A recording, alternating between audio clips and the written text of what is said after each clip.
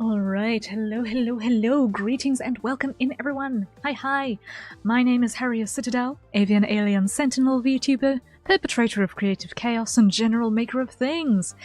Happy Monday, and welcome to day 14, wow, day 14 already, of our Donathon.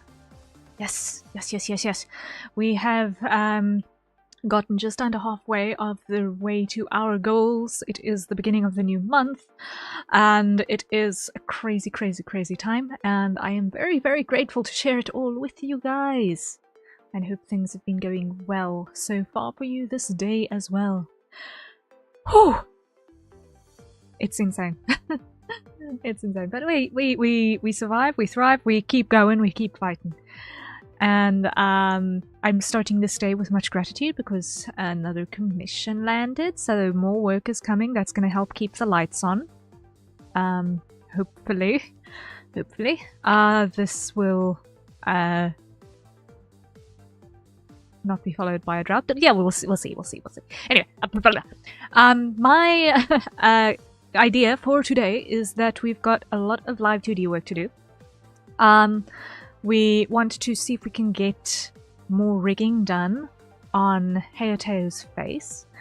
But before that, what we want to do is we want to work on another, your character here, reactive animation for,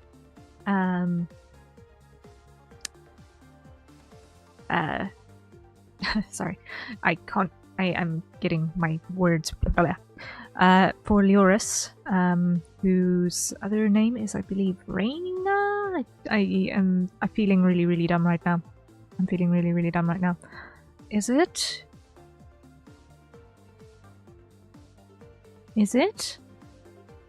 Rayla, yes.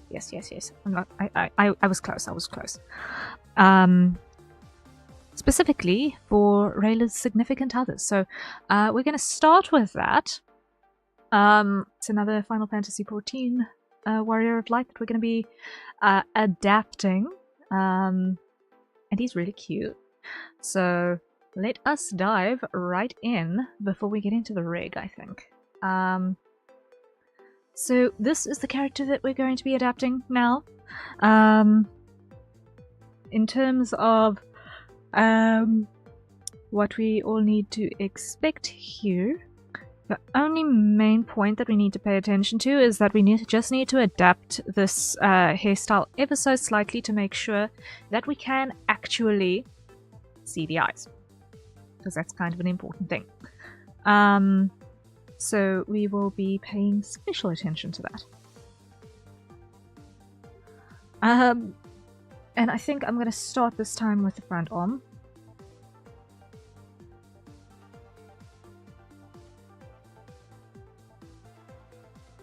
And go toppings.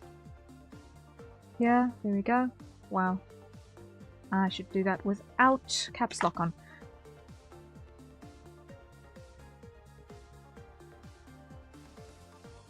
There we go. There we go. I'm just going to switch the paper on just that I can see. And just reduce that color slightly. There we go.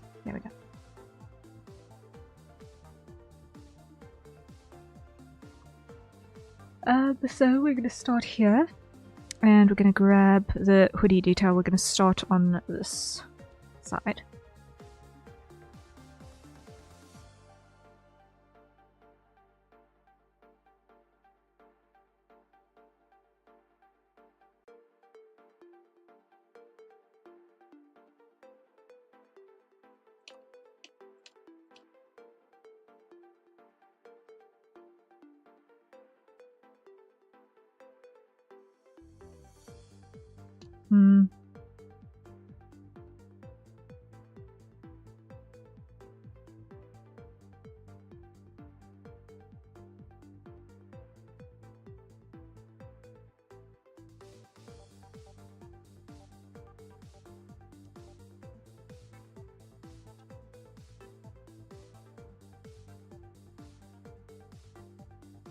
Something like that ought to do the trick. And there's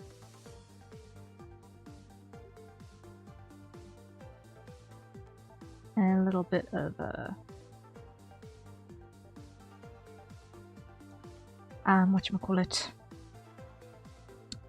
armpit detail there. So we're gonna go and we're gonna grab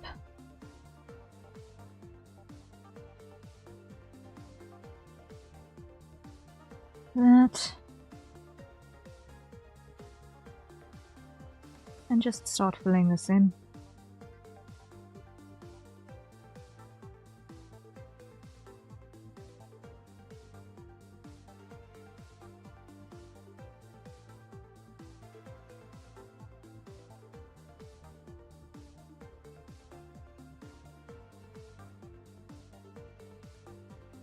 There we go.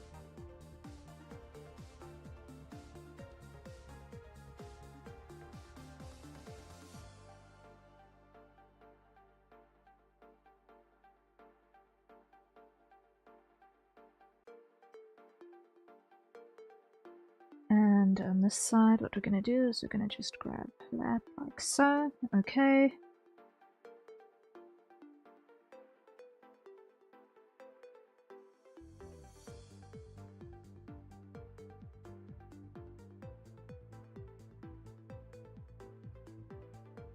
And here, that's going to be fold like that. Okay.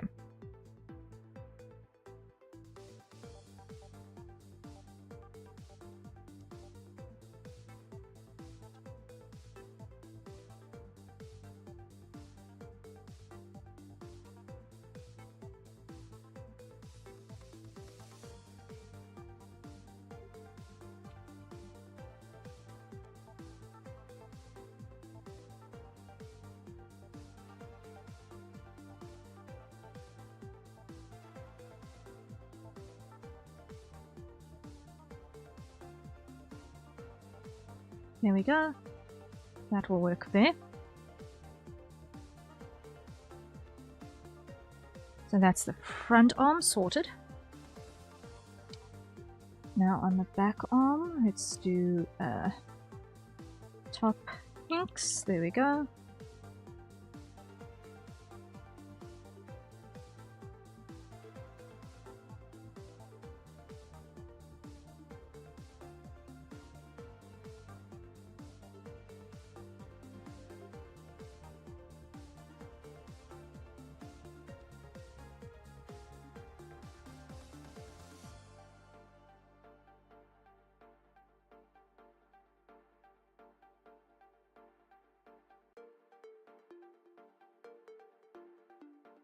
That will have to do because I can't see any further detail.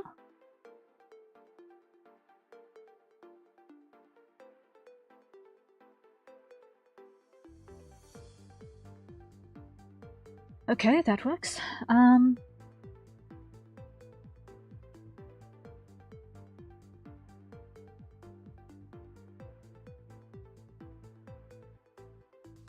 Alright, the front arm here.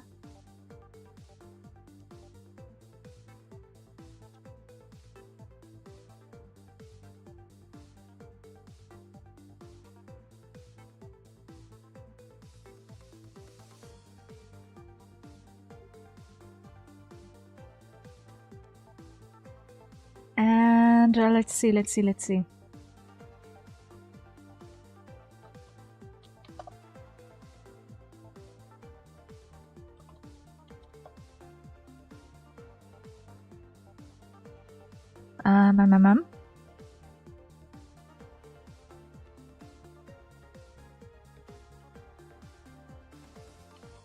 New folder, 1, 2, that'll do.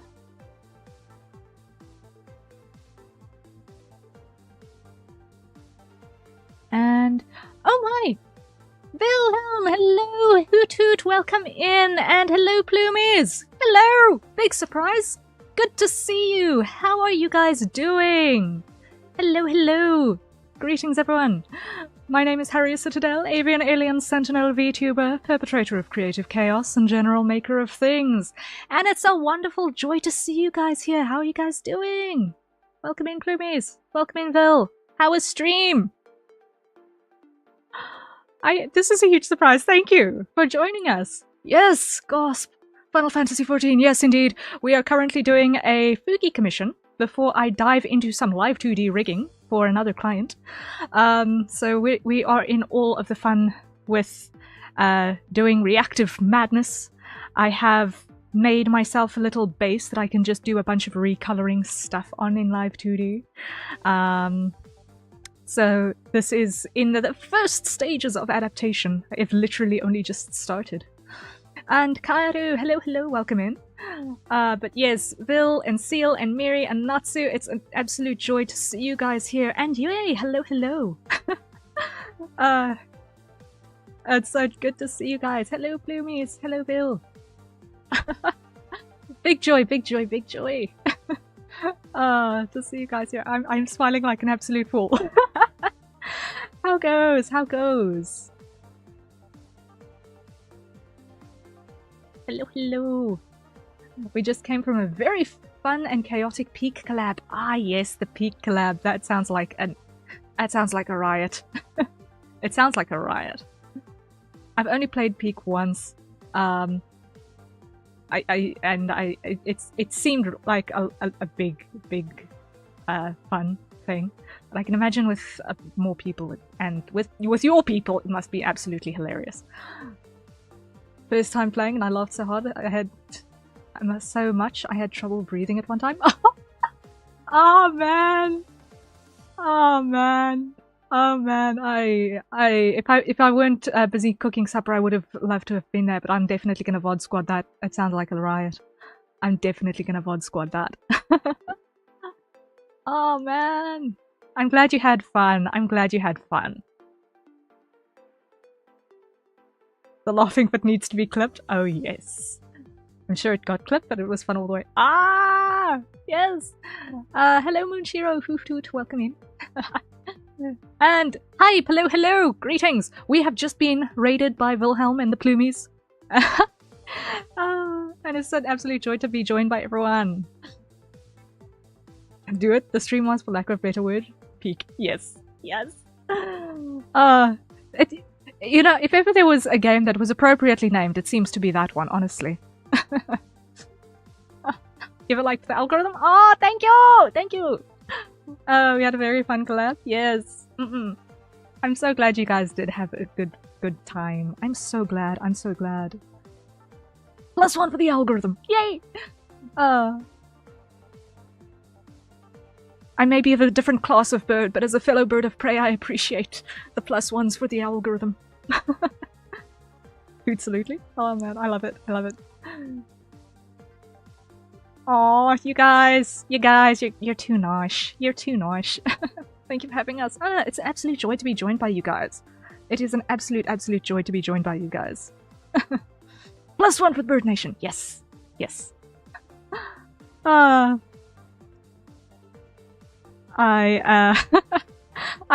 am very shook but very grateful. Wow. Oh, you guys! I was not ready for all of this niceness today. Thank you.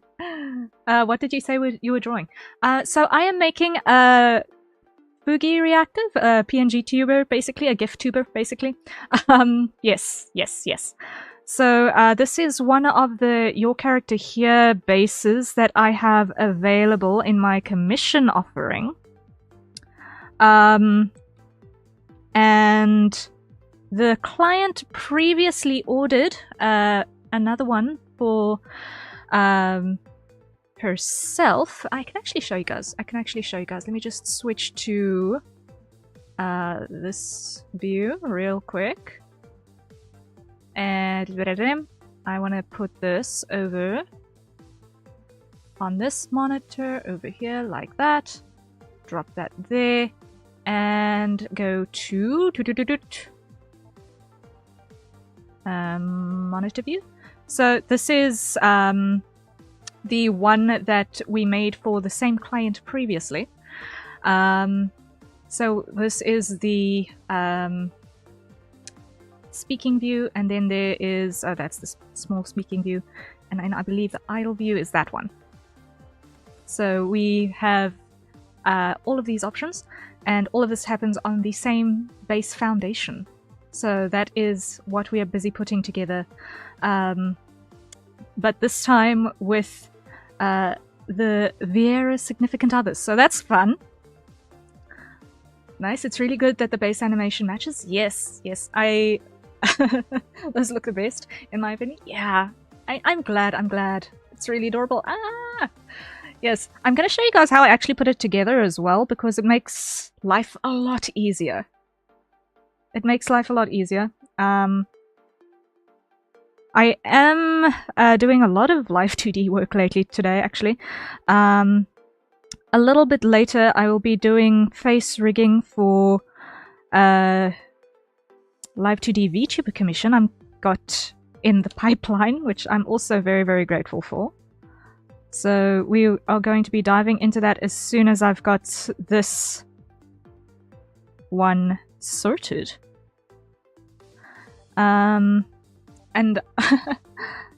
it's so cute that they'll match too. That was exactly the idea that the client had in mind, and that was the significant other literally said, I want one that matches. So that's why they came back, and I'm very, very grateful for that. But yeah, I am infinitely grateful to be getting the return work. And I apologize, I have to go into marketing mode for a brief moment. But if you like what you see, I am currently in the middle of a Donothon, raising funds for a replacement art tablet, because mine is old and very much on end of life, unfortunately. And it is absolutely critical for my day job, so I'm really sorry to have to ask, but if you guys have anything to spare, it would go greatly appreciated. If you can't, I'm not going to feel upset about it. It's most important to keep yourselves afloat firstly and foremostly. But yes, the commission work that I'm currently doing is basically just keeping the lights on, but it's not enough to make way for the necessary upkeep of tools at the moment, unfortunately. So if you have any spare capacity, it would be greatly appreciated. If you can. If you can't, no hard feelings. That aside, if you otherwise like what you see, my commissions are also open. That helps keep lights on as well, and lets me be able to keep on making cool stuff as much as possible, which is my goal in life. I just want to make cool stuff, guys. I am a simple bird. I just want to make cool stuff. So that is where I am at on a marketing pitch, and that's where I'm going to end the marketing pitch, so that we can just enjoy the vibes. But yeah. For now, we'll see how things go later.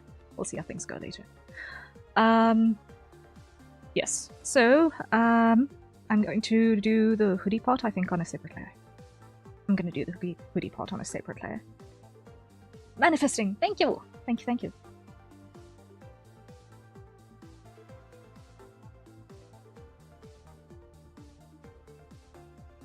I need to pay more attention to how that is shaped. Wow.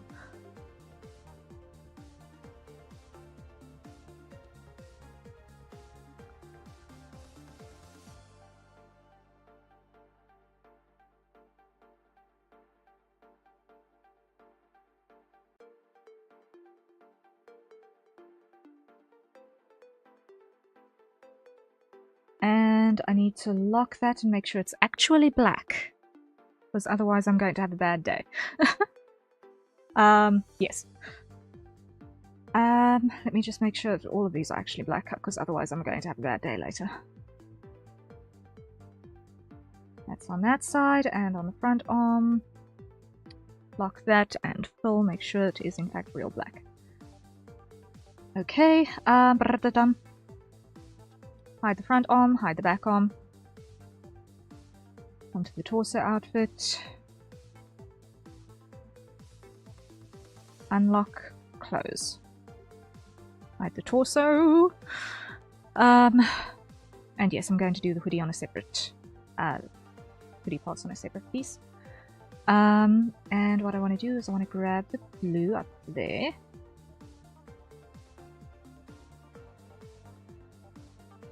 Hide the torso.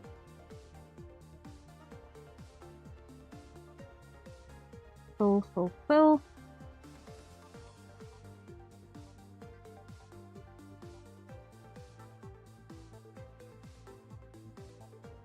Something like that, yes.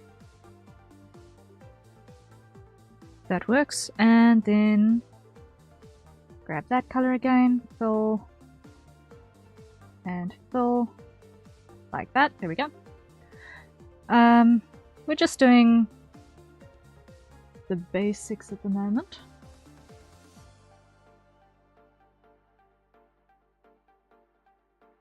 And that is gonna, in fact, have...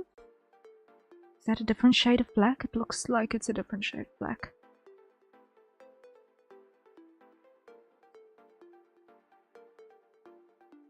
I'm just gonna go something slightly different. There we go. Grab that slightly green look there. And grab a bit more of that crystal color.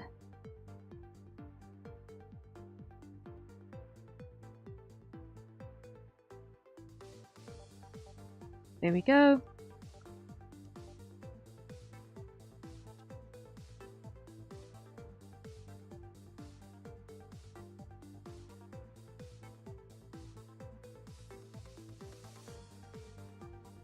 There we go. So just putting the base layers that we need in place as a first step is kind of important. Just a little bit. Because otherwise I won't have anything to rig in a little while. Yes, I did in fact switch monitor view off. No, I did not in fact switch monitor view off. There we go. I knew something was a bit weird.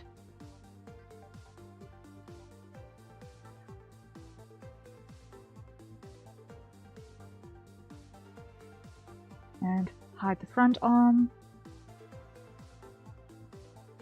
There we go. I love watching the work that goes behind these. It's so intricate and new for me, coming from someone who only draws silly pictures for commissions. Ah, I see, I see, I see. Yeah, there's always an interesting different perspective, I think, when it comes to seeing how other people handle the same process or the same concept. Or even just their usual day job madness.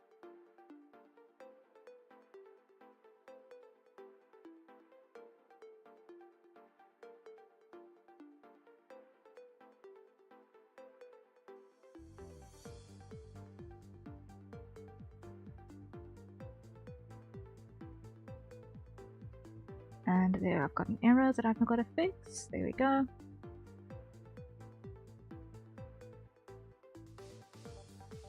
Grab that blue again because it's too much now.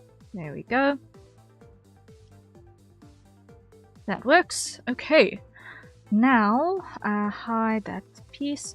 So when I do the rig, I'm going to basically duplicate this a little bit so that the armpit does not get stuck there. The satisfaction from the gradient of the chef's kiss. I am glad, Yue. Now, let's see this little gremlin that I need to apply over here.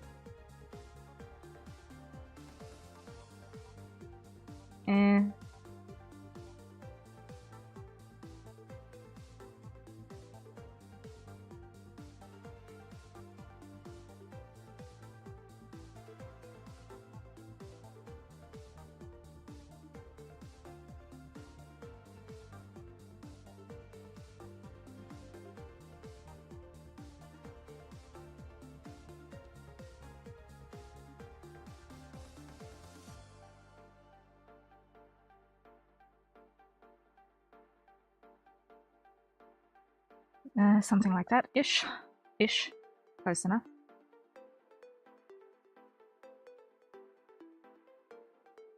in all likelihood, a lot of this is going to get cropped off as well, so I'm not going to worry about it too much.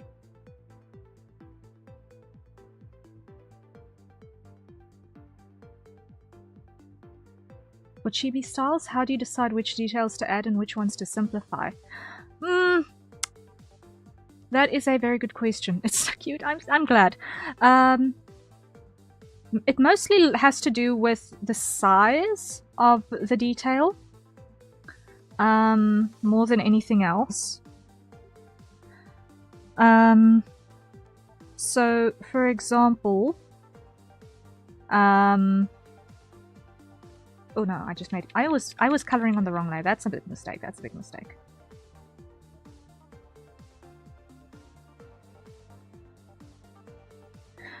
Sorry about that. So it's got to do a lot with the size of the detail relative to how much space you've actually got to work with. So when it comes to your chibi work, the size of your canvas that you're working on often has a big impact on how much detail you're actually going to be able to use in the end.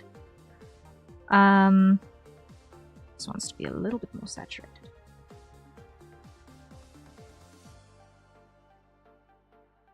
Like that? Yes.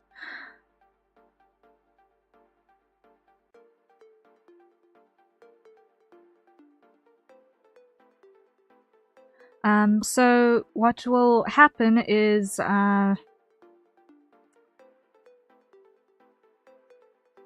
you'll look at something like, for example, the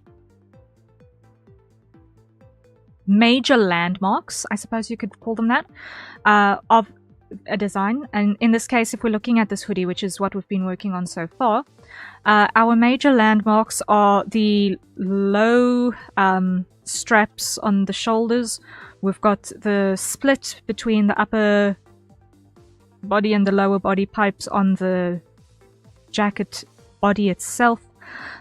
We've got this embroidery detail that goes over the top. We've got the badges. We've got the shirt branding. We've got the tassels. We've got the necklace. With all of that, the things that largely capture your eye are going to be your big graphic shapes. Like, for example, this that grows across the chest. I don't need to get it 100% accurate. I just need to capture it in terms of more or less what it looks like, so that it's recognizably the same piece. But, for example, these embroidered patches over here, in the scale at which this is going to get used, those patches are pretty much going to disappear. At best, what I can expect to get right is a tiny little splotch of color. But we're going to look at actually drawing those in just a moment. But first, everyone, acquire your nearest safe for consumption beverage and take a sip. This is your hydration reminder. First one for the night. Woohoo!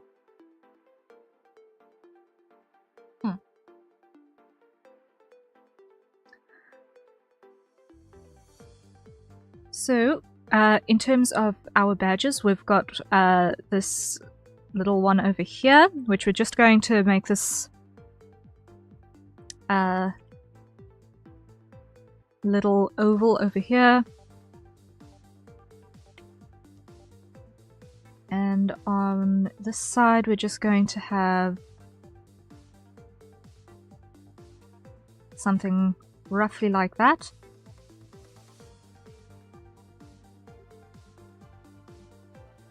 There we go. The timing literally just got up to full hydration. Yay! Ah. Don't you just love it when it works out like that? So, I can't actually see what that thing says, and at the scale that it's going to be used at, you're not going to see what it says either, so we're not going to really particularly bother with that particular piece of information.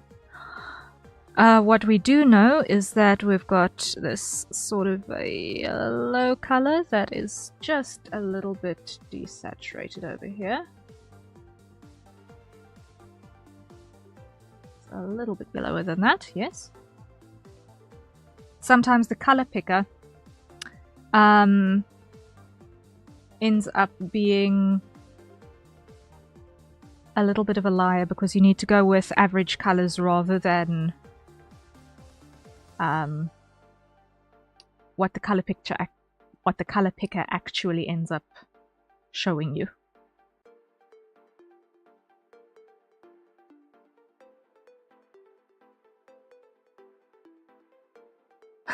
The sharing brain cells, yes.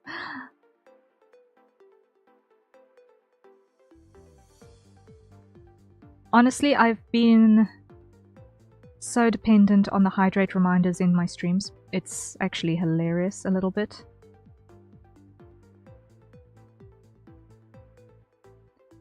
I see, it's definitely something to note for my brain. I appreciate the flat colors in references now. Yes, the flat colors are a huge help.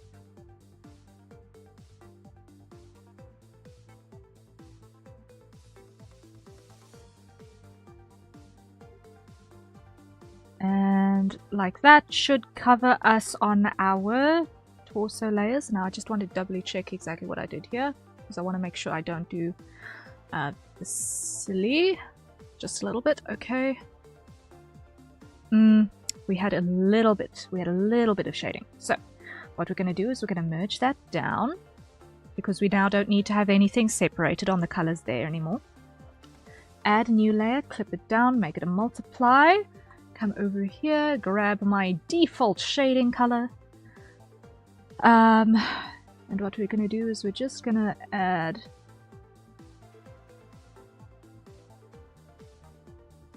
a little bit of shading like that. And a little bit like that. Just for a bit of consistency with its partner. Okay, and then we need another layer on top of this, another layer folder, which is going to be the hood.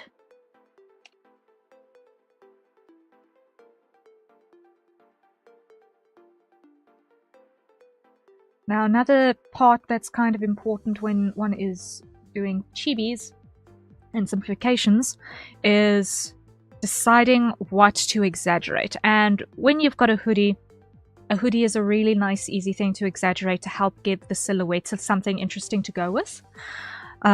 So here, what we're going to do is we're going to basically just make this really big.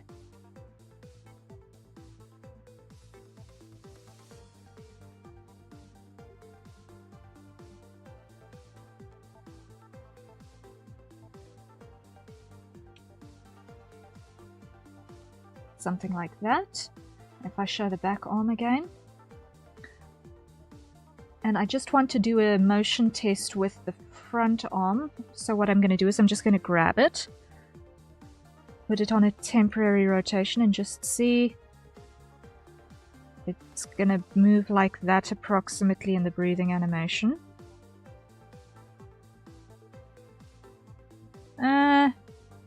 Maybe I'll just glue that corner together. We'll see in the rig. That ought to do the trick. So hide that, hide that, hide that, hide that.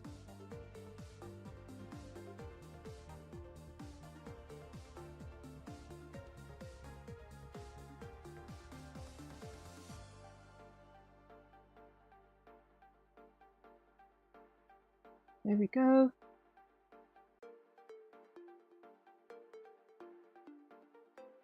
And now, what we need to do is add our little dangles.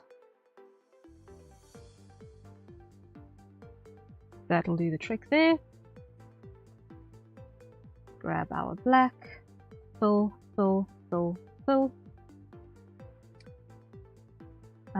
Pursue full just to make sure that I don't miss things. There we go, that'll do. Where was my white? Over here.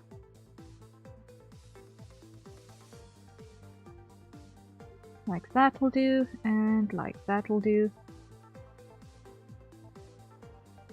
It gives the idea without needing to be 100% accurate.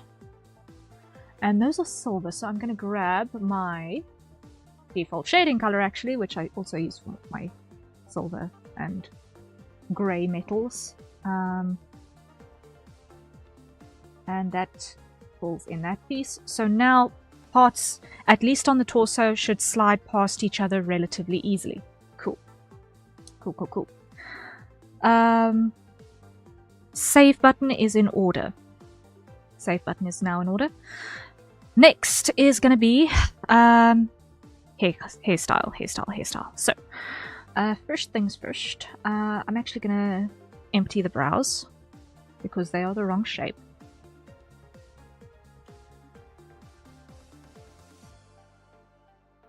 And we're going to go with... He's got very pale brows, so we're just going to...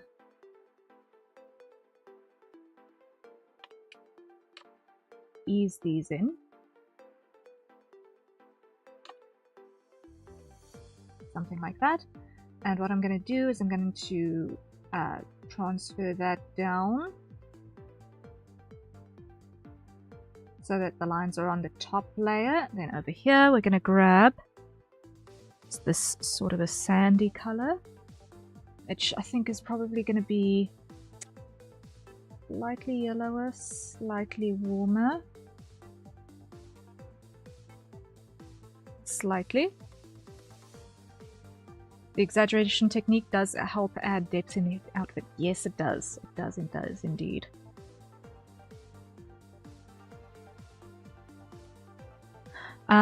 You know what? I'm actually going to test something here. I'm just going to make a duplicate of the layer that I'm using as a reference, and I'm going to go Effect, Mosaic.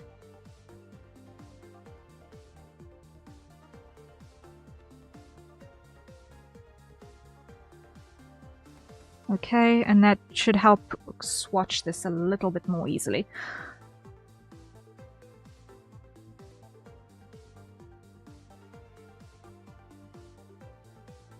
And this is definitely too dark. This is definitely too dark. This does not look like the right color. I chose from the wrong place. So we're going to go here.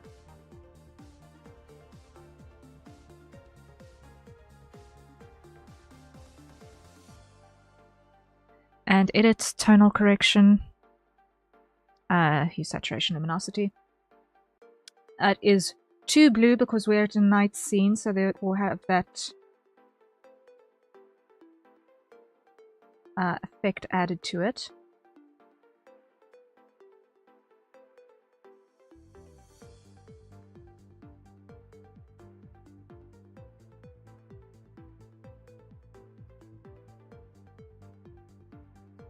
That looks a little bit more.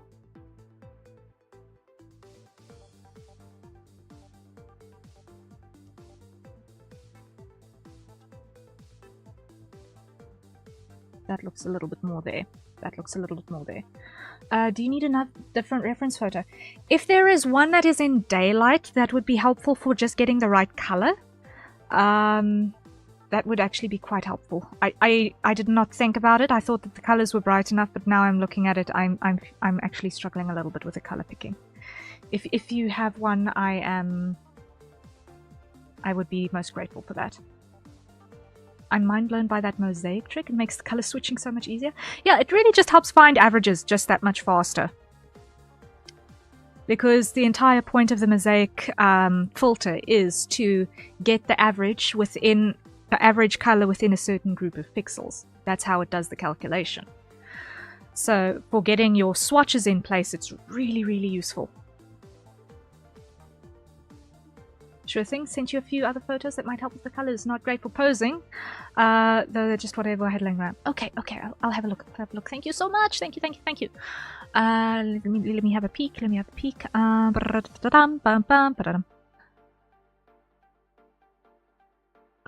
Greatly appreciated.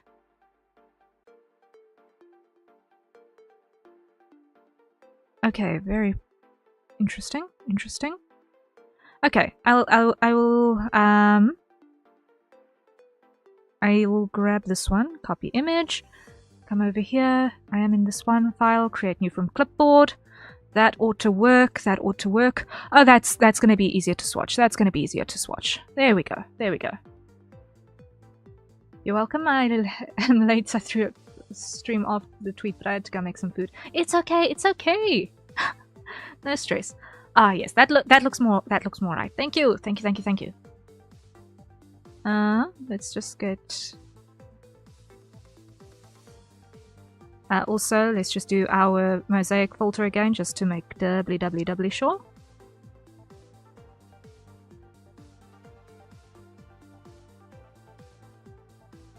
It would help if I was on the correct file.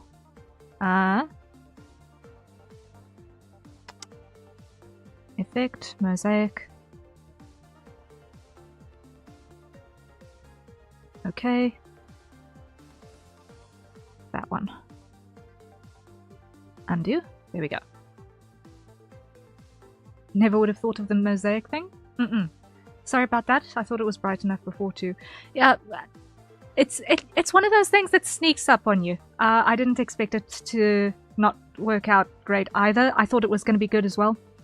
And then at the 11th hour, one has a little bit of struggle.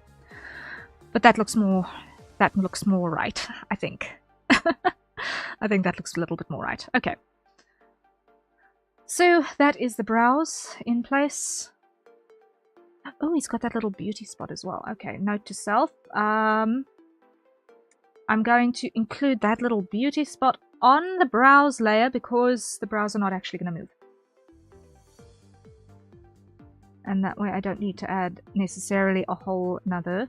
Wait, no, I do need to add a whole nother layer on the head because he's got this red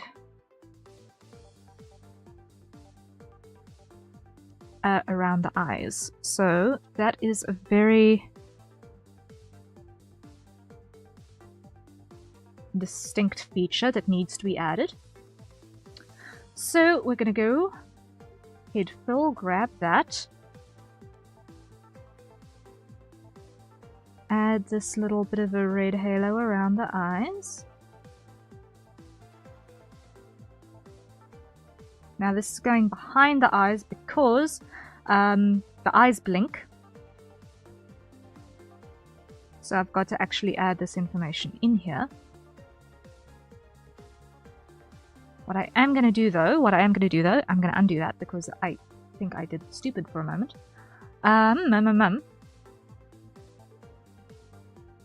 How do you remember all of the layer details? Do you actually note them down?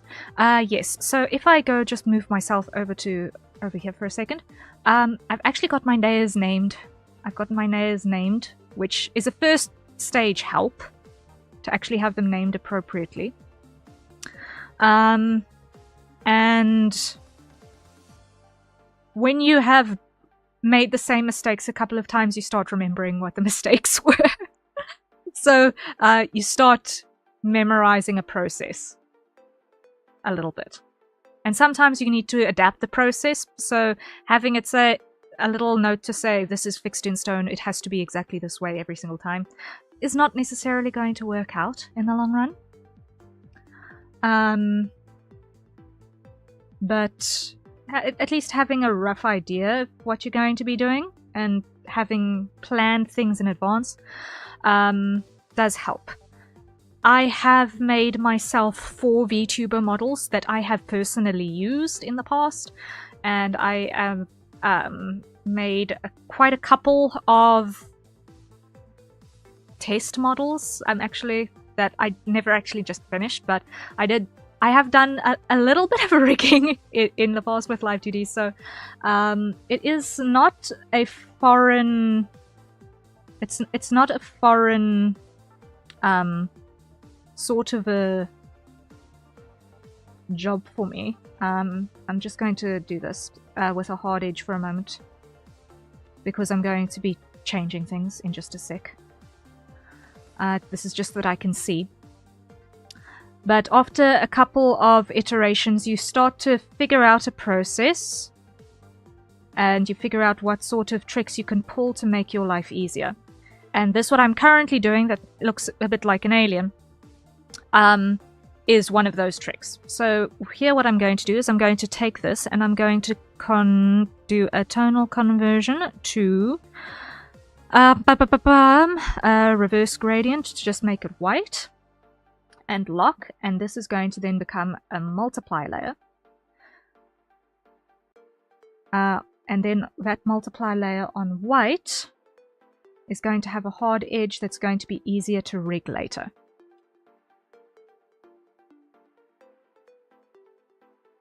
So now I can add my little blush gradient type thing. And when I do my recolors on the skin in Live2D, which is basically going to be grabbing that color and going full, then we should be able to see these as needed. Actually forgot to mention, to simplify the jacket, I know you already went through the trouble of drawing the little pufferfish guy, but could I request he's removed? We'll tip you apology. No. Oh, it's no problem. It's no problem. We can remove the pufferfish. We can remove the pufferfish. It is a non-issue.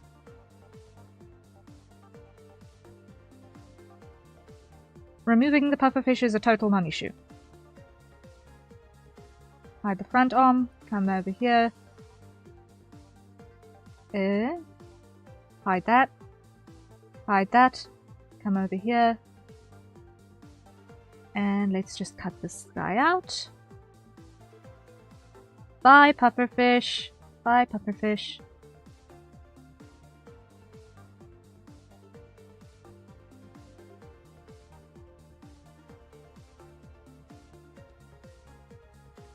That's a non-issue.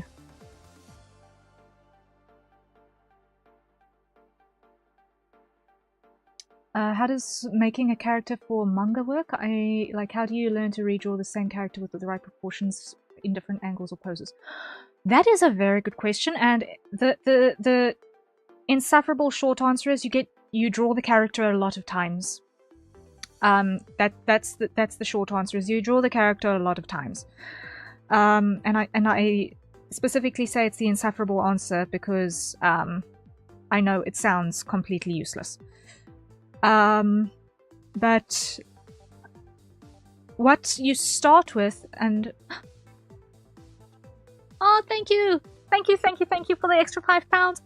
Greatly appreciate it. I sincerely appreciate it. Thank you, Leoris. Thank you, Thorella. Thank you, Riella. Big thank yous. I'm so sorry. No.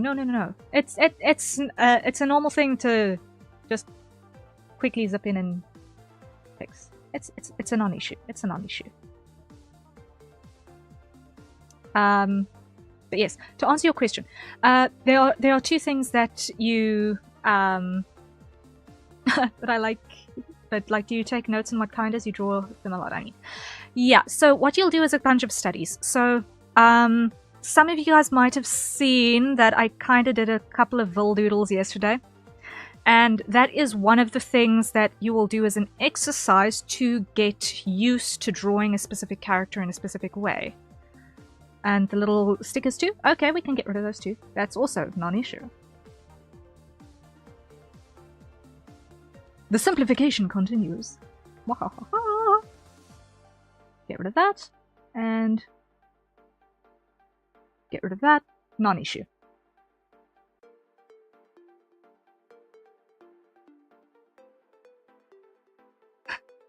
I appreciate you. No, it's an absolute pleasure. It's an absolute pleasure. Not an issue at all.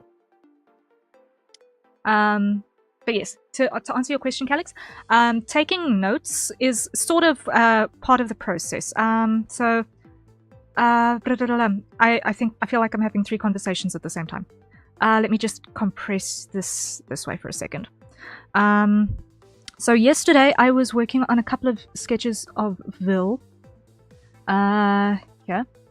And this is one of, and I'm actually going to show this again so that we can just have this discussion and answer the questions, right?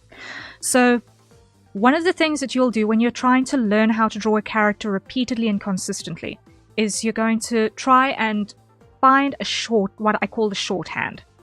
And that's going to be the things that you can identify in the character that make it easier for you to draw that character the same way faster over and over and over again. That's sick.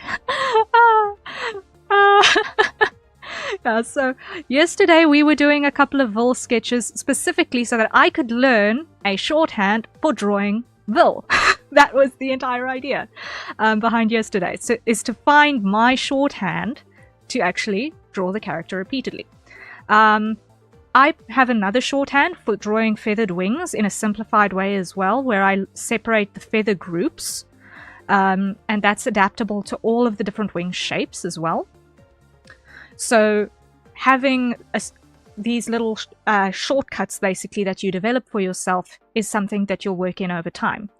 So here especially we can see a part of the process of actually doing the consistency checks and getting through the mental process of starting with a reference or a concept and then solidifying it into your mental library. So you'll do a lot of measurement and comparison with an original reference. And basically what you're going to need to do is actually actively go and measure. Okay. The distance between the brow and the hairline is approximately the distance between the bottom of the eye and the brow. And you're going to sort of match those approximations on the scale that you're working, and basically learn those proportions for that particular character. It's also one of the things that you're going to grab into consideration when you're trying to avoid same face syndrome with your characters as well.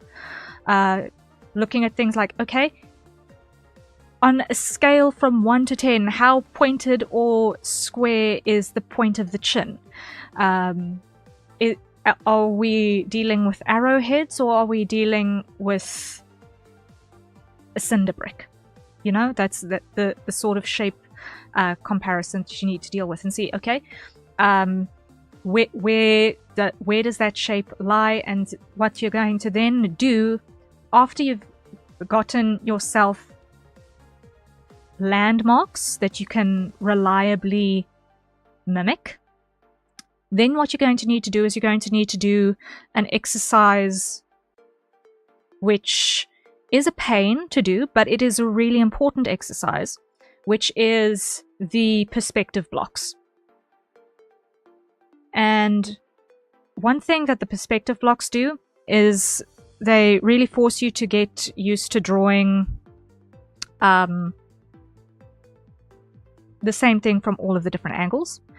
And especially if you're doing a comic project, the next thing you're going to do after you've gotten your various perspective blocks of that particular character's face. I'm just doing the very, very quick and nasty version over here, where you see, okay, character is looking up, character is looking down, etc., and fill in all of the gaps. Basically like doing the head turns on Live2D. It's exactly that, basically, except you're learning how to draw it manually. Once you've got all of that, what you can do, if you're specifically doing webcomic work, is you can make a grid like this for each character, and do that in high resolution if you can, and then you save this grid for each character's face as a template off of which to copy the faces and just paste them into the panels at the right face angle for each panel that you need, because it saves you so much time, because then you know you've got consistency the whole way through because you're literally using the same face angles. The more steps you've got in your head rotations along each axis, the more versatility you're going to have in your ability to copy, paste, and save time. Because at the end of the day, when you're doing comic work, it's all about what can we do to save time. Because when you're on tight deadlines, like a lot of these productions tend to be, life that you're fighting against, it is a huge, huge thing to try and save time as much as possible. It's such good practice. It is. And I'm not the first person who has thought of it. Absolutely not. Absolutely not.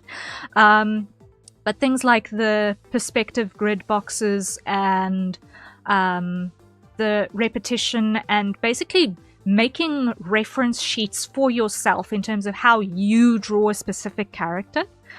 Those are little things that if you want to draw the same person several times, it's worth putting in that little bit of effort as well. To sort of just fix that person in your mental library. That's why oftentimes when you've got artists who draw the same character frequently, they get very good at making it look consistent because they've learned the shorthand for themselves to make that character look consistently the same. And it's fun to get into the habit of having a shorthand for a character, and to figure them out is a challenge at first, but it is definitely rewarding. I remember a couple of years ago, I needed to figure out a shorthand to draw Obi-Wan Kenobi for something, honestly. So I had to literally figure out, I think I spent like 4 pages in my sketchbook just figuring out, okay, how am I going to consistently and reliably and recognizably draw Obi-Wan Kenobi? I don't know if I'll still be able to do it because it's been years, but it's something that I had to do for that one drawing that I was trying to achieve. I've never drawn him again. Sad. But yeah, it's those little things. It helps with recognizability. Still thinking of the Plumie grab from the sketch. I love the expression and movement. You're so good at it. Thank you. I'm glad. Movement is one of my favorite things to draw, because it gives a lot of dynamic. It gives so much dynamic. Here's what I got from that. Ria's Webtoons for Dummies 101. Identify shorthands to draw faster repeatedly, like drawing in parts and sections or groups. Yes.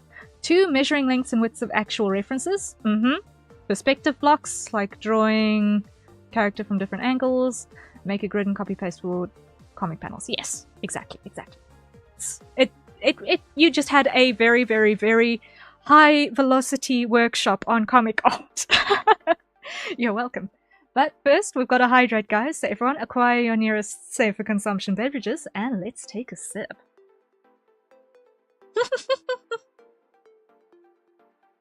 You could practically hear the squawk from the Plumie through the canvas. Goal achieved! Goal achieved! Woohoo!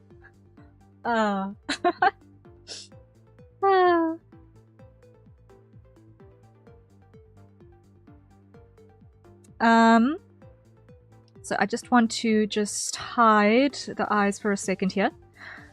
And just want to grab this color because I think the one that I had in the base there was just a little bit... yeah. Okay, so just going back to our commission that we were starting with. I've got this process that I'm attempting to do here where I'm creating a layer that's got a hard edge so that I can deform it a little bit more easily when I need to. Because I don't necessarily want this pink to extend above the lower lid when he blinks. I don't want it to extend higher than that. So it needs to be able to blink with him. Which is why I'm putting it on this multiply layer. I've got it on a hard edge with white in the back, because white in a multiply layer becomes invisible when we pull it into Live2D. Which is going to be really, really useful. Just make sure that that's soft on that edge. There we go. And in my template that I have already pre-rigged and animated in Live2D, the skin is white so that I can apply a colored multiply layer over that in the skin color so that it basically has this effect. So I can test basically the color that we're going to actually have in the end in practice as well, because it's going to behave in the same way. But now I'm going to grab this in white and just fold that normally there again. And I'm going to call this one under eye shadow. There we go. And now I'm going to come back over here and once again put our beauty spot back on the eyebrow layer, because it is not going to move. It's going to be bigger, because otherwise when you see this thing in thumbnail size, you're not going to see it. Which, when you're doing simplifications, going back previous, one of the things that one needs to consider is the scale at which the end product is going to get used at.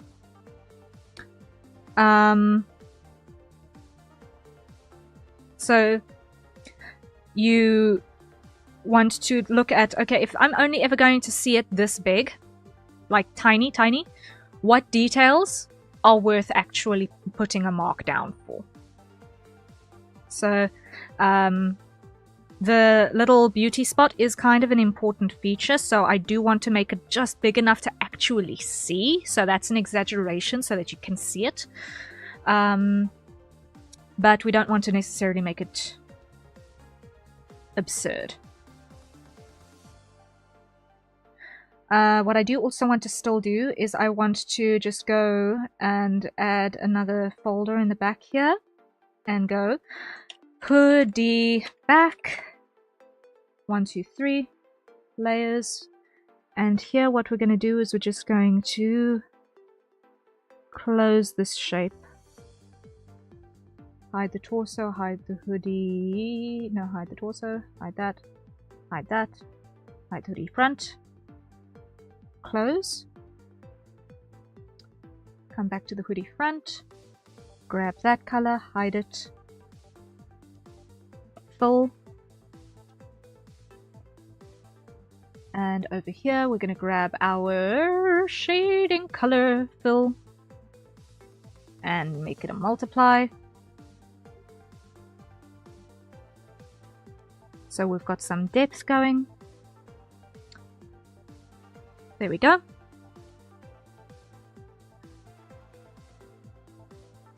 And now on top of that we're going to go hair back, add 1, 2 layers, and here what we're going to do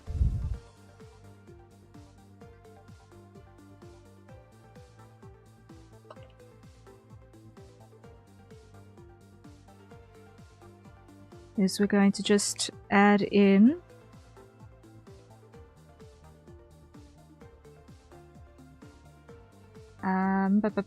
hide the hoodie front, hide the front arm, hide the torso, hide the hoodie back. I'm not 100% happy with how that's flowing on that bottom section.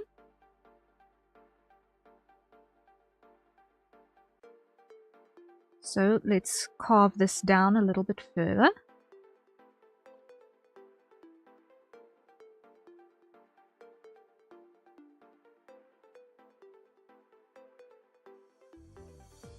And hide the head, hide the eyes, hide the brows.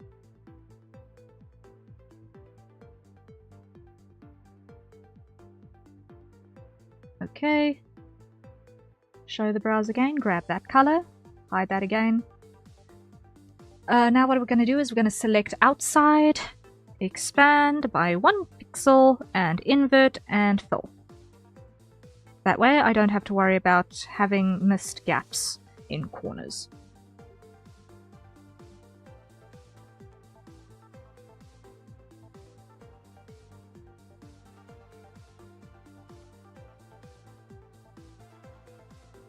And I'm going to put the hair back behind the hoodie back, because otherwise it's going to behave weirdly.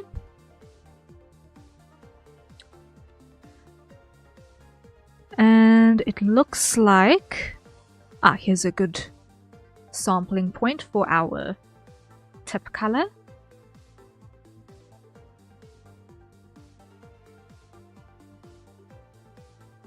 Lock this opacity, grab a big brush.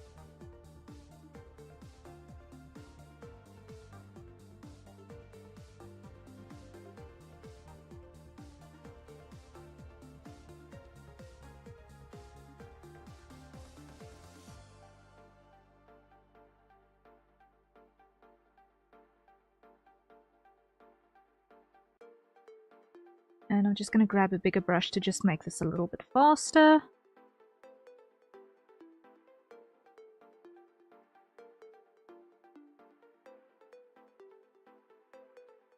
Okay.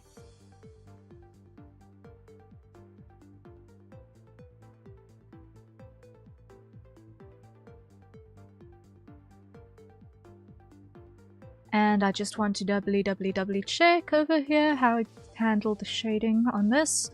It was flat shading with highlights, so no shadows, but we had highlight colors. Okay. No shadows, but we had highlight colors. So, hide. I want to see the head over here, just that I don't do the stupid. And we're going to grab, that looks appropriately light.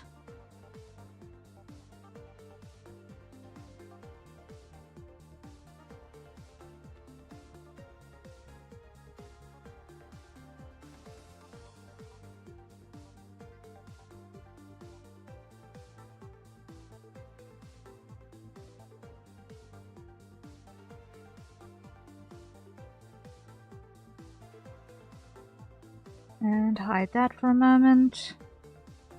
There we go. Okay. So that's the hair back in place. Nice and simple. Doesn't need more than that.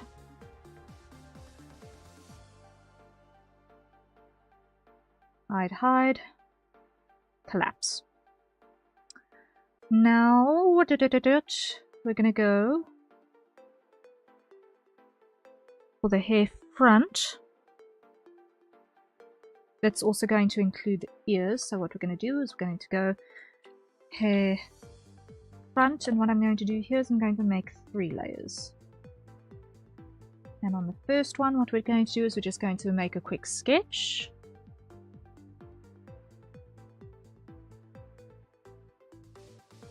To make sure that I've got the right shapes.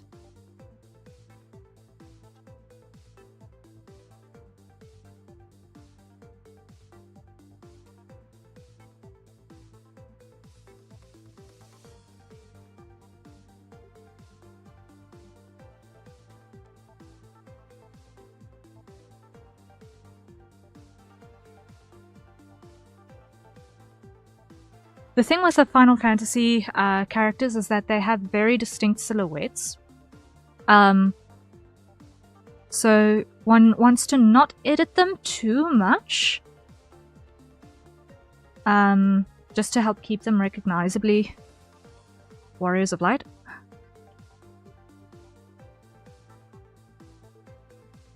Which is why one does not simply mess with the shape of a Miqo'te's or a Viera's ears.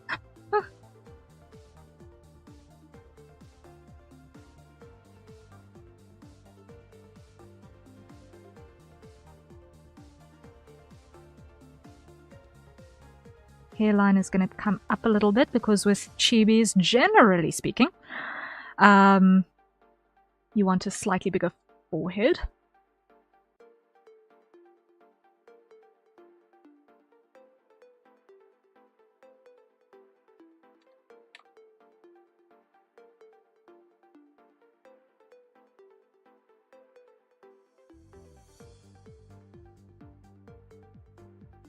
And at this point, I'm going to hide the hair back because it's getting in the way.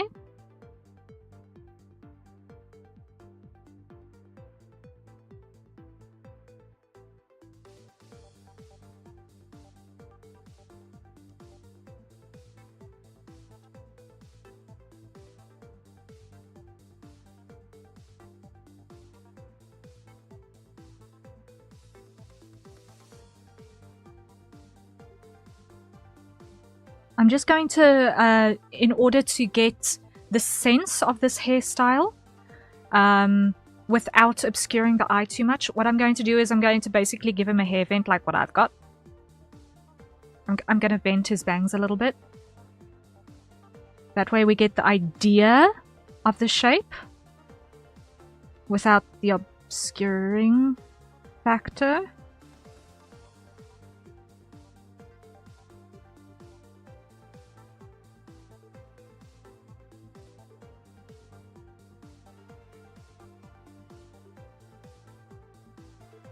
Something like that ought to do the job.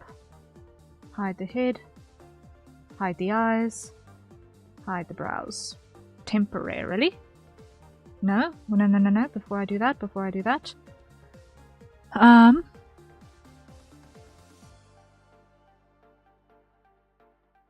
Okay, so that's from where this is pulled backwards. I'm just going to make that obvious.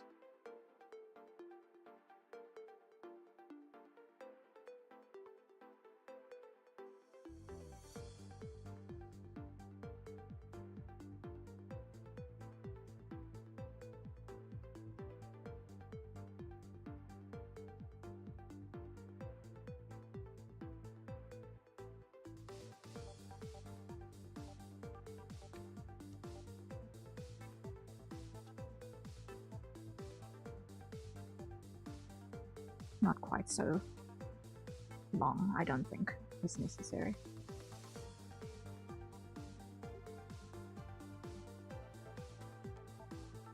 Something like that ought to do the trick. That ought to do the trick. That ought to do the trick. That ought to do the trick.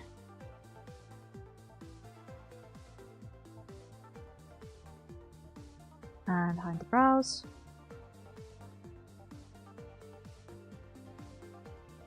Reduce that opacity quite significantly. Black. Correct brush.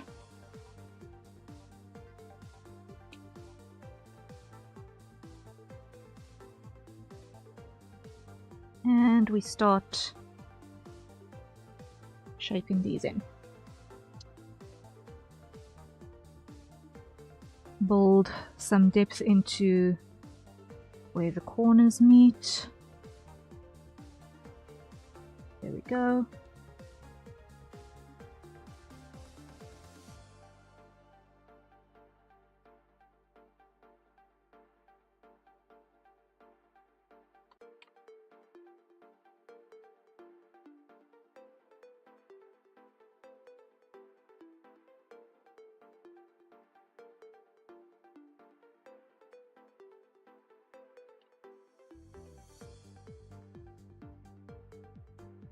Let's see if we can get this in one stroke. Yes!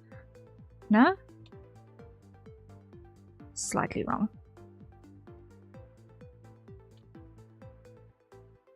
Almost. Let's do it this way. That worked better. That worked better. I'm not gonna fight with that. Okay.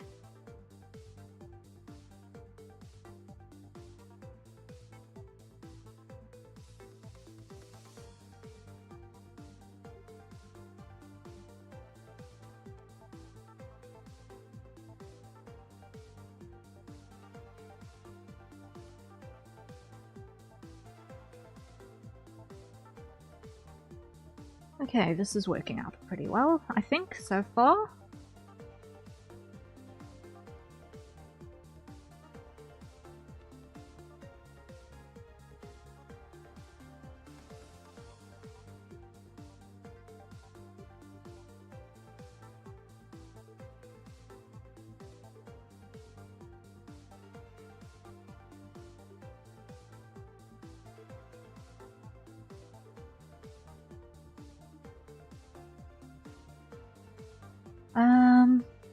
Sharpen this. That works, that works, that works, it works. Cool, cool, cool.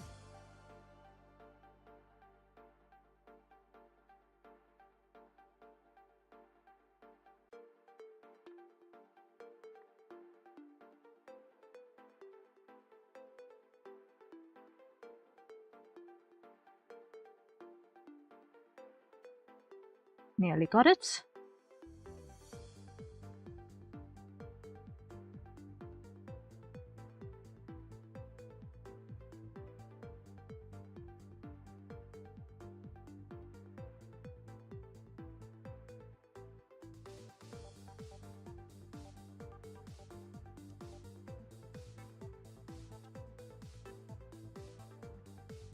I'm actually going to put these pieces on the hair back. I actually think I'm going to put these pieces on the hair back because it doesn't make sense for them to be attempting to poke out the front. It doesn't make sense, it doesn't make sense.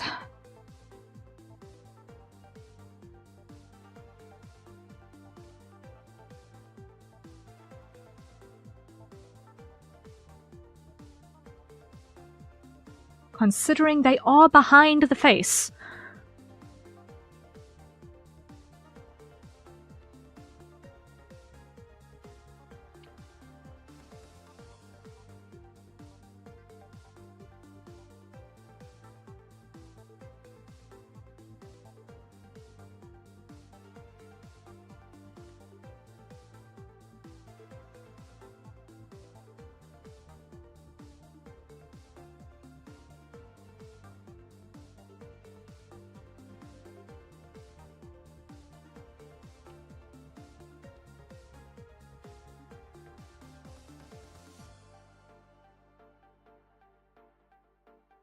Something like that. There's a cuff on that side. Is there anything on this side? No. No earrings on this side. Okay. Okay, so far so good. Making good progress, making good progress. Okay. Let's go back to the hair back. And make these additions.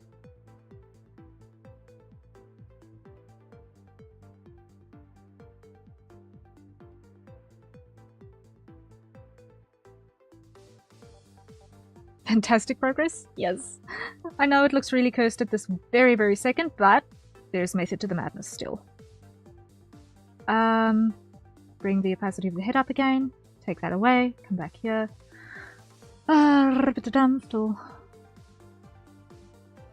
Oi. It would help if I did not have the layer locked. Yep, okay, great. And then now we lock it.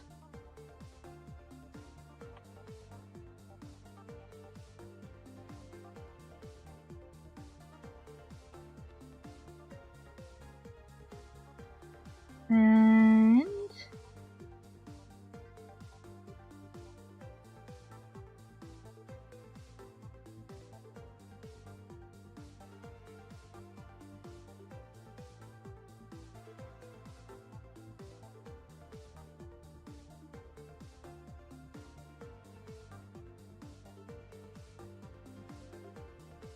okay, it's going to be concealed by the head, so we don't actually need to worry about the parts that are poking out there.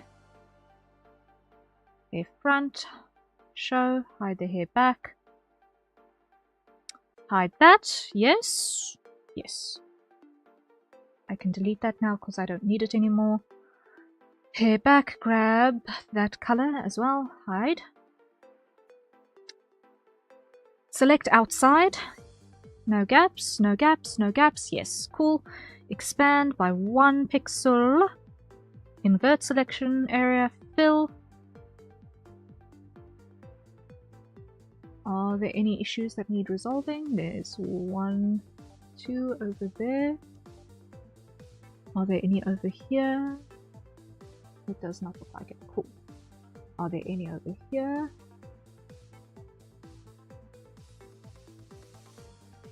Okay. That's that. Now we lock opacity, full, come back here.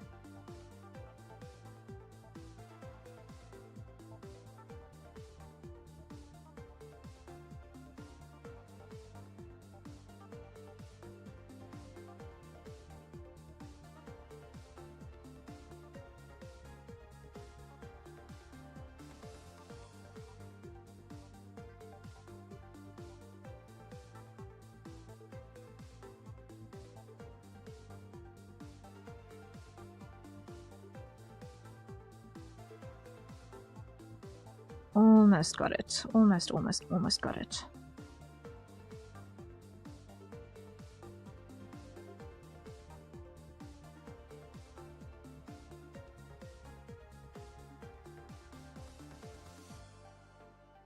Right. Now, inner ear.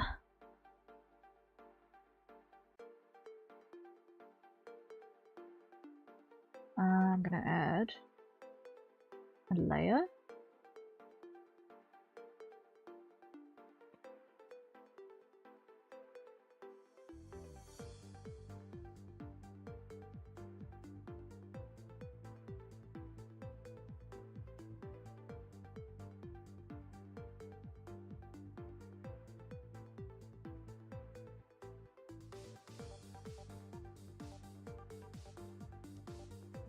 Lock opacity, grab that, and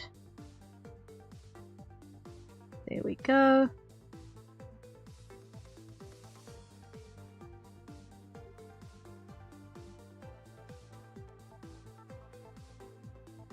Something like that. Good, good, good. That works. Grab that color again because I'm pretty sure I need to come over here. And let's do some hair tips.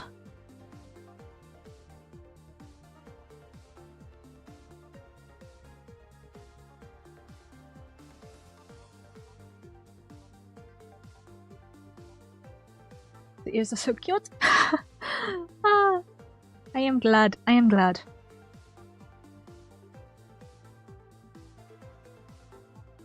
From just the hair and ears alone, I feel I can tell it's Ab. Ah, I'm glad. I'm glad. I'm glad.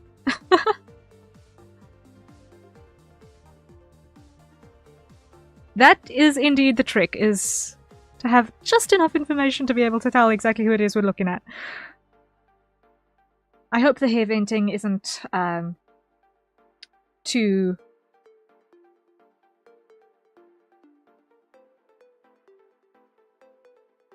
distracting.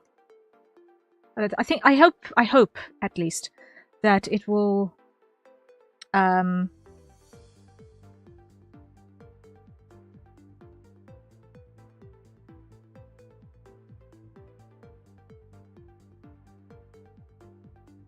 okay, that works. That works. I love him. Ah, I'm glad. I'm glad. I think we're actually almost at the point where we can take this into Live2D. I only now need to do the front hair highlights, and then we can take this into Live2D because the rest of the recoloring I'm going to do there.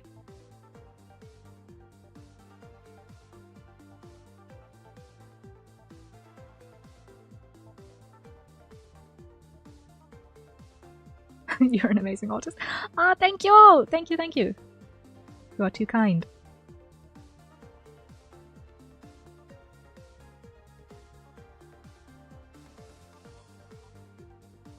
Coming back to just to start yapping for the algorithm. Thank you! Thank you, I appreciate, I appreciate. The algorithm is a feisty monster to do battle with. But we're very, very, very near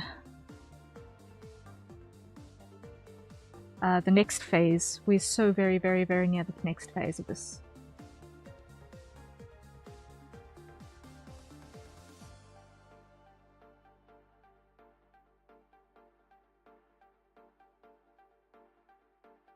More people need to see your content, honestly. Your tips are very helpful and your art is real good. Thank you! Yes, I am trying to get to the point where I've got capacity to do my own projects. Because I do know that, especially when it comes to VTubing madness,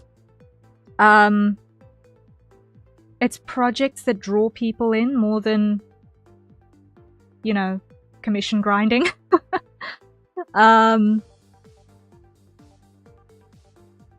But I need to just make sure that I've got my ducks in a row for that. I have made minor strides in terms of that front in the last 24 hours because I finally made some big decisions regarding how I'm going to write lore things, which is a big step forward from where I was last week. And I will be very perfectly honest. Seeing Vol's 2.0 debut really helped light a fire in my under my tail feather for that, because, yeah. Just seeing such cool stuff makes me think, I really want to be able to make cool stuff like that too, and, because that's what really makes, you know, being able to make cool stuff in isolation is, yeah, okay, you can make stuff, but being able to share it and seeing how it makes other people happy and inspires people to make their own cool stuff, that is goals. That is goals.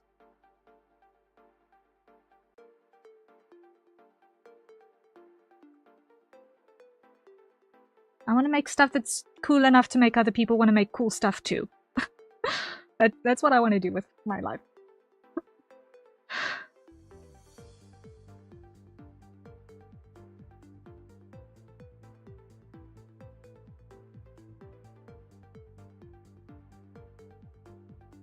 Okay, I think that's it on terms of hair shading. I think that works. Yes. I think we're there. Cool. We're there. We're there. We're there. We're there. We'll definitely be there once you get your dream projects up. Yes! It's baby steps. I need to just get a little bit more writing done. But I have, at the very least, a phase 0 plan now. I've had a rough idea for a while now how I'd wanted to do phase 0 Harrier lore. And it's been, yeah, let's put it this way.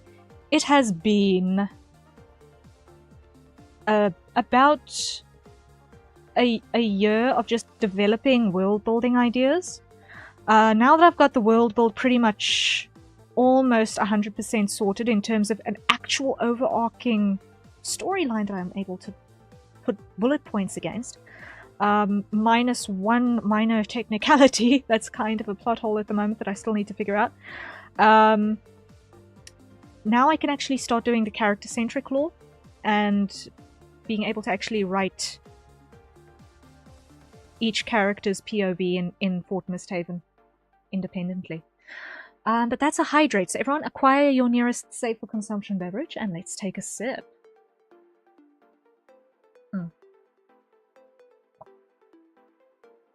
Love some lore? Yes. Lore is fun. Lore is so much fun. So, in terms of what I've got planned, I have had an idea of how Harrier's lore would go, but I never actually, until very recently, figured that it would be kind of important enough to be more than like a side plot for another main character to maybe get information fed in dribs and drabs, kind of told instead of shown. But I feel like I've now gotten a spark for an idea that'll make it, okay, we can explore each Misthaven character in isolation, as well as part of the total plot progression. And I've got an idea for a way that we can make that happen. That is a long form project that I still need to do so much writing on, but I at least know where I'm going now. Having a direction is helpful. I'm not kind of going in blind anymore, and that's really great. When you're trying to make projects, having a plan helps. I have done writing projects by the seat of me pants before, and gotten really far. We're talking like 50-something chapters at approximately 1,500 to 2,000 words per chapter. But because I didn't really have a plan of where I was going, they went nowhere. Like, all of the words going nowhere. Needless to say, those have become lost media. but the ideas are still floating around in my graveyard documents, ready to be recycled into actual usable plot. So there's that, at the very least. Never throw away your writing. Never throw away your writing. If you do creative writing, you always keep your graveyard documents.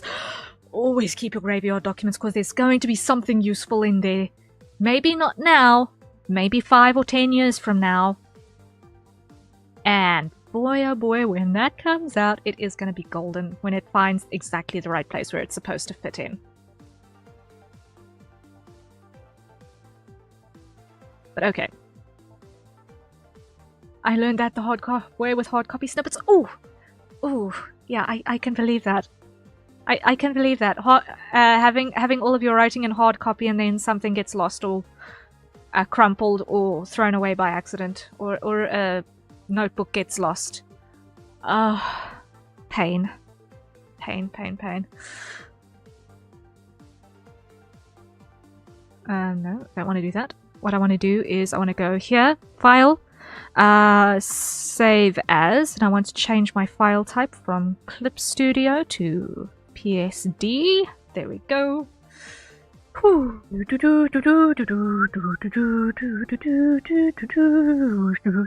I almost went into my I don't know why that I have this default riff that I keep wanting to hum randomly. It's a riff that my dad and brother used sometimes for warm-ups while playing guitar. And it just sticks in your head like press stick in a shaggy dog carpet, really. It just sticks. So now what I'm going to do is I'm going to throw away all the layers that I don't want to copy into Live2D. So the eyes go away, brows stay, mouths go away. In the head, I'm just going to pull out the under eye shadow. Otherwise the head goes away. Torso goes away because I don't need it.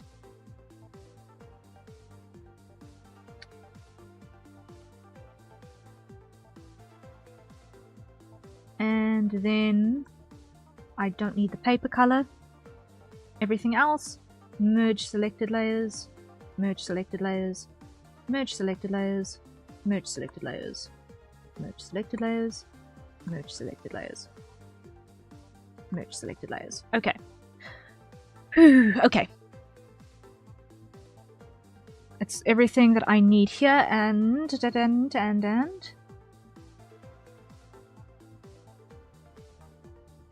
it looks a little bit cursed at the moment, but I promise it's going to make sense in a second. So, save button. And this is why I hit the save as, because I've just destroyed a bunch of stuff.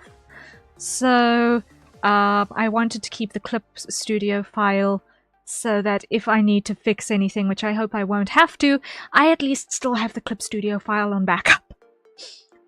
But now let's us head over into Live2D, and let me just open up in the correct place the reactive. No. And pull that in, let that open up, and as soon as it has done that, then we can go into Live2D view. Okay. So now we've got our layer file open that's got all of the stuff, and we've got our animation file open that's got our base animation in here. And now what we're going to do is we're going to come in here and we're going to go pull this in. We're going in here, add all layers as new art mesh.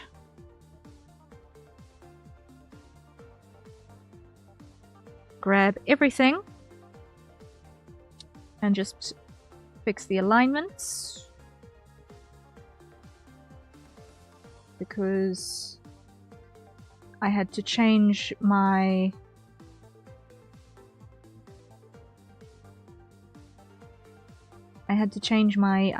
whatchamacallit, canvas size in order to get height on the ears. So things went a little bit wobbly over there for a moment, but it's fine, it's fine, it's fine. Let's come over here, and I want to have this. Let me just temporarily grab all of these and just drop them down, just so that I can make sure that I get my alignments right.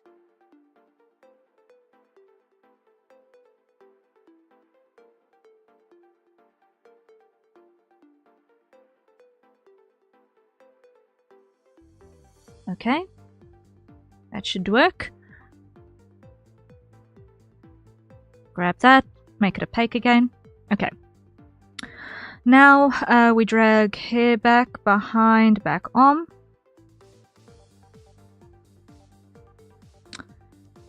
Grab hoodie back behind hair back. Drag that in there. Torso outfit goes in there. Front arm outfit goes in there. Hoodie front goes on top of front arm. Head under eyeshadow goes over head full. There we go. And now we're going to grab all of these. Hair front, brows, under eyeshadow, yes. And we're going to grab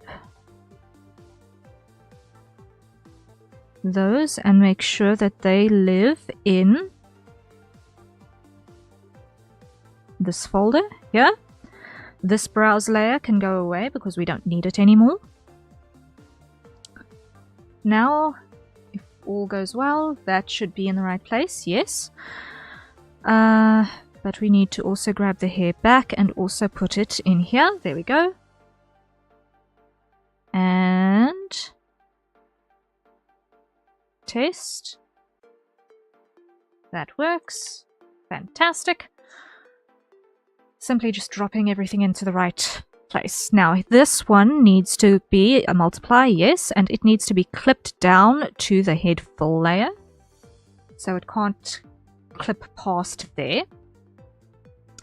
And now what needs to happen here, because we're dealing with a non-standard part, is I need to just adjust my mesh a little bit.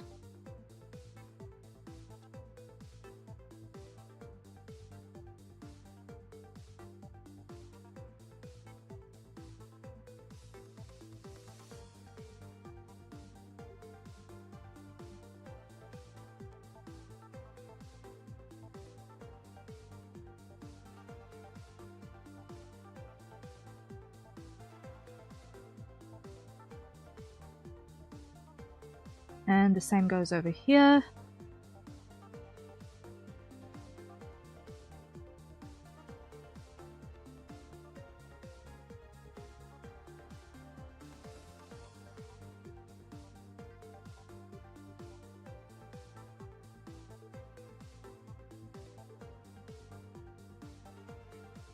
And make sure that I don't have any crossbars over there. Yes. Okay, save. Now here what I need to do is with this one I need to rig it to the eye open parameter over here. And then where the eye is closed, I need to drop this down.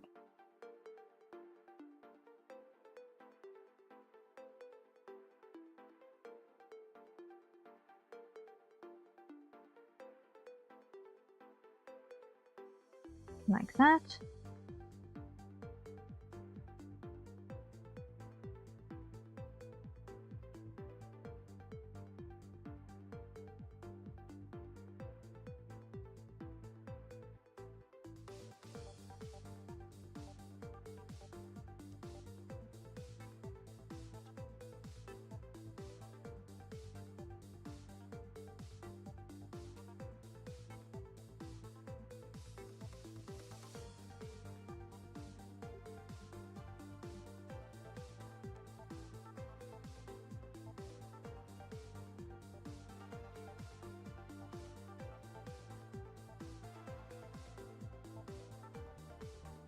And let's just click off of that and check.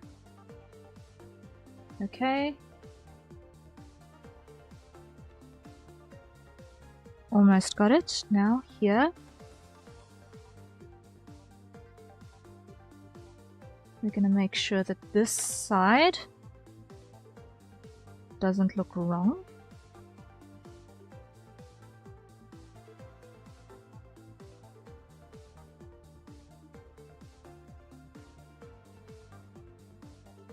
When it's open.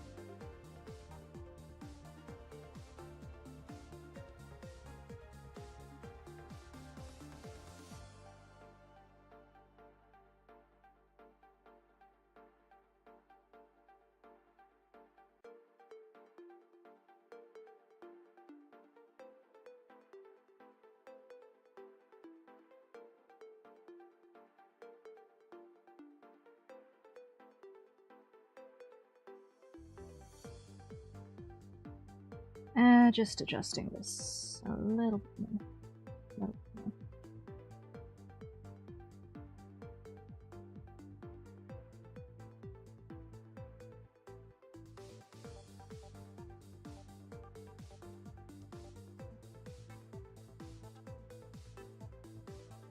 Hide.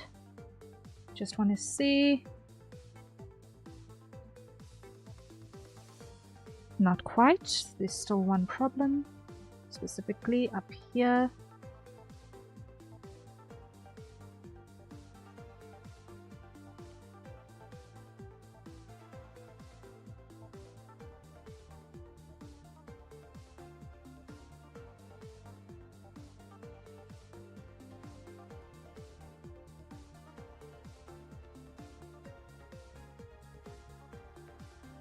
Okay, that works. That works.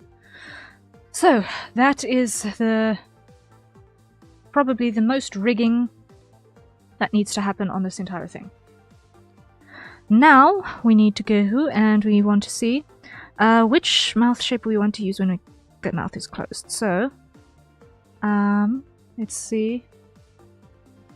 Where's the mouth closed form? There. We've got the smile, we've got the flat, we've got the that, and we've got the cat. I feel like this is probably the one that matches best, based off of what I can see. Either the smile or the flat seem like they make sense. I don't know. Not sure. No, not the flat. Absolutely not the flat.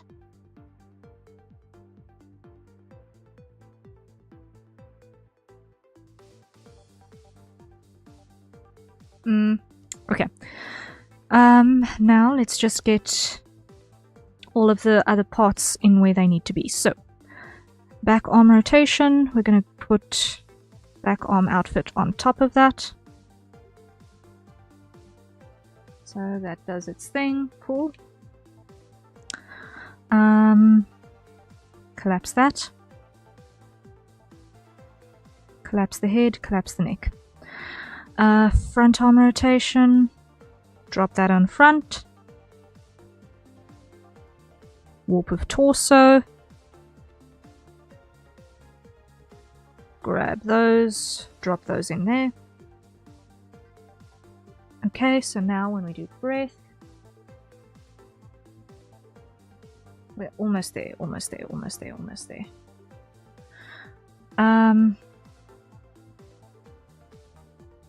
So front arm fill and front arm inks can get hidden, because we don't actually need to see those.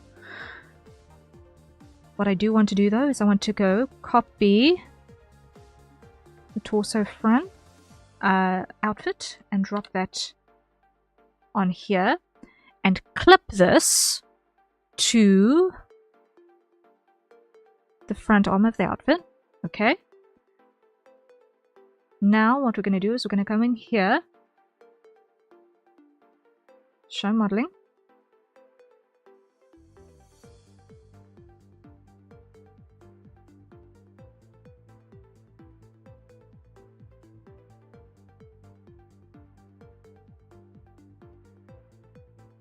So there.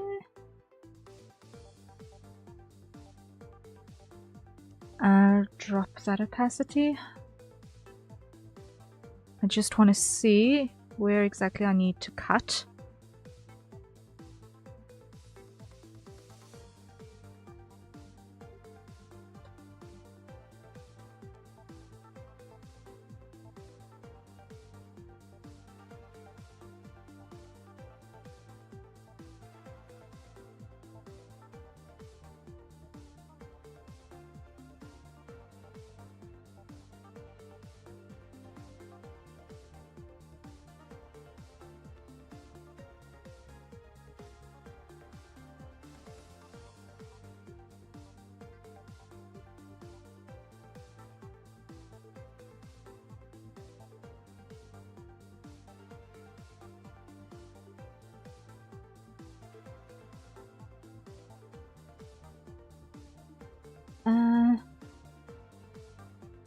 Let's see.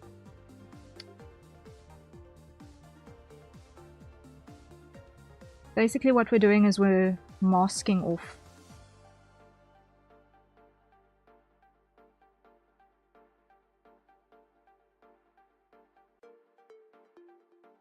the section here, and I'm not entirely sure I'm happy with it. So what we're going to do,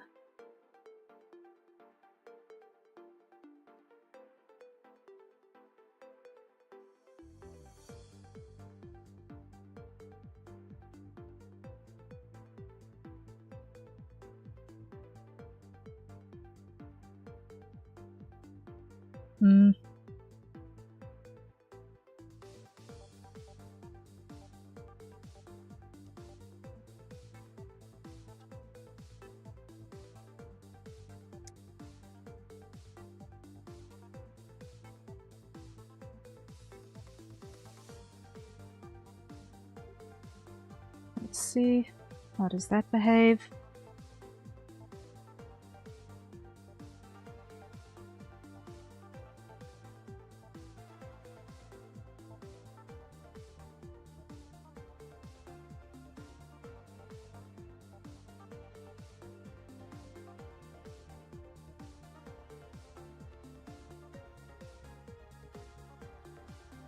That kind of slides out there. Okay. Slowly but certainly, we are almost there with this. We're almost there with this. Now we could just do the recolors. Now we can just do the recolors. Because everything else is now, for all practical purposes, functional. Okay. So now what we're going to do is we're going to go into everywhere that has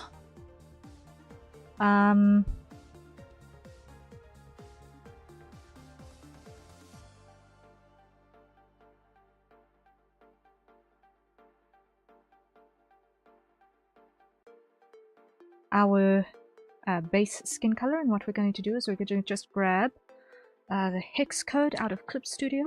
There we go. Hide that. So neck full, we're going to go to the multiply color and we're just going to go paste. There we go. Torso full, I don't think we actually see that, but just in case. Paste. There we go. Front arm full, we're not going to see. Back arm full, we're not going to see. Head full. Paste. There we go. Then let's grab a shadow color, which is appropriate. Want something a little bit on the warm side.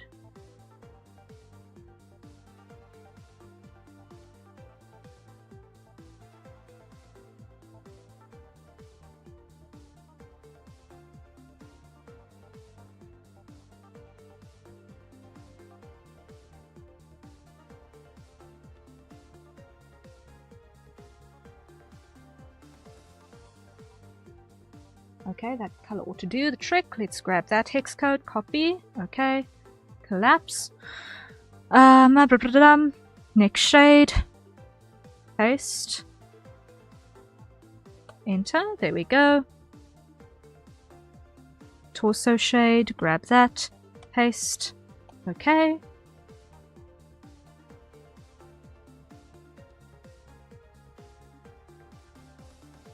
Head highlight, what we're going to do is we're going to grab our basic skin color and we're just going to inch that value up. We don't want to be completely white, but close. There we go. That works. Right. We are almost at the end point. We're almost at the end point. Now what we do is we go into the eyes. Iris base. Iris base.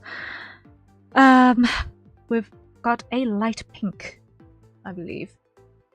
I think he's actually a bit white paler. Yeah, I looking at some of these, he is definitely he's definitely maybe there. Let me grab that. Copy. Torso full. Paste.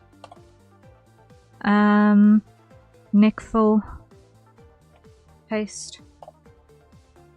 Yeah, that's a little bit closer to the mark. He is very pale. He is very, very, very pale. Which means we might actually need to leave that at pure white.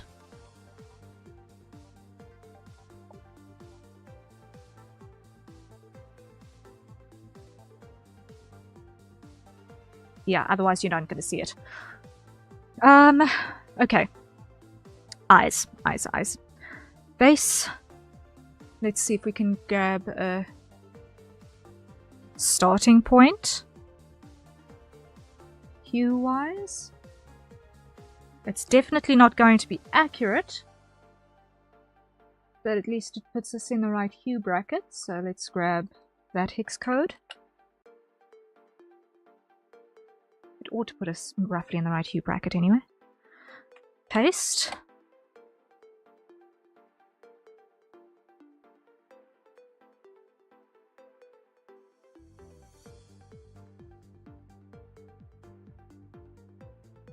Okay. Shade 1. Paste. A bit more saturation. There we go. Shade 2, paste. Let's make this one a bit bluer. There we go. Highlight color, paste.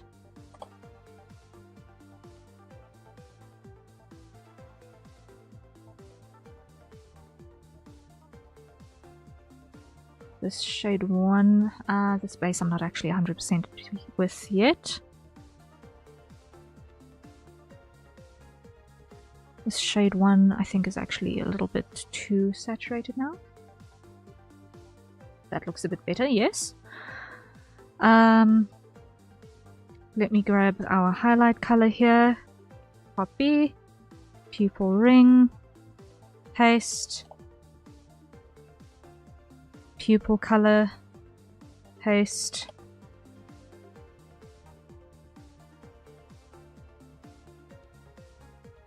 Something like that. How does that look color-wise in terms of the eye color?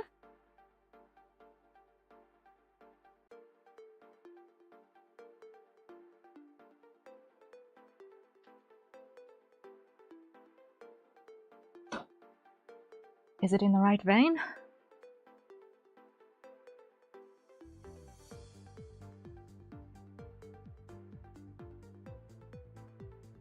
Looks great. Yay! Okay. Okay, so file, save. Good starting point is hitting the save button. Maybe the back part could be a bit softer. The pupil.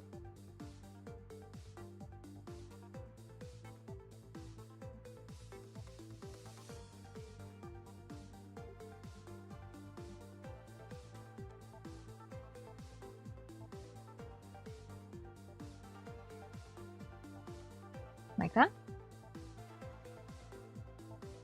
Oh no, the part surrounding the pupil, not sure what that's called. Okay. We can also take it away if you don't like it. We can also take it away completely.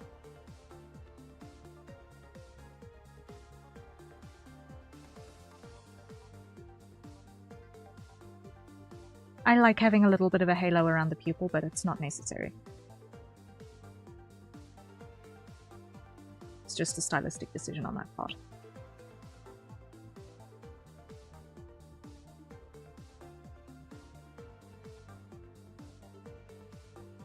It looks good. The eyes are just very soft for his character. Okay, that's fair. That's fair. Okay. Are we happy visually? Unfortunately, he's unavailable, so I can't have him weigh in.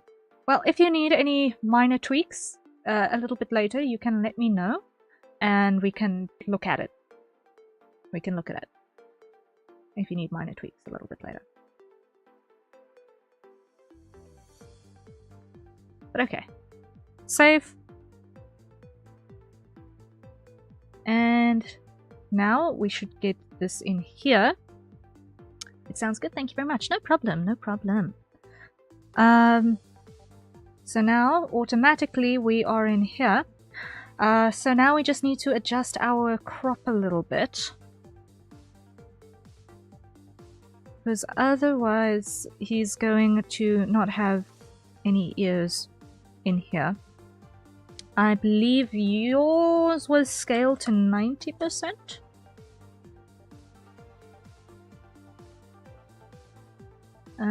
Let's start by just dropping downwards. Not that much, not that much, not that much. No, no, no, no, no, no. Not that much.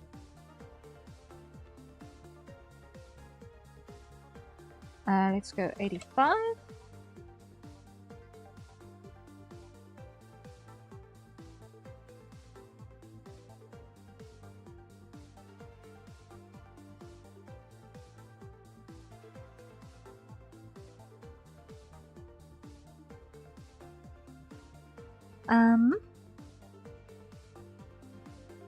And that's a hydrate. So everyone, acquire your nearest safe for consumption beverages, and let's take a sip.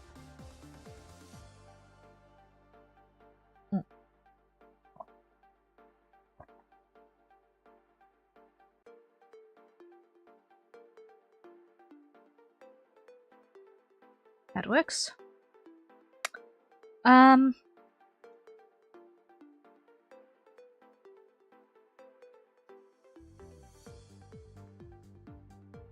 Wants to be a little bit further that way.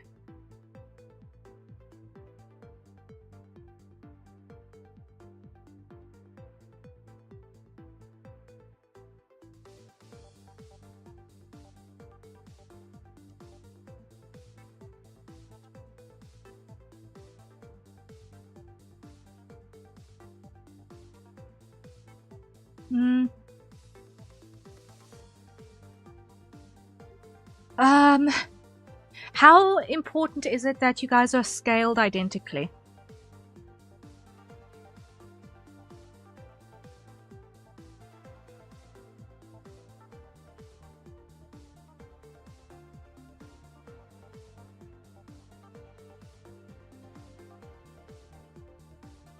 Ideally, it would be the scale the same.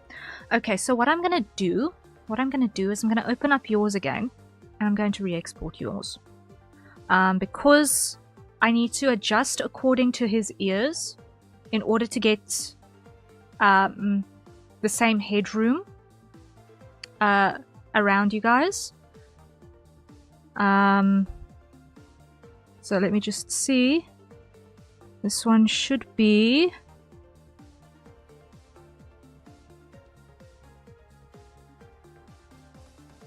No, this is not it. Cancel, cancel. Wrong one, wrong one.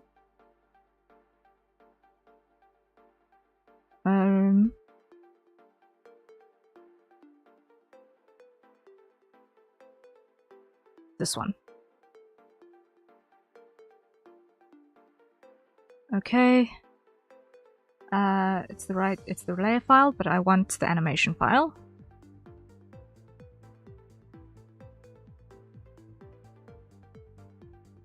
This one. Yes, okay.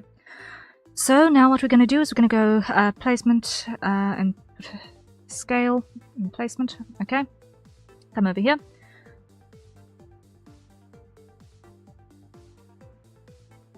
Is it a problem if his ears clip out ever so slightly? Or do you want them in all the way?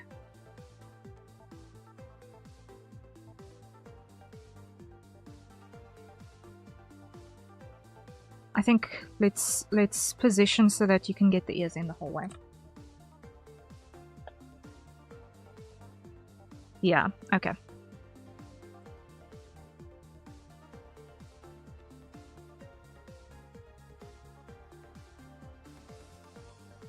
Okay, let's go 75.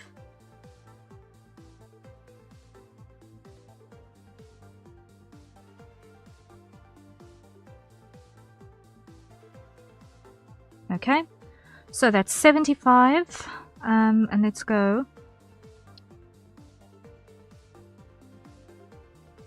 copy 75, paste,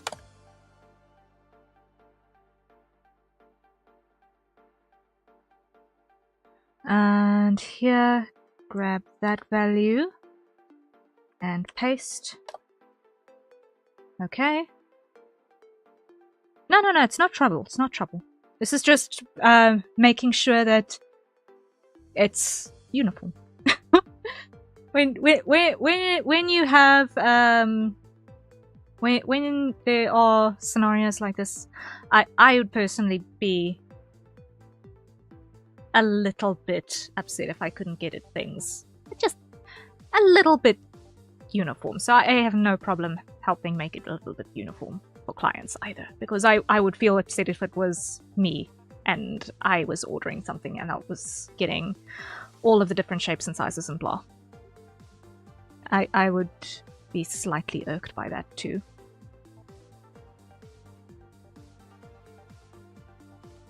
But that works. Okay, now in the speaking mode, we need to make sure that we've got the same settings applied. So 75. I believe that should still be in our clipboard, yes.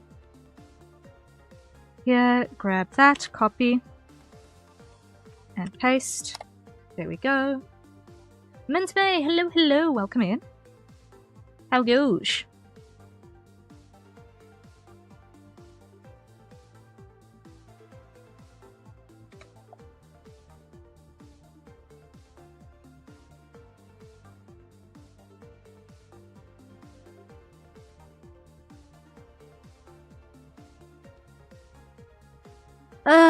Okay, so that is now in place. Yes. Come over here. And that is in place. Okay. So let's just quickly go export. GIF 1000 by 1000 at 30 FPS. Yes. And let us do that export very, very quickly. That is going to be here, I believe.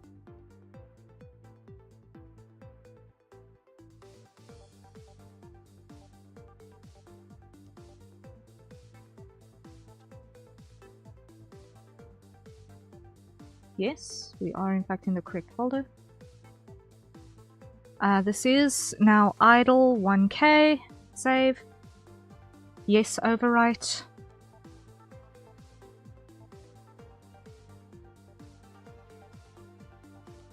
Halfway through that export and exported. Almost. When the blue bar has finished creeping across the screen and then things are still happening. Fun times. Yeah, you can do it. 40 out of 90. 45. 50.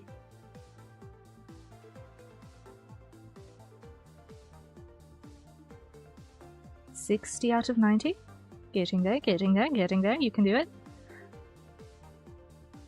Come on, little blue bar. 70 out of 90. Come on. Almost there. Almost there. Almost there. Almost there. Almost there. Almost there. 75. 80. And 85 out of 90. Yay. And almost there. Making index color table. And exported.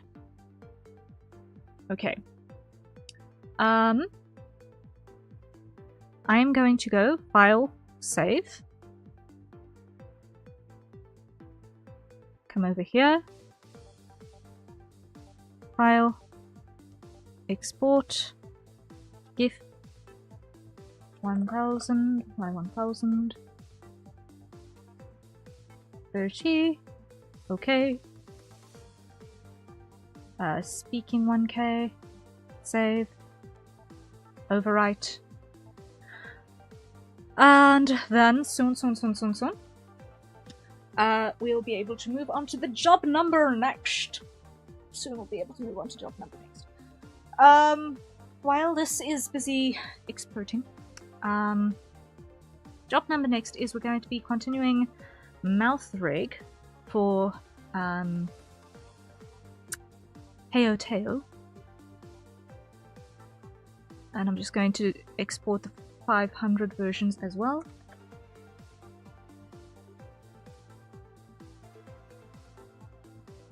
This is speaking 500. Save. Yes. It should go faster this time as well. Yes. Okay. Great. And then idle, file, export, GIF 500 at 30 FPS. Okay. Idle 500. Save. Overwrite, yes. There we go, there we go, there we go, there we go, there we go. Now, if I'm not mistaken, all of these should have the same headroom around the edges. Yes, they do. Okay. I'm just feeling insecure for a moment, so I'm just going to export this one again. 1000 on 30, because I am not 100% sure that I actually changed that one to 30 FPS. And if there is a frame rate difference, that is going to be noticeable. And that will be gross. We do not want a frame rate difference.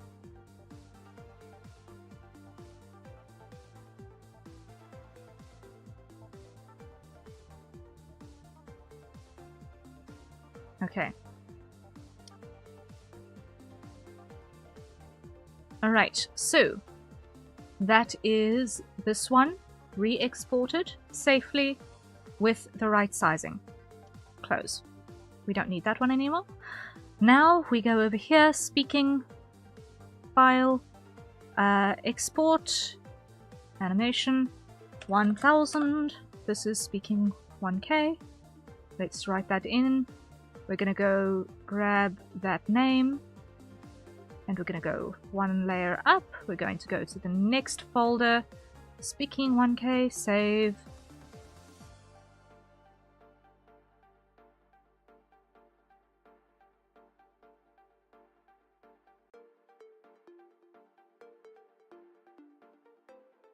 And just go to thumbnail view here. Yes, that works. Yay. File, export, GIF 1000. Why do I get the feeling I didn't change that to 30 FPS? Okay. Idle. 1K. Export. Almost there, almost there, almost there, almost there, almost there. Let me close this image because I don't need it any further. Yes, yes, yes, yes. Okay. Close that. Okay. Making index table, yay. Okay. Now, file, export, GIF, 500, 30, okay. Idle 500. Okay.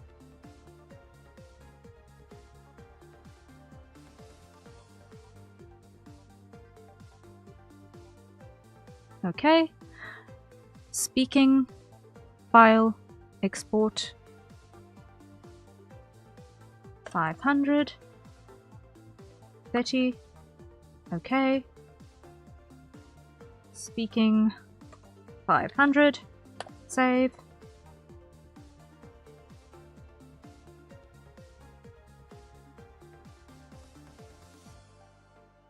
Now I just want to doubly check that I did in fact put the 1K version at 30 FPS just to make sure, because I suddenly have my doubts. Save. Yes, overwrite.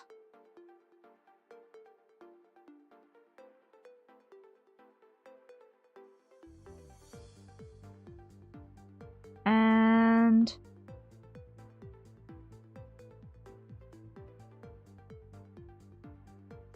done. Okay, so these are now exported and I will be able to send them to you after stream. So by definitely within the next 12 hours you will have something in your inbox. Sounds wonderful. Thank you so much. Thank you. Thank you for your patience and for your good feedback throughout the process. It's really, really helpful. Really, really helpful. I appreciate.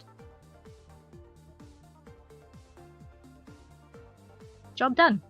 Chuff chuff. There we go. Happiness, happiness, happinesses. Hope everyone is holding out okay. Are we surviving? Are we surviving, everyone?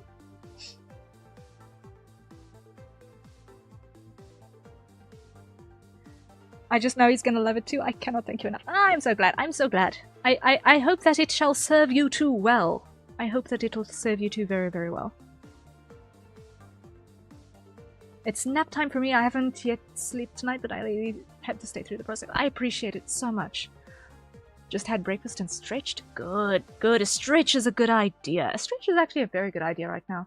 A stretch is a very good idea right now. We've been streaming for just under 2.5 hours. I think it's a good moment for a stretch. It's a good moment for a stretch. So, let's do exactly that. One day is one day. I want to get something which can randomize a bunch of good stretches that I can kind of use on stream to do guided stretches for everyone one of these days. That's one of the things I want to put together at some point, but I want to actually make sure that I'm not doing stretches that are damaging. So I'm probably going to need some professional assistance on that regard. It would be kind of fun to maybe... You know, I've wanted to be making a 3D Harrier model for the longest time, and it's been in process, and I've just been really dumb with rigging. But I kind of almost want to do something at some point with someone who's really smart with stretchy type things and exercisey type things, to actually make a little plugin type thing where you can plug in a VRM model and export a bunch of little animations to guide you through stretches and stuff, so that streamers can actually have their own VRM guide with their own model. Or, okay, when there's a stretch redeem, okay, let's randomize a couple of stretches so that everyone can stretch along. That's something that I'd like to do. I haven't got the foggiest idea where to start, but it would be cool. I don't know computer programming, so that's not in my wheelhouse, but I've got the idea. It's because it's something that I would use so much. It's something that I would use. But now we move on to job number next. And I'm going to just quickly come over to Clip Studio and close over here these so that I don't have extras in my RAM. But I also want to just open this up just in case we need it. There we go. We are, if I'm not mistaken, I need to just open up an Excel sheet quickly on the side quickly because there's something I need to capture. This folder, events, Donothon, the Donothon spreadsheet, and I want to add this latest entry just so that I don't lose track of exactly what has come in. We are £10 away from our next Batsu on the Donothon. We are £10 away from the next Batsu on our Donothon. Ah! Madness, sheer and total madness.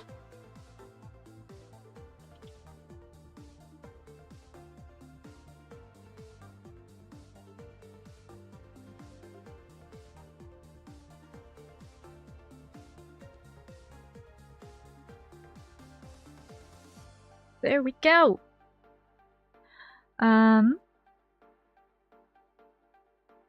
Yes. Right? No?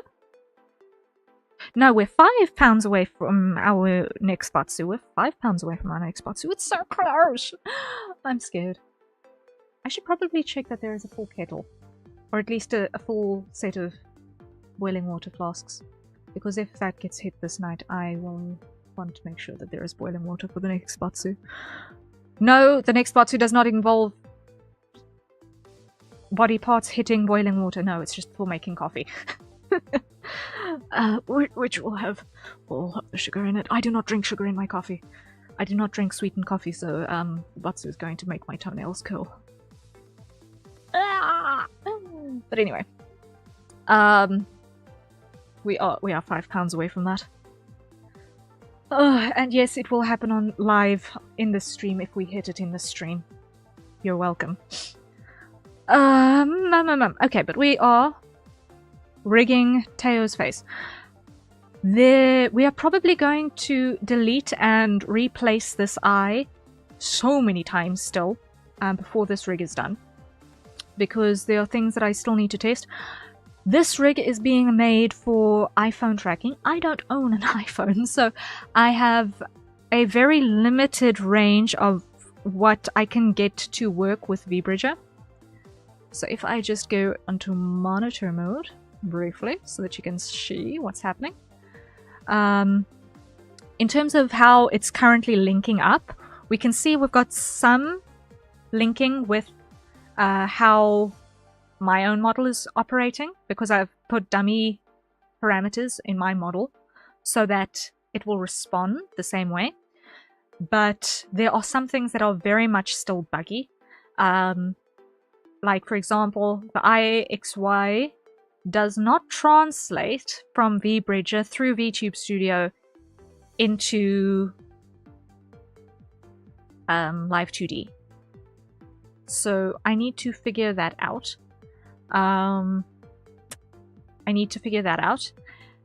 that's going to mean that I'm not going to necessarily be able to exactly 100% accurately test mouth parameters until further notice. So I am going to be playing this entirely by ear. What I have been able to check with this in this preview mode so far is the silhouette on the head turns, which seems to be going pretty well. And the general head angles seems to be going okay. And at least the blinks are mostly responsive. I've still got to do pupil and iris scaling in terms of when the eyes get wide. The squint works. And that's nice.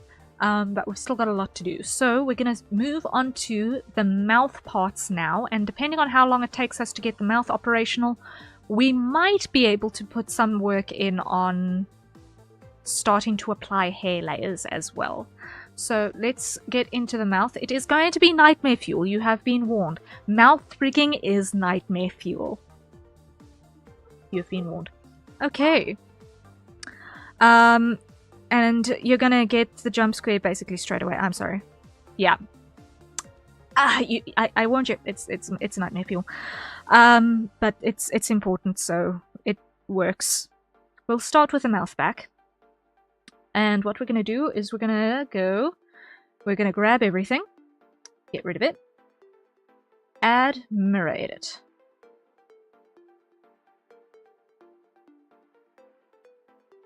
Where is our center line? Hello? Why did our center line move? Center of canvas, please and thank you. Ew. Get rid of that. Try it again.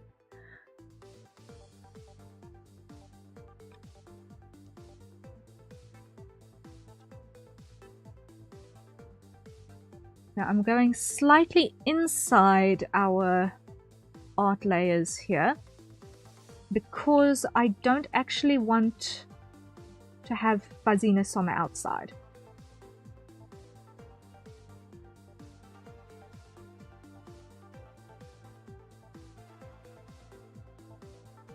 Because as soon as I have to do battle with the lip lines as well, the less I have to fight with, the better.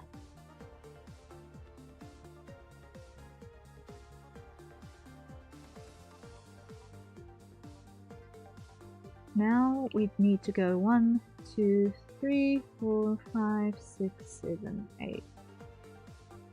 That should cover us. Get rid of that, because we don't need it. Okay, save. Collapse the head. Okay.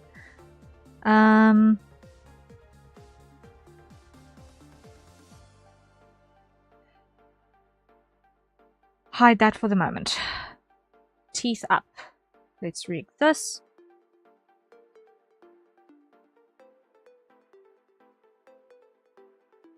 Get rid of everything. Why have I got the teeth and the gums separated? Why have I got the teeth and the gums separated? Oh, right, it's because when I was doing the art layers I separated them, but I forgot to merge them together. I can't, I don't think it's possible to merge art layers in this. Oh well. Oh well. I will have to make do.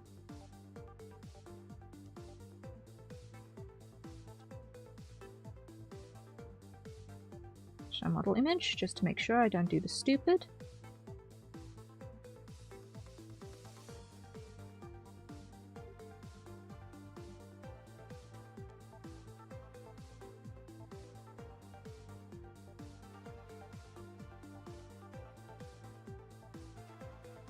That'll do. No, it won't do, because why? I need to match those that way.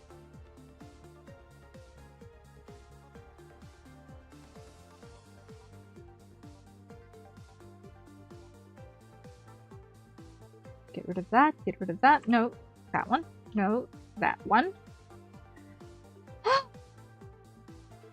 Grab there, pull that up. There we go. Grab you, pull you down, and closer together. Grab you, pull down, and further apart. Save. Okay, gums up. Come here. In all likelihood, we're not going to see this frequently. In all likelihood. But on the off chance that we do see it,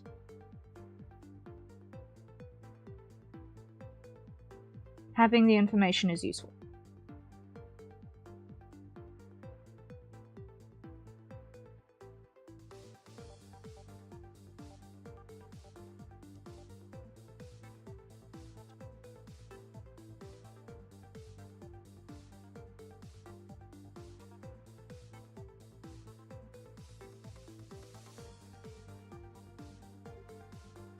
Now those go together in the same warp deformer, so teeth up, XY, Create. Now, we do not need all of the vertical divisions. That should be enough.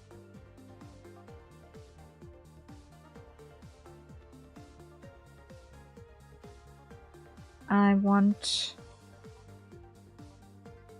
like that, yes. And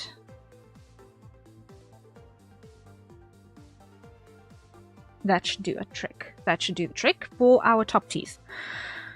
Okay. Lower teeth. Let's get these meshed in place.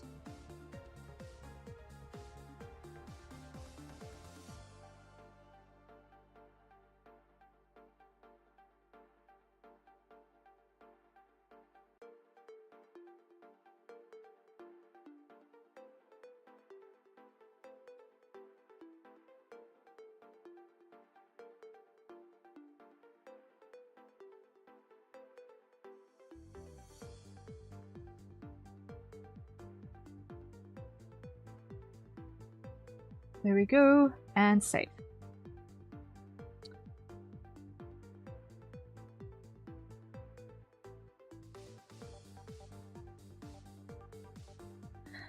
Now let's go teeth low. This is going to be teeth low.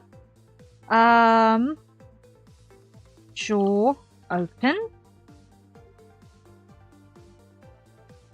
Create.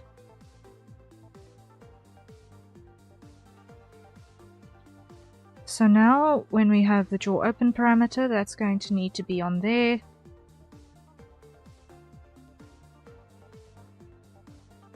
And that's also going to need very few, and I believe that's going to be 7 of those. I don't need there, but I want like that, yes.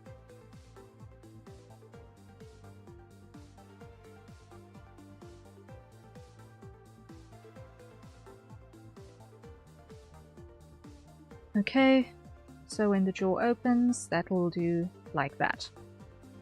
Okay, and that's a hydrate, so everyone acquire your nearest safer consumption beverages, and let's take a sip.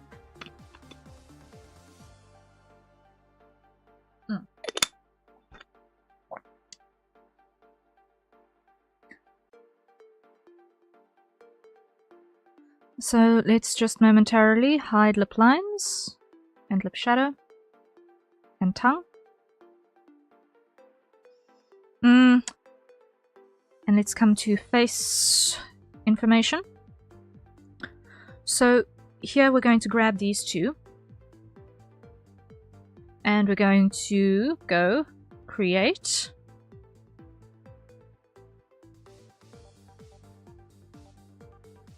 Yes. And this is going to be a jaw open.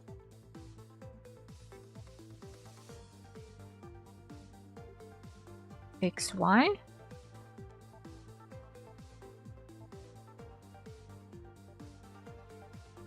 No, it's just going to be jaw open.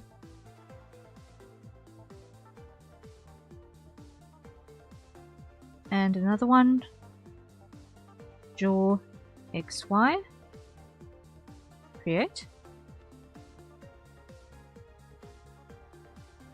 So on the jaw open parameter, that's going to be here. What we're going to do is we're going to grab this. We're going to just stretch that down.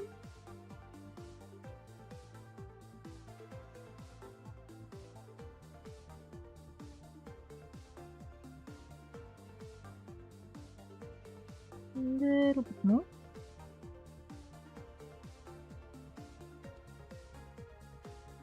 Okay. That works. Teeth low, jaw open. I just want to see.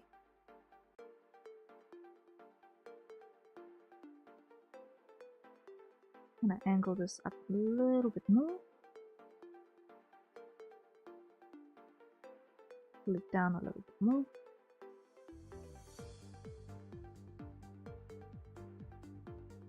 Okay, that works. that works.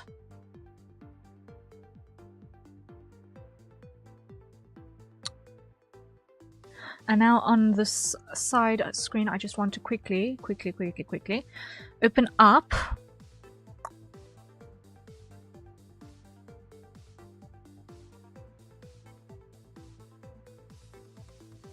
my blend shape guide.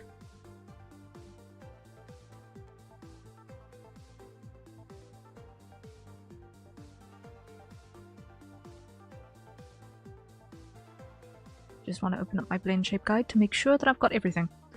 And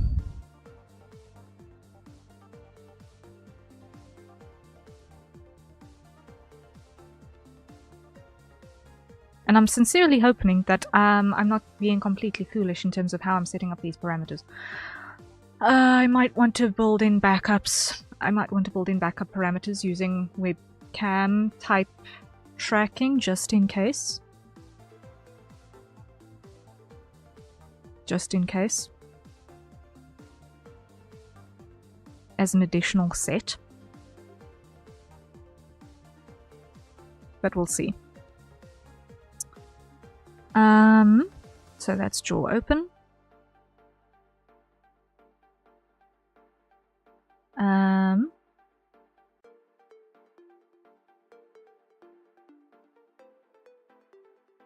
let's go over here, draw forward. No, this is not going to be draw XY, this is just draw X.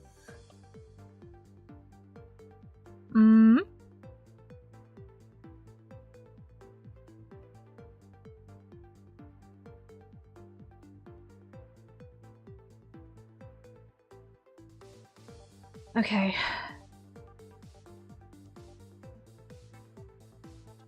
Let me just doubly check which... Okay. So I coded left as port side. Left is port side.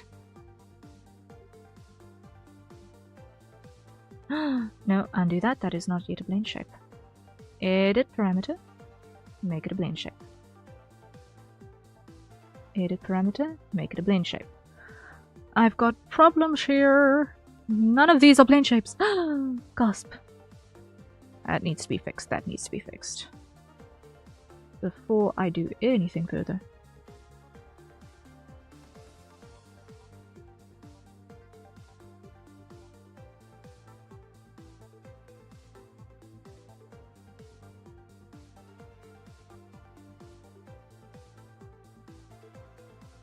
No. Undo.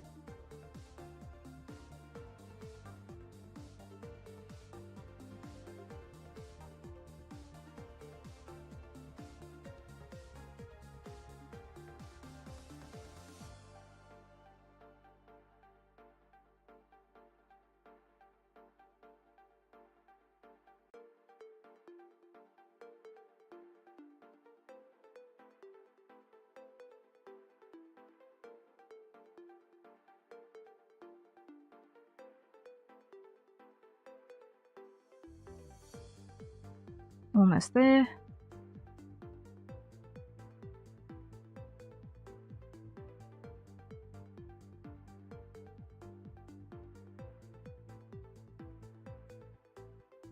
Come on, edit parameter. There we go. Let's go. Let's go. Almost through the set that I need to still repair.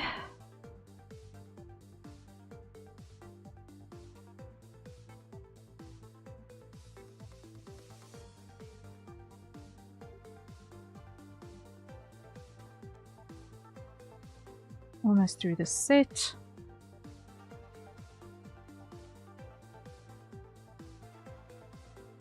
There we go, there we go, there we go.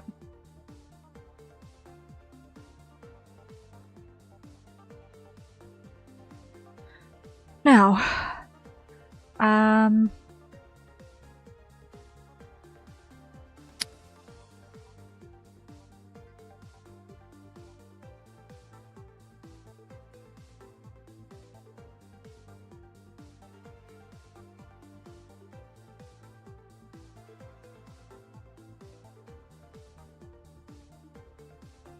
okay, so this one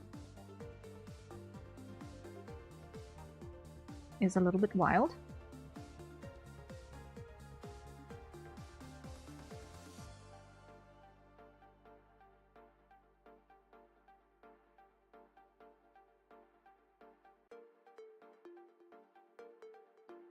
Now what we're going to do is we're going to go Control-Shift-C.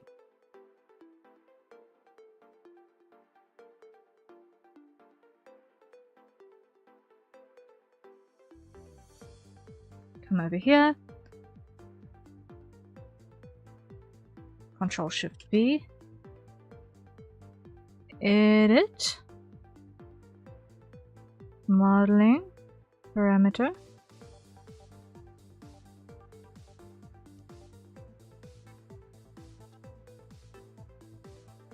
Motion mirroring. Flip horizontal. Does that behave? No.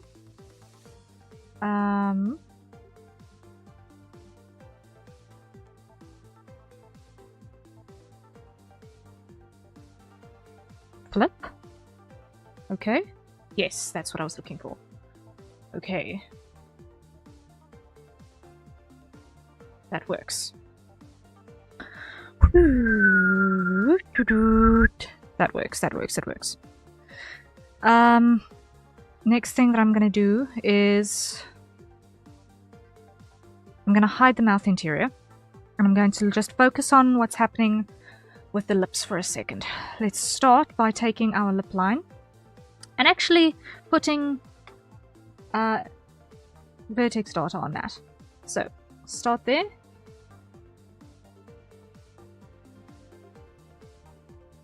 Like that. Make that less wide, but much, much, much denser.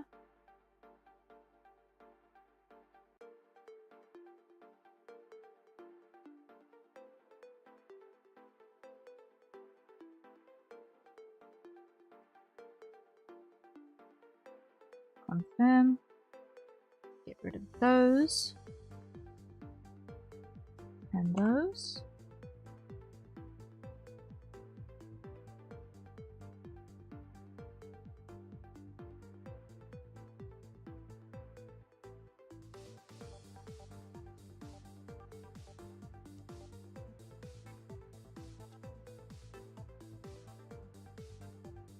And that.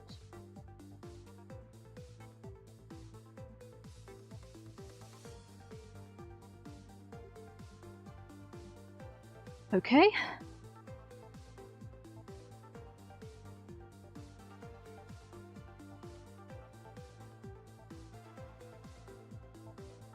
Select that entire center line and actually pull it into the center. That will be a good idea for a start. Okay.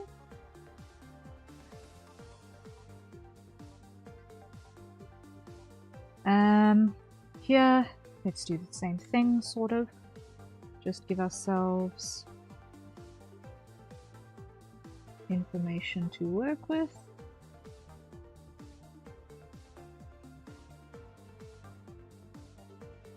I don't see that needing to warp too much, but just in case.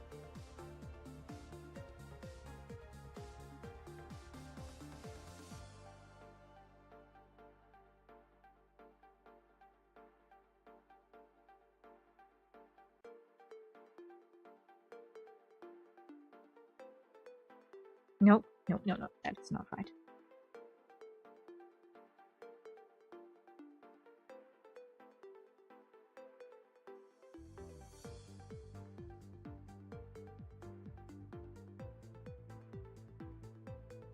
And drag. Nope, no, no, no, not that way, not that way. Drag that out. Yes, that's better. And drag it down. There we go. Those two. Drag it down. Get rid of that. It's wrong.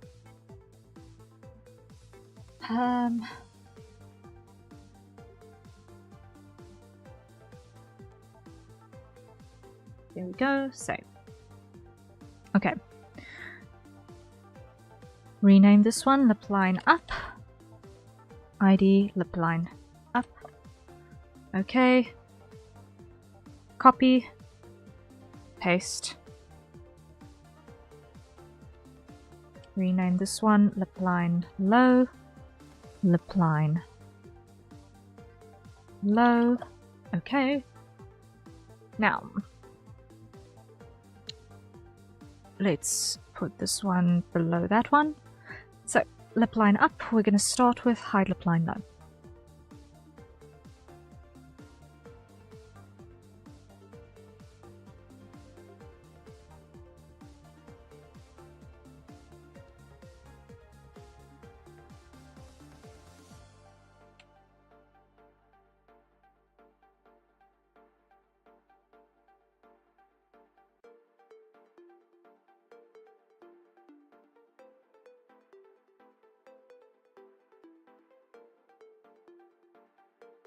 Oh no, no, no, no, no, no, no, no, no, no.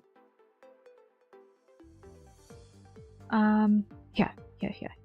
The form path width, that needs to be way, way, way down.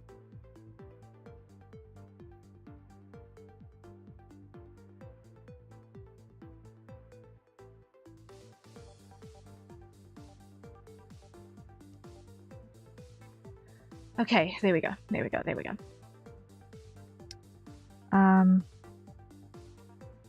Now we go copy, paste, and rename this one low.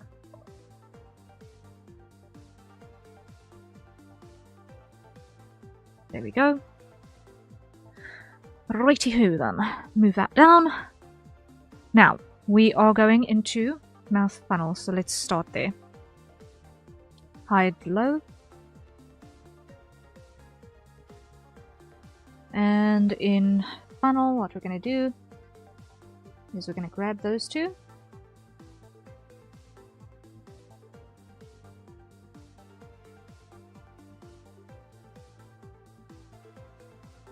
Pull those together. Joshua! Hello, hello! Welcome in, welcome in. You want to see a real funny? Ooh, wonder what's funny. What's not funny is the fact that my internet seems to be very much on the fritz this moment. Ah. Gasp! Flourish! Get flowered at nerd! Oh my word, I have been flowered! No! Well, it could have been worse. I could have been battered. Different kind of flower. Different kind of flower. Thank you, Joshua. Welcome in. Hope you're doing well.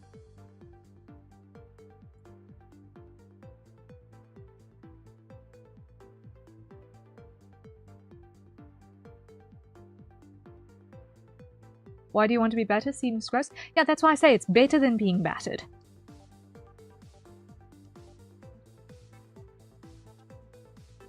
Unless you intend on being fried and you are a bird. I'm not chicken though. No spicy fried chicken. No spicy fried chicken here.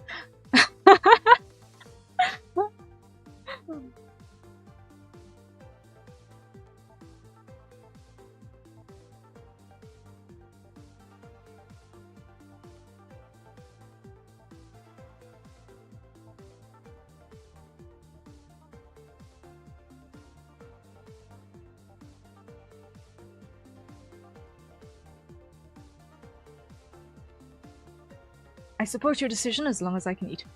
Can we change topic? This got really weird really quickly.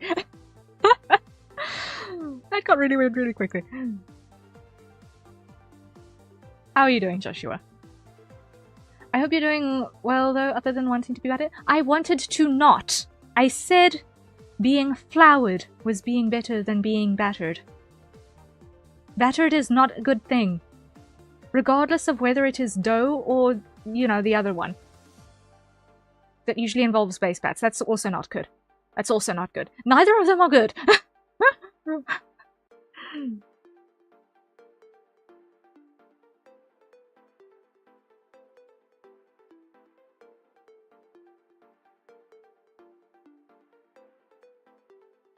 It's really hot and the bugs in my code involving mispredictions and I cry. No battering, only flowering. Only flowering. Only flowering. Okay.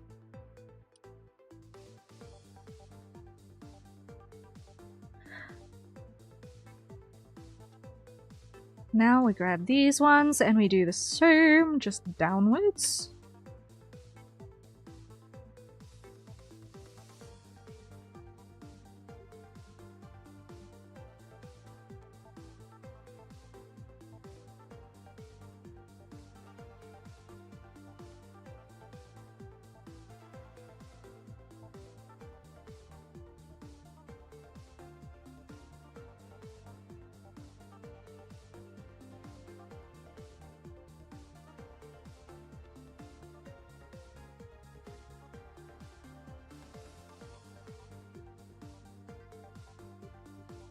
No, undo. There we go.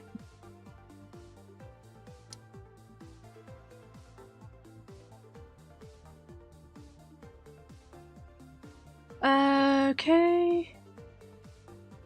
Does that work? That looks like it might. Except I messed up so thoroughly. Okay. I forgot to actually apply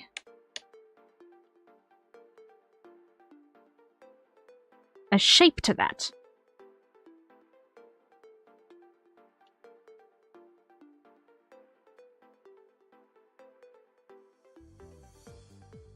No, wrong one.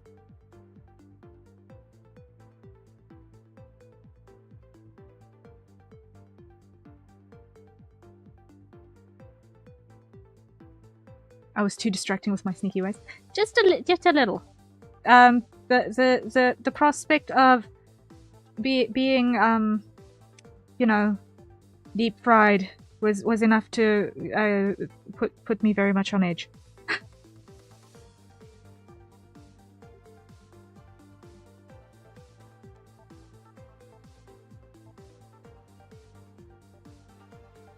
Okay. Does it take? It took! Yay! Okay. It took. At least this parameter works. Yay. Wait.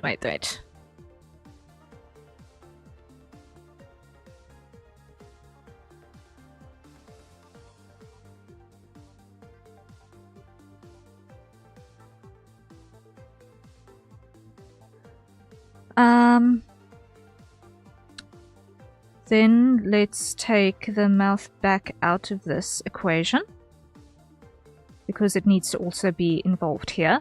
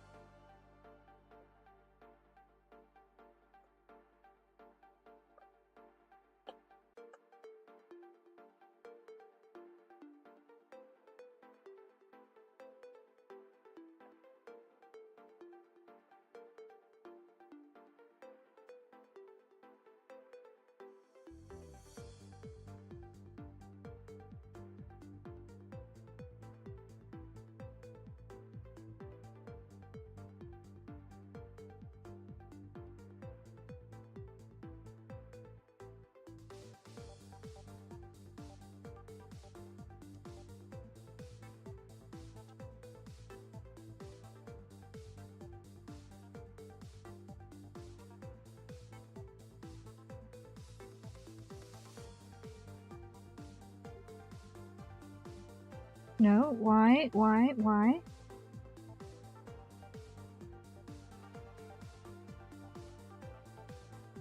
Okay, let's grab all of these and reduce that with totality.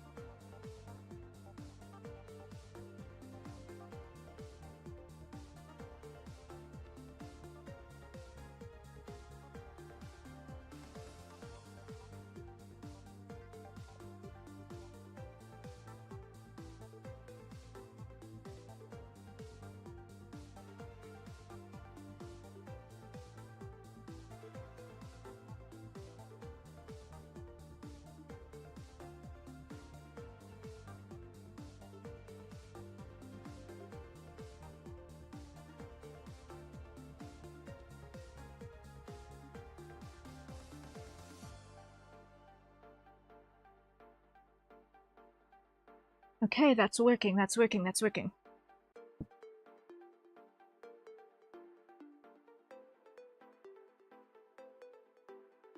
Let's start this side, let's start this side.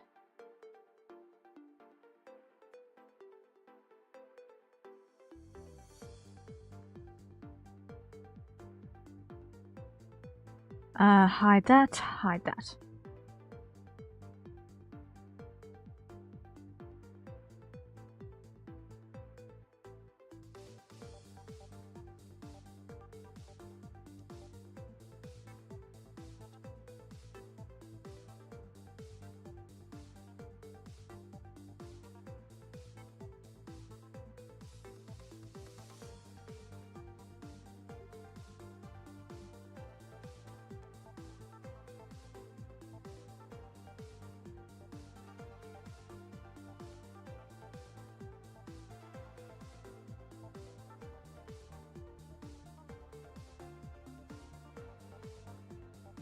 Okay. Up.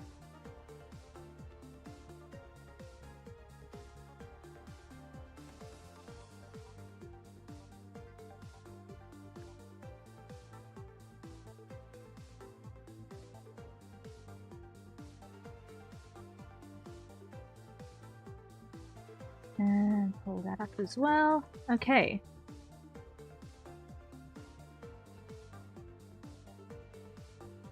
Now, I am not going to change how the mouth back looks in this default position until I have all of the mouth open parameters in place.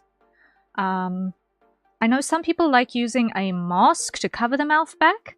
I find that having a really big disc for it that I can reshape to match the lips means that I don't have to worry about face shadows clipping over lip shadows in weird and wonderful ways. It's another clipping layer, but it works. It works. Rather than having other things obscure it.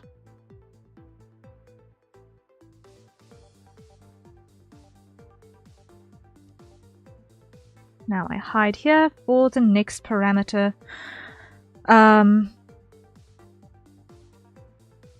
Or no, should I put on the lower highlight first? No, I'll save those two for when I know that all of these functionally shape-wise work first.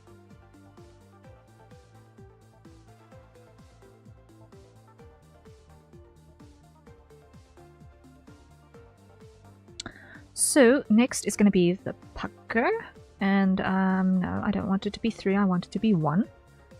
Hide the lower line. Come over here.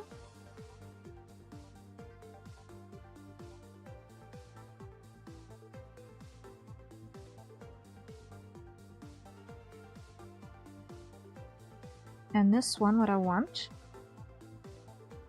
is I want these two to come closer together.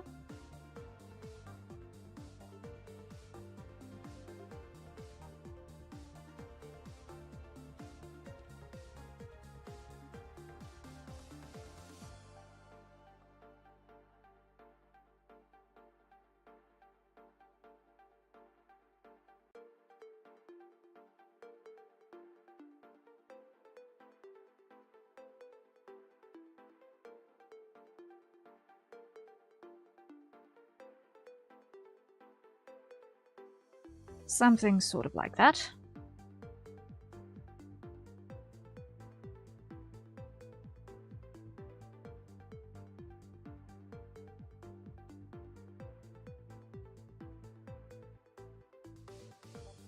Now I get the lower line to do something similar.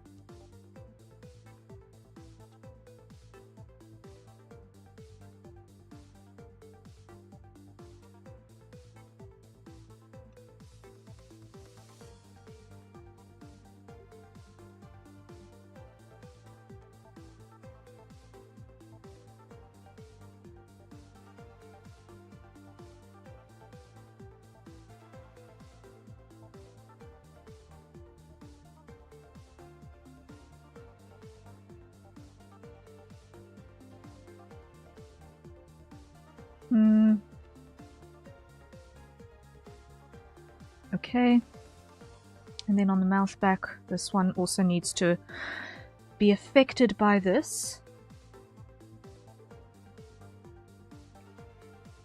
So, first things first, it comes down and gets compressed practically in its entirety.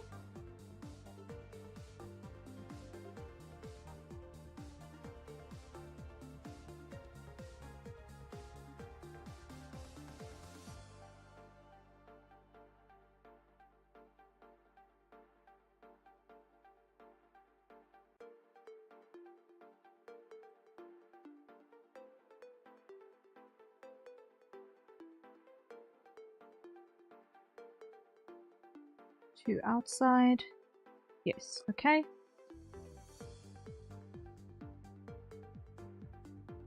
That works, okay.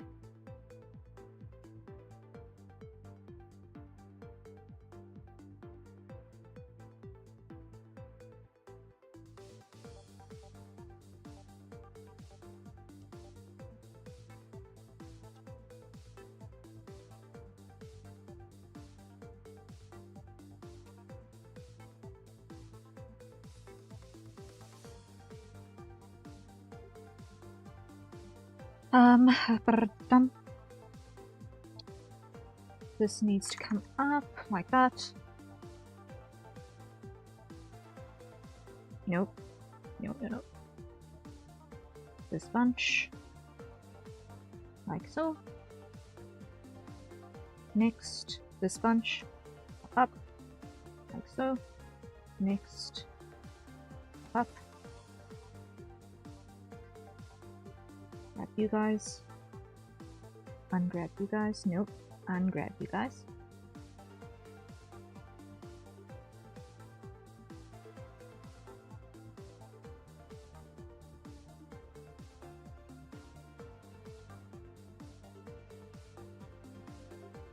And that is a hydrate. So everyone acquire your nearest safe for consumption beverages.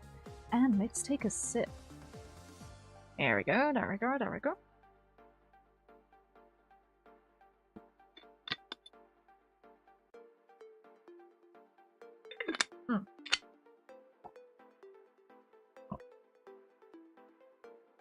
Okay.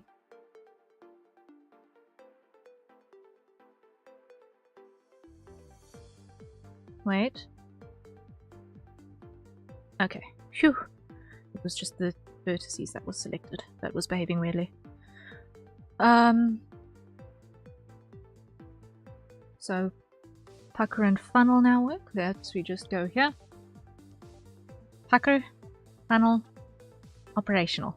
Great. It looks really cursed at the moment, but that's because we've not got the majority of the parameters in place. And it's fine for now, I will save mouth left and right for a little bit later. Mouth roll upper. That is going to be the mouth getting tucked in. How is that going to look in Live2D when there is not in fact lip shading? How is that going to look in Live2D without lip shading?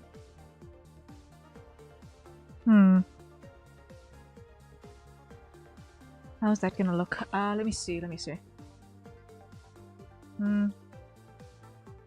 know, it's probably actually gonna end up being more straight. So I'm gonna save mouth roll upper and mouth roll lower for later as well. Mouth shrug upper, however, we can do immediately. So let's go shrug upper here.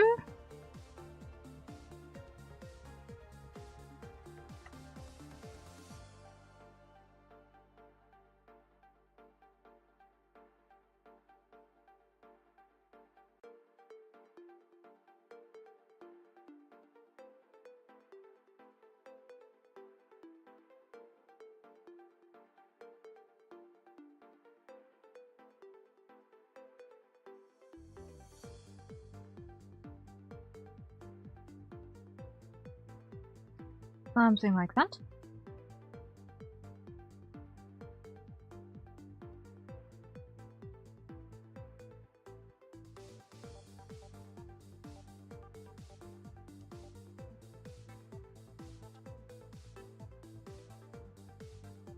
Okay. Line low. We're going to grab these two and just drag that up. No. Clear, because that's not supposed to be on that parameter. On shrug low.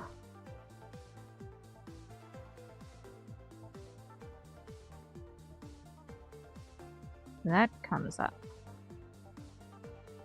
Like that. And like that. Undo, undo, because why? I had it on the wrong point. It needs to be there.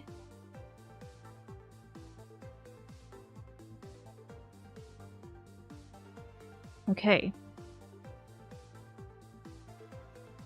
So that's something. Now what we need to do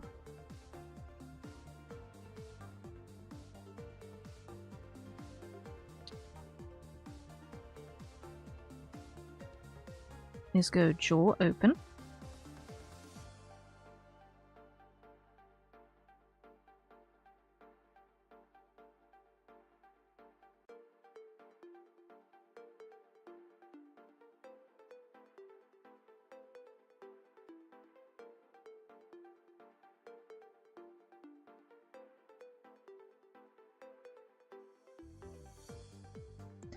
And let's do the jaw open for both of these. So we're going to come all the way to jaw open up here.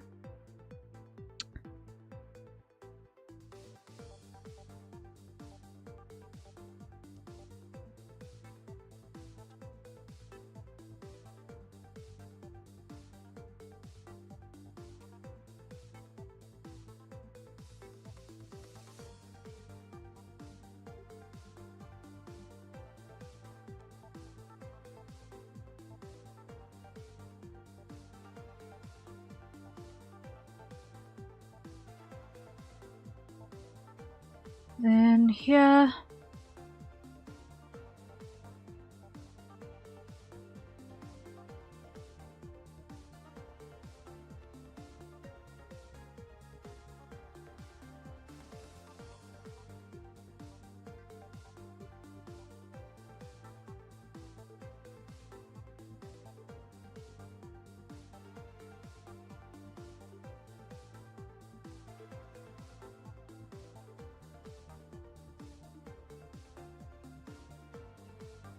Like that.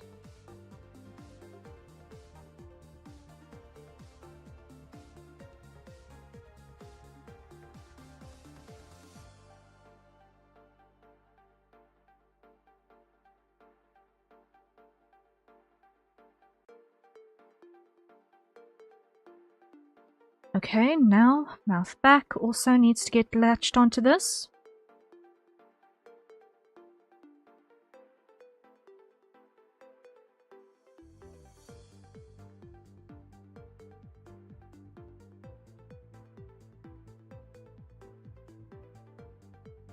Grab all of you.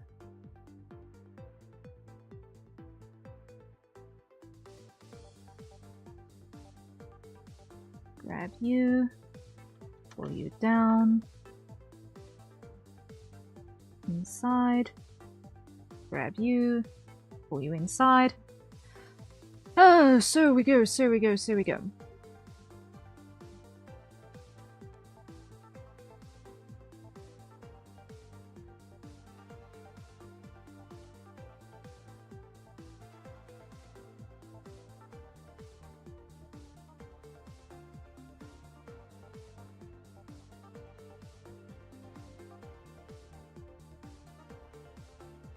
Now we need to just make sure I don't have these clogging outside.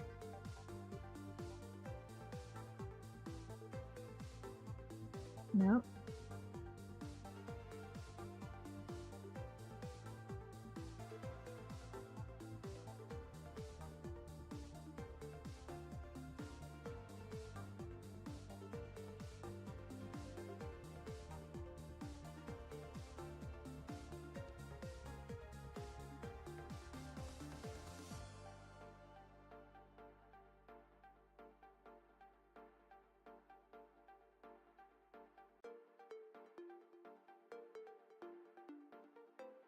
Okay. That works. Hoo, doot, doot, doot, doot.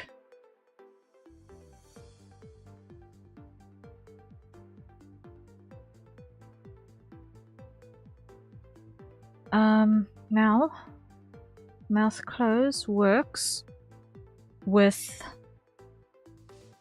jaw open.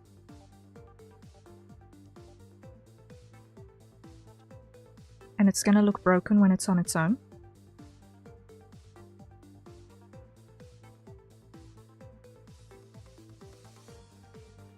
So we're gonna go here.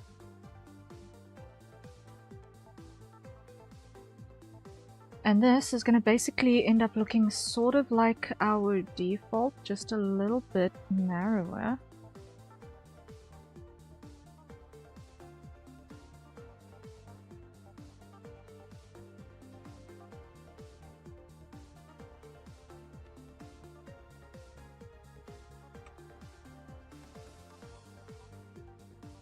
And a little bit lower.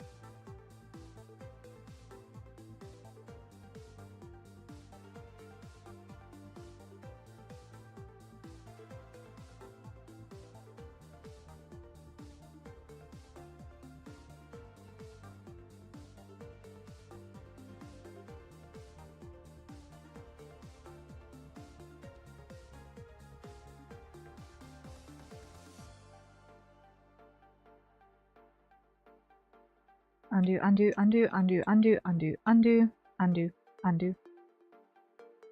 Because why? I've not got that in place.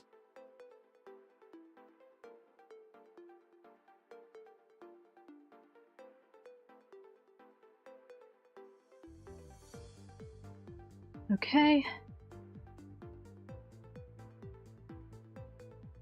Reduce that, bring that down.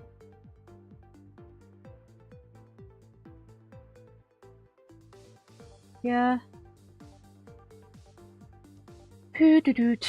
Reduce that way.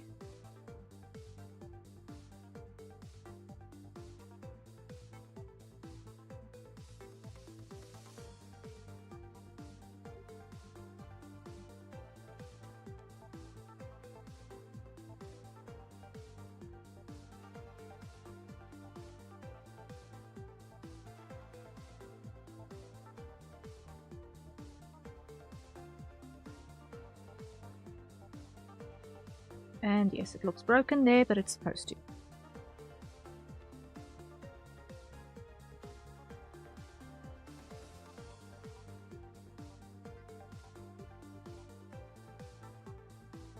Okay, let's see how that looks.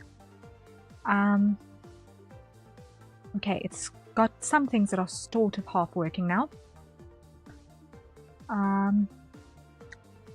Jaw open. I need to check my V-Bridger settings. Jaw open. Because this one I do not think... Okay, I've not got a multiplier on that, why? That's why. Times 10. Enter.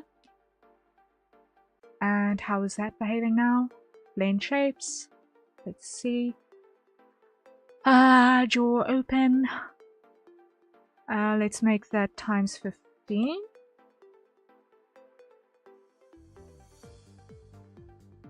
Okay, save. Save. Yes, replace. Okay. It looks wrong, but it's fine. And in VTube Studio, I just want to come over here and I want to go to our model settings and I want to go to iPhone Dummies, select, and I want to find Jaw Open in the list. Found it. Now let's see. On the input, it says that my maximum is 0.15. So, 0.15. Okay, now that behaves itself.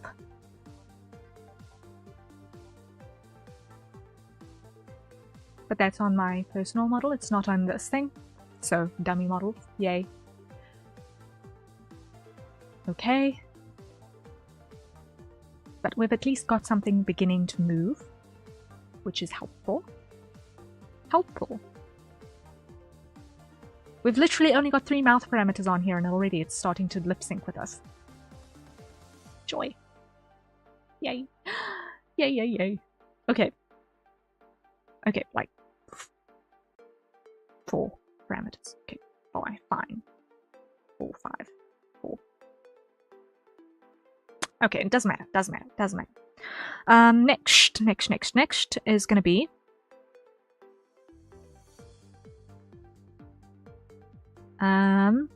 smile. So smile left, what we're gonna do is we're gonna grab here.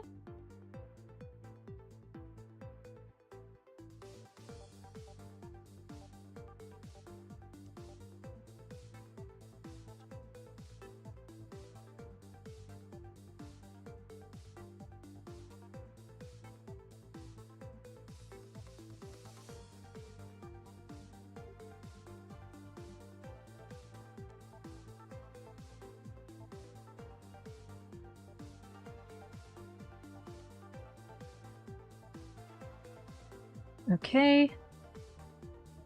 Then on this side, grab that one as well.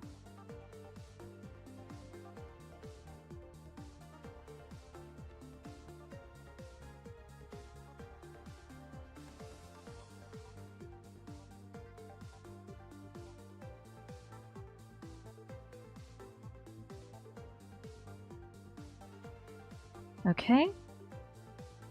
Then Control-Shift-C. No. I'm gonna have to do this this way.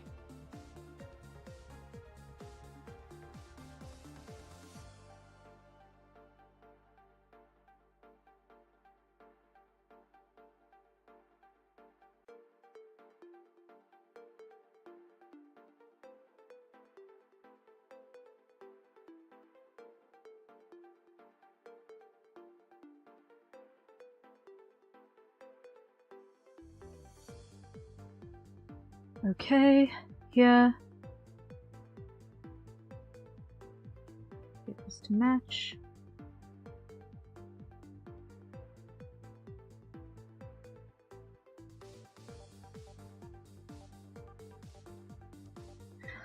There's one thing that I like about how the iPhone parameters work when it comes to facial rigging is that there's so much potential scope for asymmetry. There's so much scope for asymmetry in the inputs. Ah! That is... I feel it's sorely lacking in some of the other facial tracking options out there. Ugh.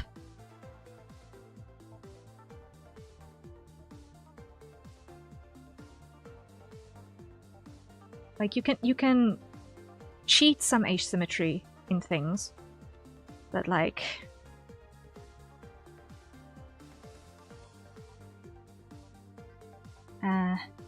there we go. So, here, I've only got left smile activating. I've only got left smile activating for some obscure reason. I've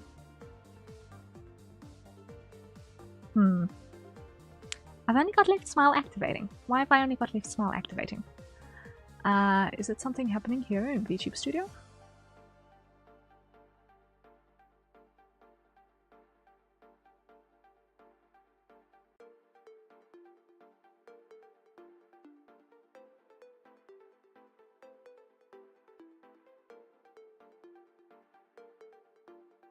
Or is it because I don't actually have a mouth smile right? I don't actually have a mouth smile right. Gasp.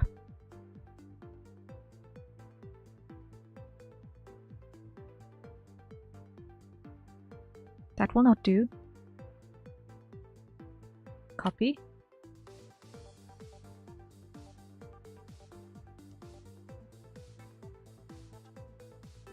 Paste.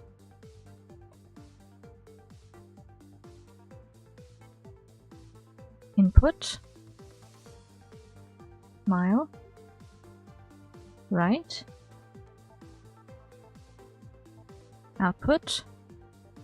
Smile. Right. Okay. Okay, now it works. Now it works. Yay! That's better already. That's better already. Oh, lovely. That's better already. This is why you have to test things with all of the software open. This is why you have to test everything with all of the software open.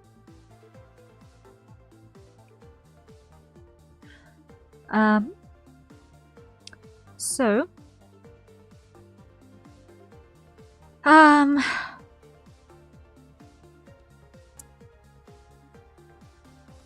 one thing I do feel is that both of these are missing a point in the middle.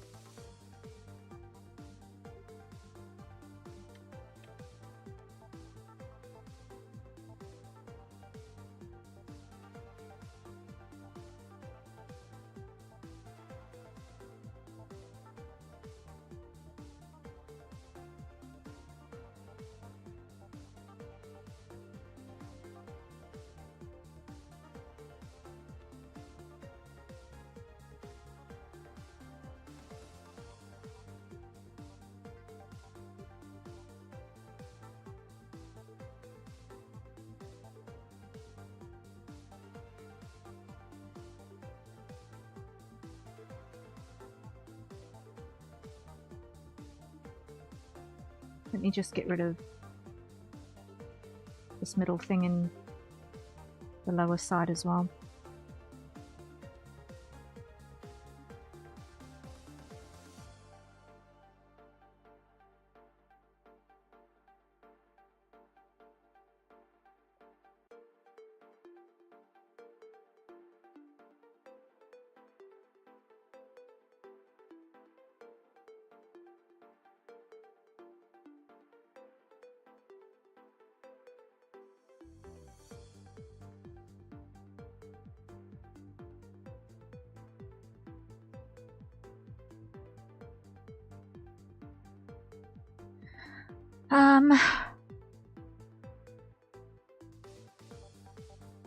Or do I actually need this centerpiece? I think I do actually need this centerpiece. Go.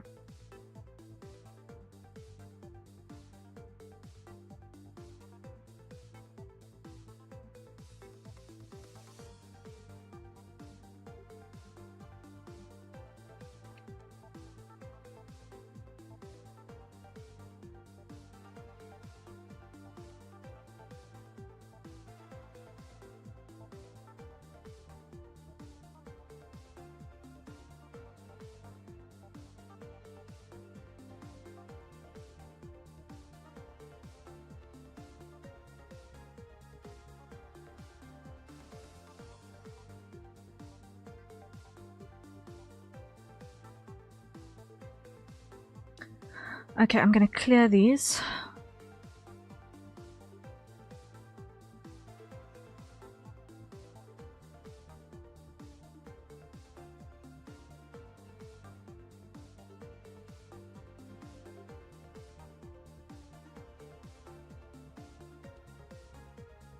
So, smile left.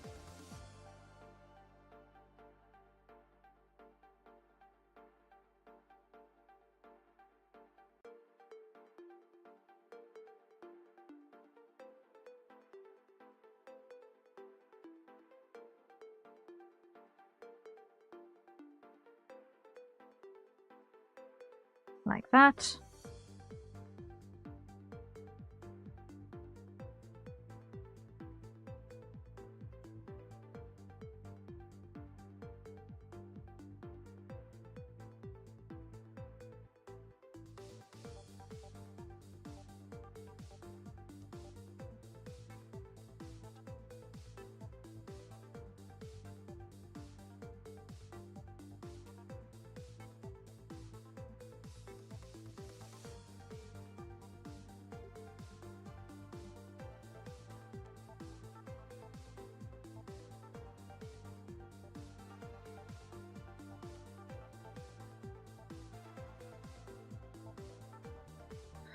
Okay, then this side.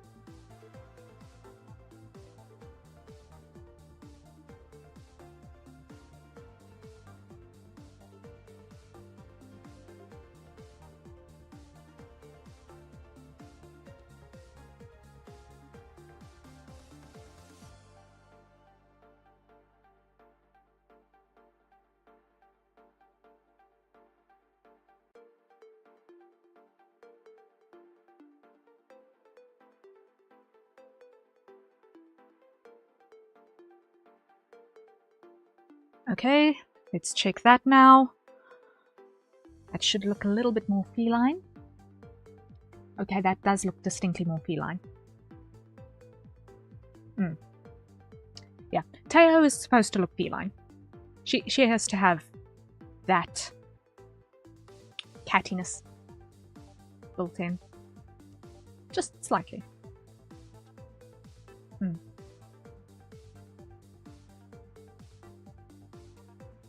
Okay. Now the next parameter is gonna be brown. So yeah.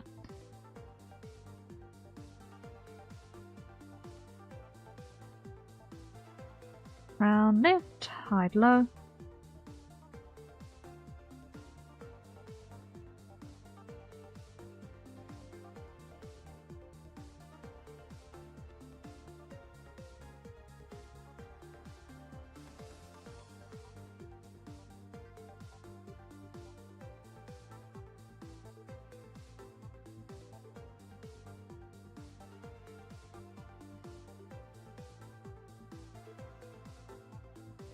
Okay.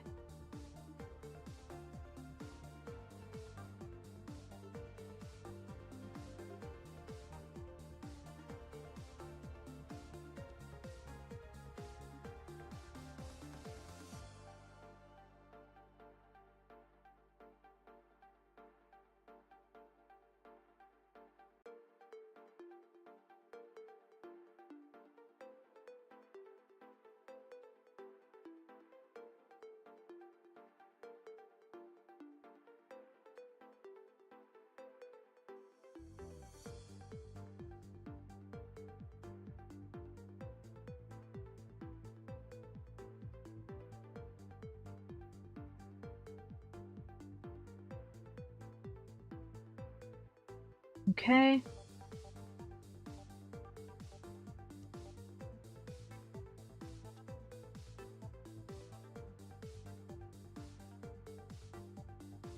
Next, like that.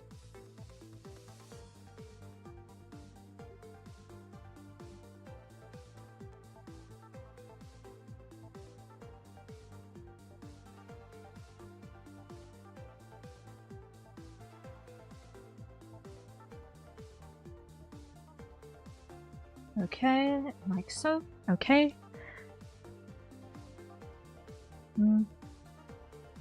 Oh. Getting the crown to actually activate is interesting.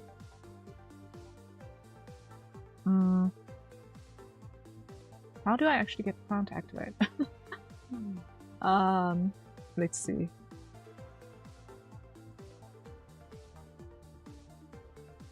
Chrome?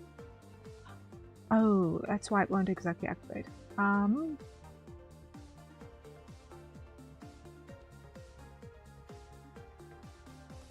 don't even know if it will even respond with how...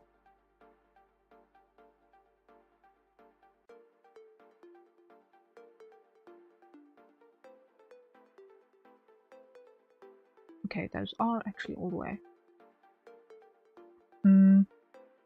Let's scroll up. Let's see if those are actually inputs being taken. Oh, they are in fact inputs being taken.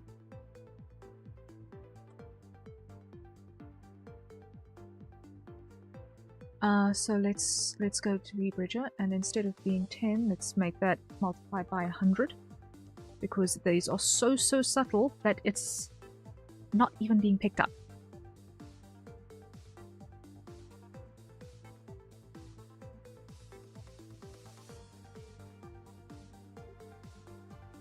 Save.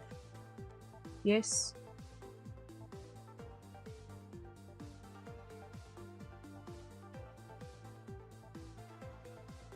Okay, 0.2.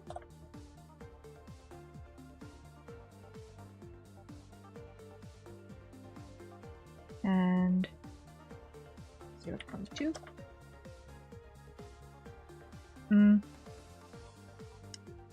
It does take, but it just is tracking so poorly on mine that it's barely there. Okay, that's fine. That's fine. It's fine. We at least know it's there. Now, what does Mouse Dimple look like? That's the next one in the queue. But first, there is a hydrate. So everyone acquire your nearest safe for consumption beverage.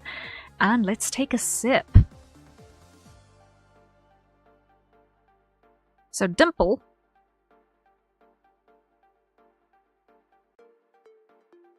is basically pulling the corner of the mouth outward. Okay. Dum. That's fine.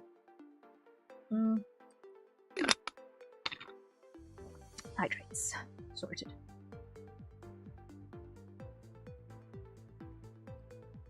Number next, Dimple.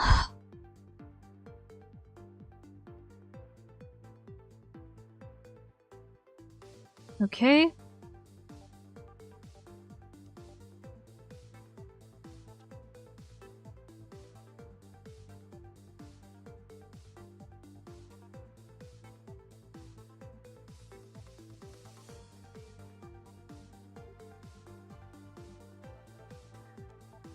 Let's start here. Dimple left. That's going to pull this outwards.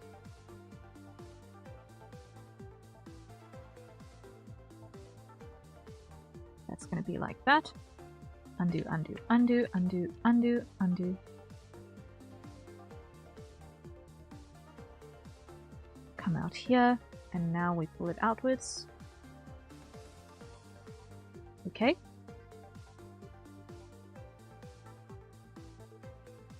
Dimple right.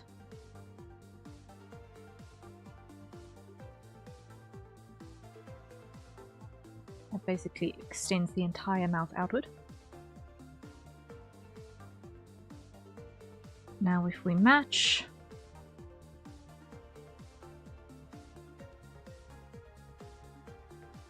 and this way,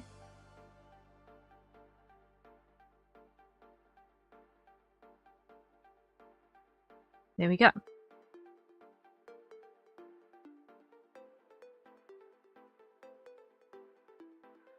Next, mouth upper up.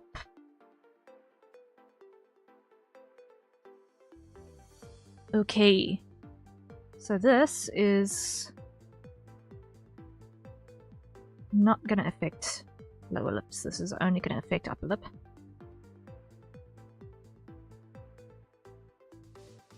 So here,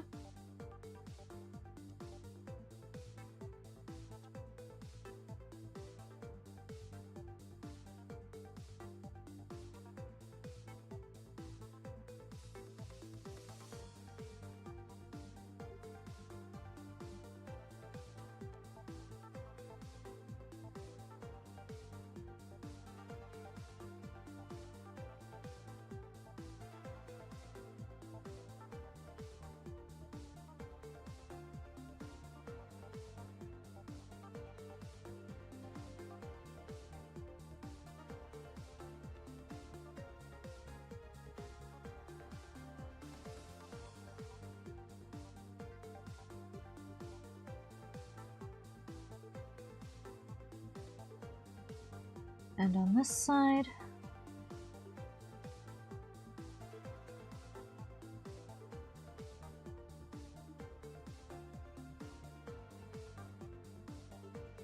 something like this.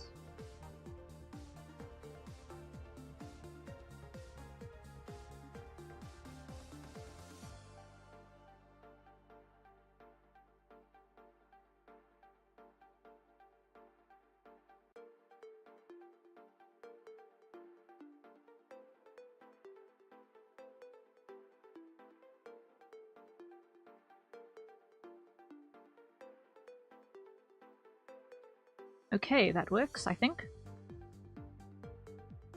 Oh no, no, no, no.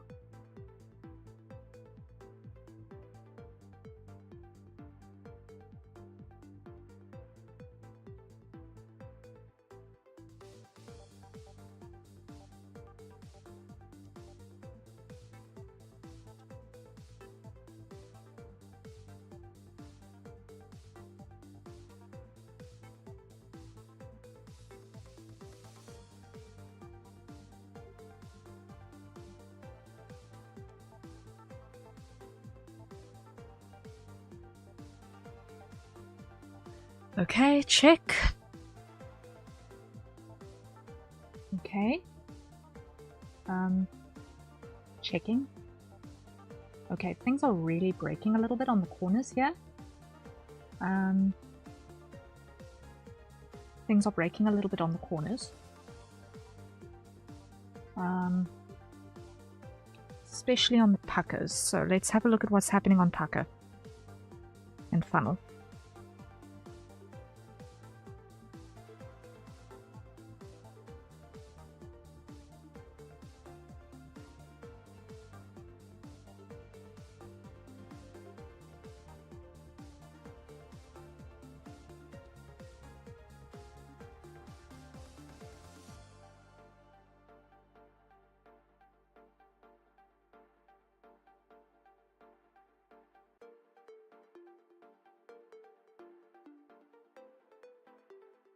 Okay, how is that behaving itself?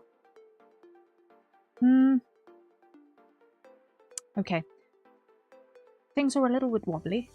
I'm not entirely sure how I feel about that. I'm not entirely sure how I feel about that. At all. I feel like I've not got...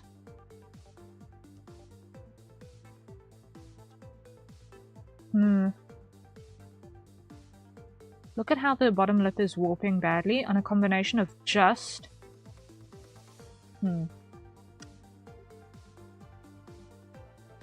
Jaw open. And pucker are breaking.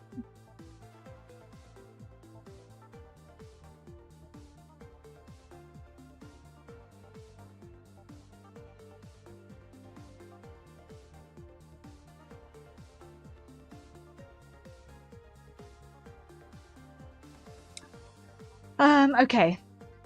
So, this is because I know what's happening. I know what's happening. It's because I've got my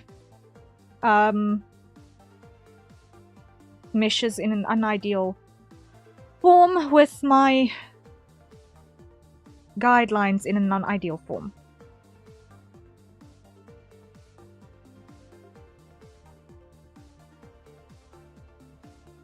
So, what's going to happen is a great deal of undoing everything that I've done up until now because of those unideal situations that I have established for myself. So, first things first, grab those, return those to a flat default, get rid of that. Modeling, edit, no, edit form, revert to original, there we go. Then this,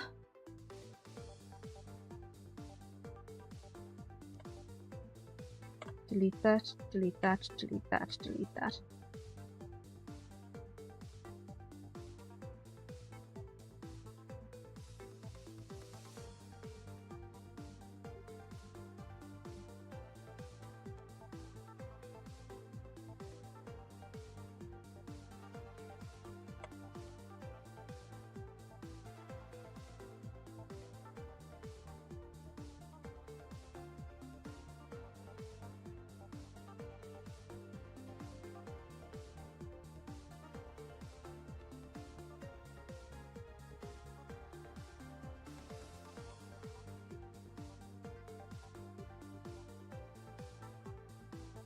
And what I need is for this to basically hug the vertices. So 2 in,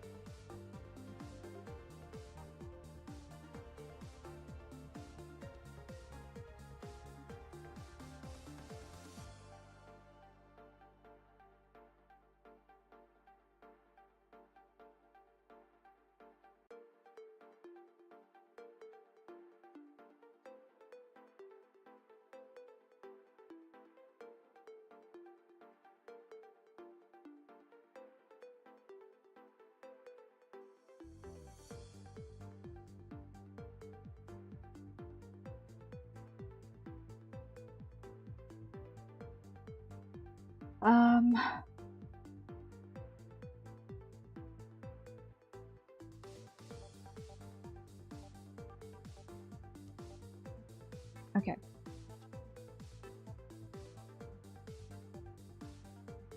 Let's try this again.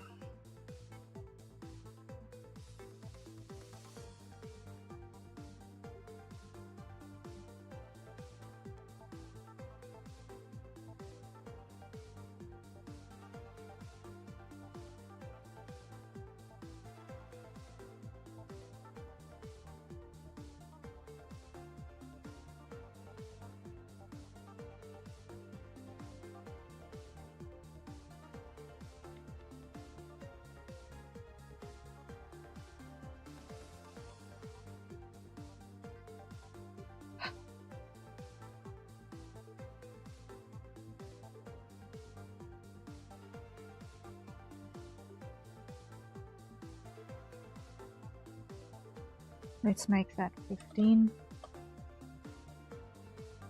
There we go.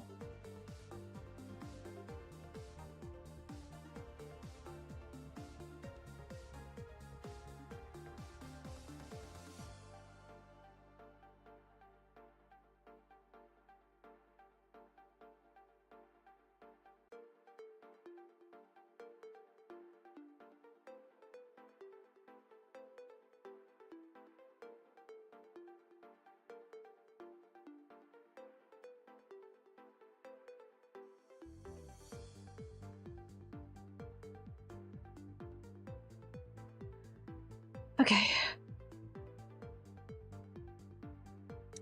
So now what I'm going to do is I'm going to duplicate this.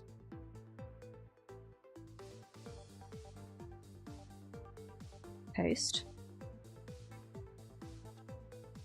Pull this one low.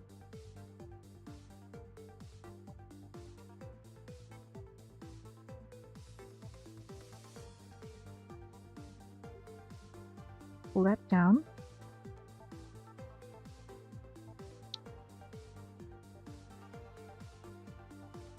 This one clear, this one clear. Now everything that's upper, I'm going to clear.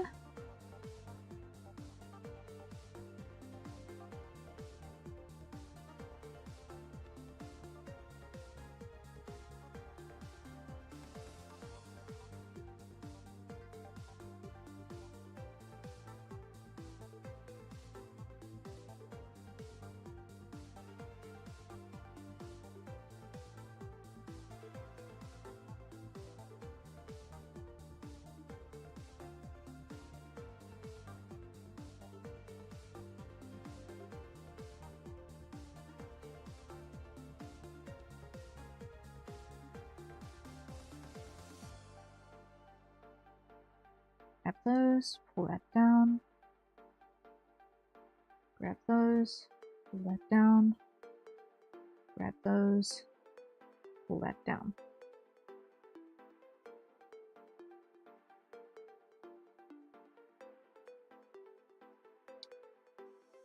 Okay.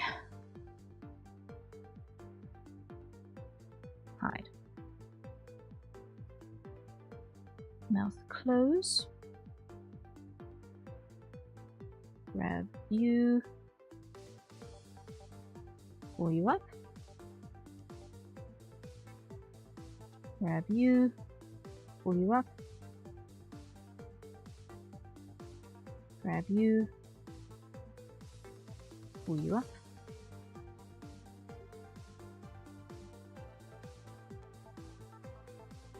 What on earth is happening in this madness?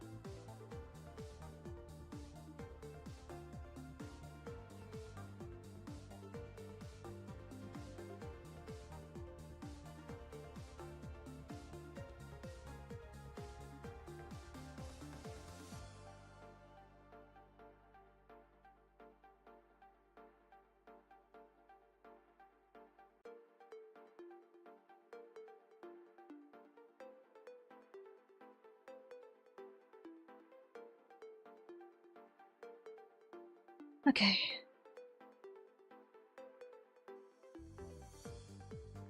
Undo. There we go.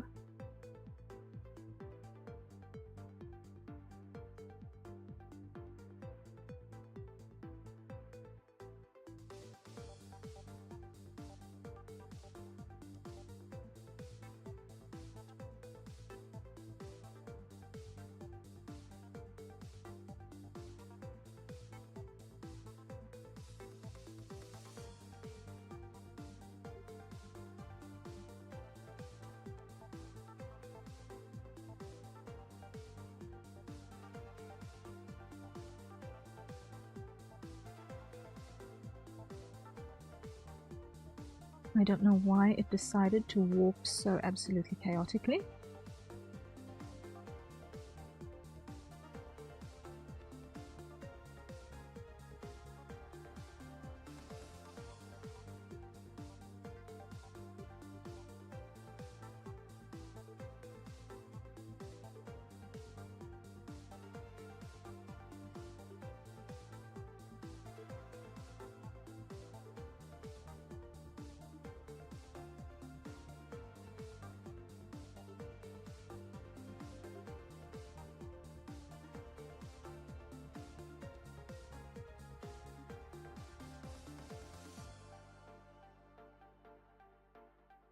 Ay, ay, ay.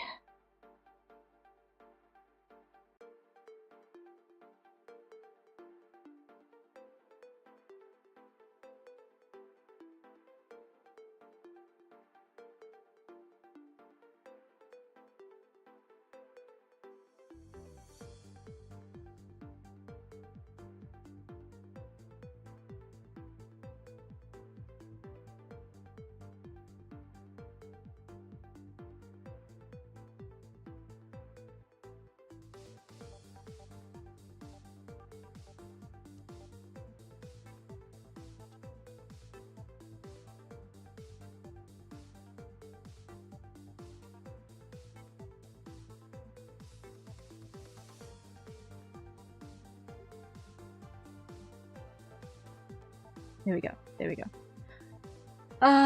Now if we do this.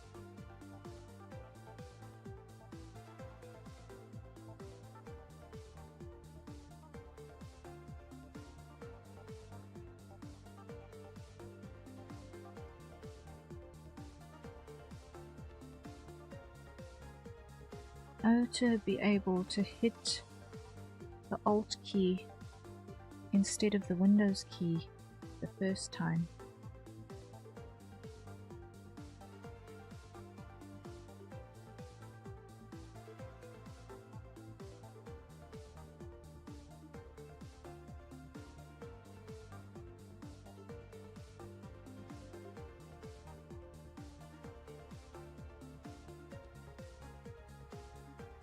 While I'm attempting to perform this task.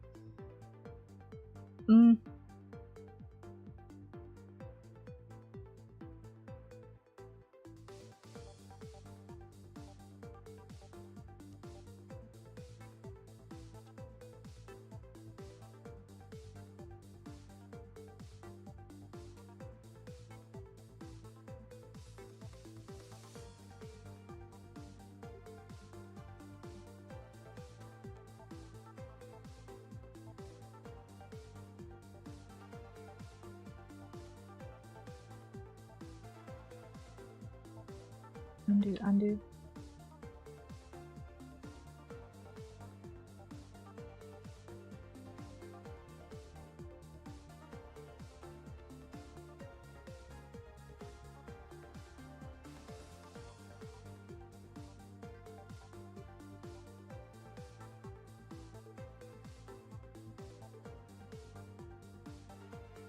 Okay.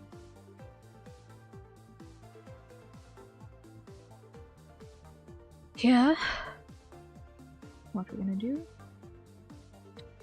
is we're gonna grab the entire thing and pull that down.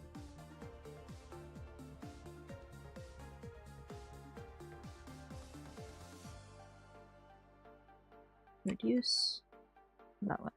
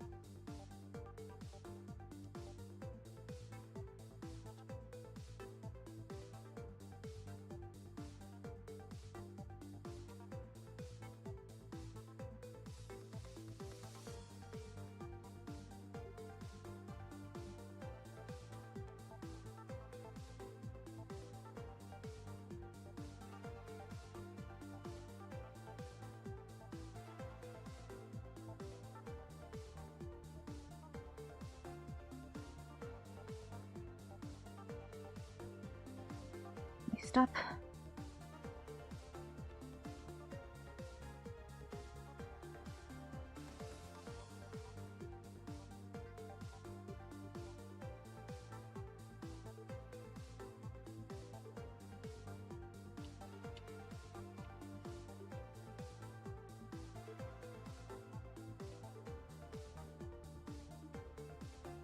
Ay, ay, ay, ay, ay.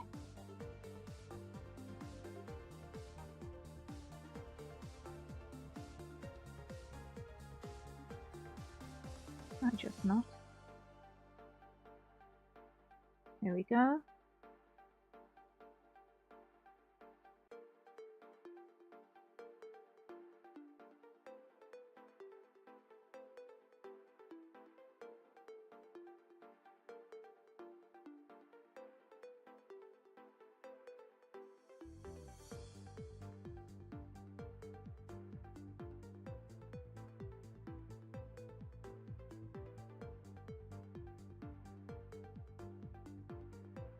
No.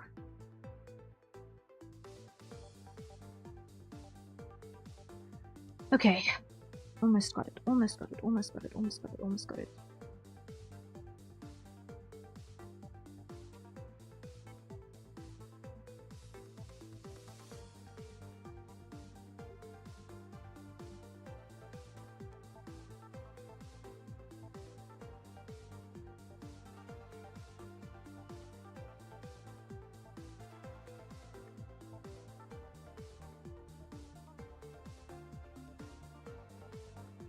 No.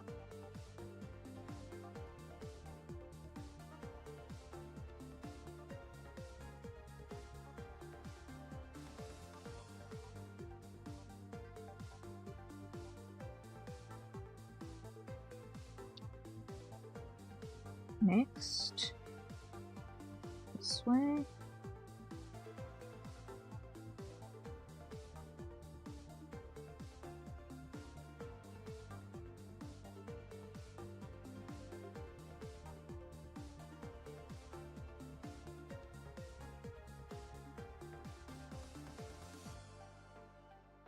Almost got it, almost got it.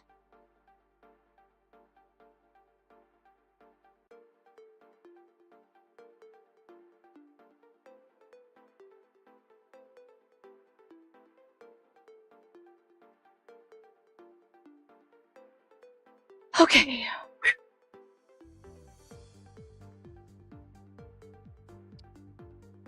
Okay, let's see how this is behaving now. Okay, I've still got to repair the mouth funnel, and I've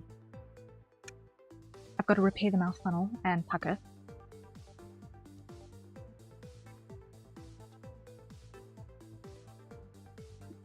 After that disaster.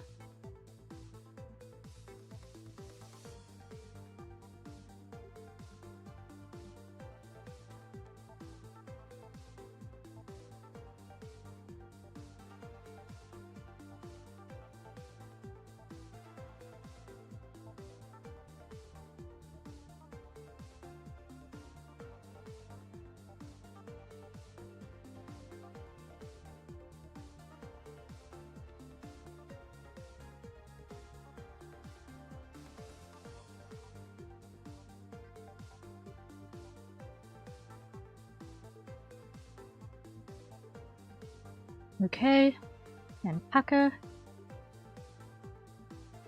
Pucker is okay. So now we check. Now we check. This is still not ideal. Still not ideal, but we're getting there.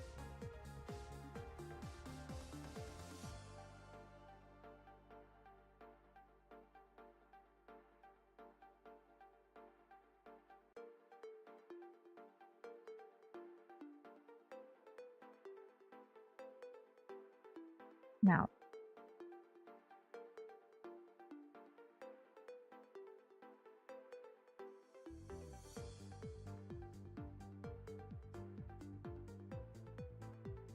how is that behaving?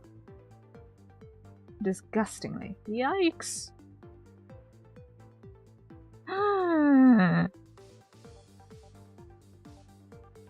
Ugh. That's yucky. That's yucky.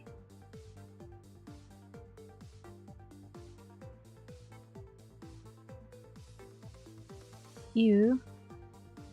Okay, I'm redoing these. I'm redoing these. Ew. So.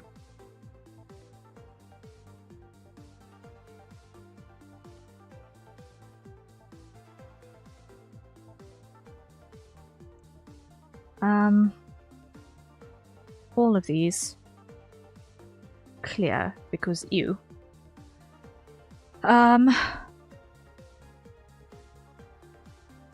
Let's start with just the upper lip. And let's just go through this slowly again.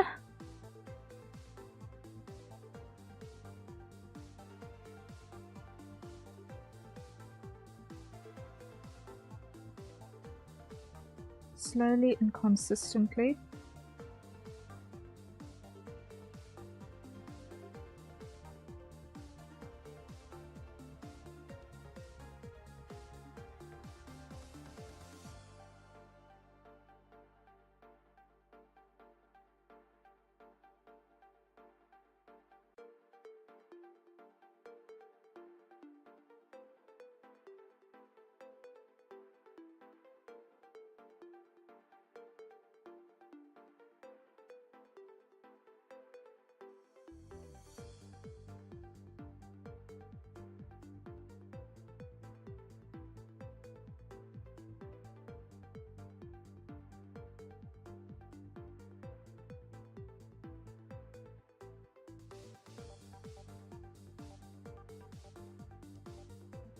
Let's see if I can get this to more or less match.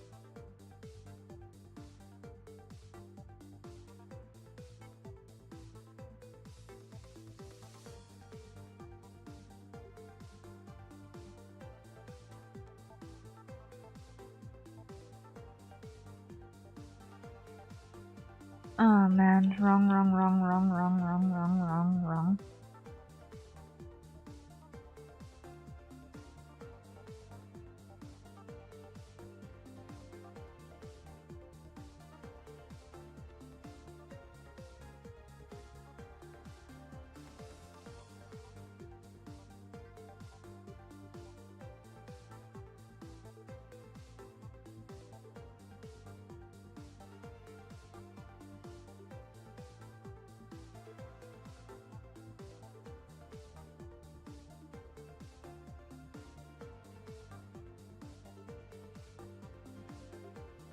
And that is a hydrate, so everyone acquire your nearest safe for consumption beverage.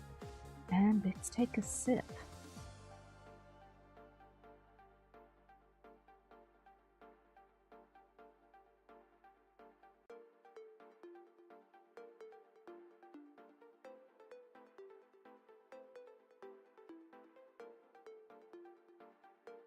Can I just not mess up? Please, please, please, can I just not mess up?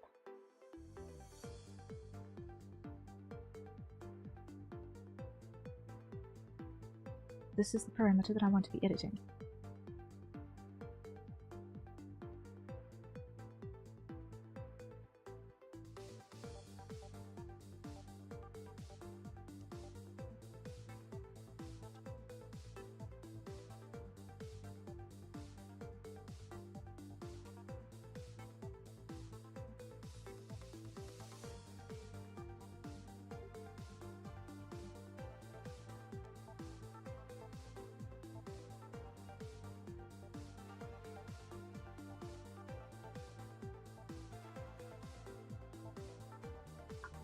Oh, okay.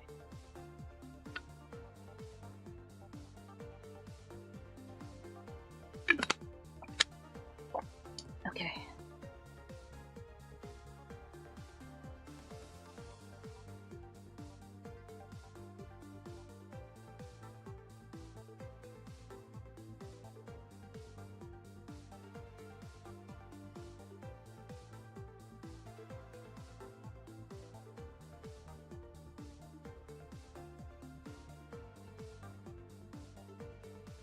Okay. The smirky is working now. Yay. Next. Frown.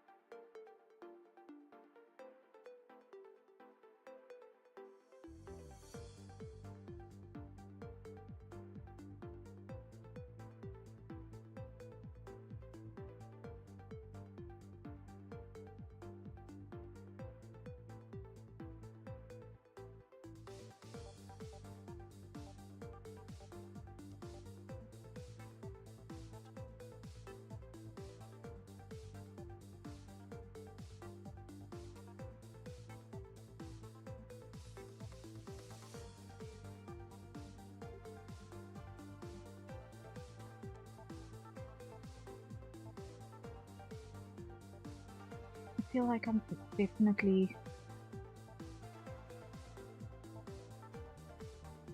not working symmetrically at all.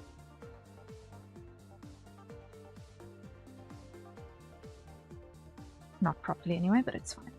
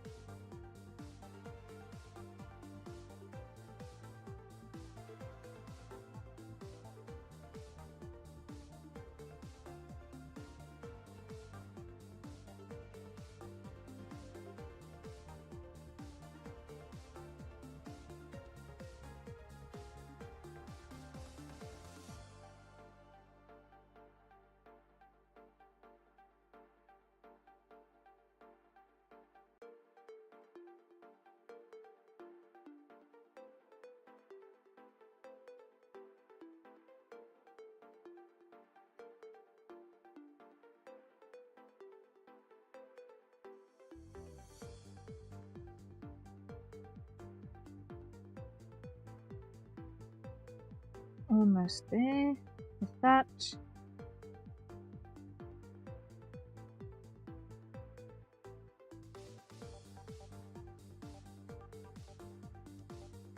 Okay, that's those. Now, crap.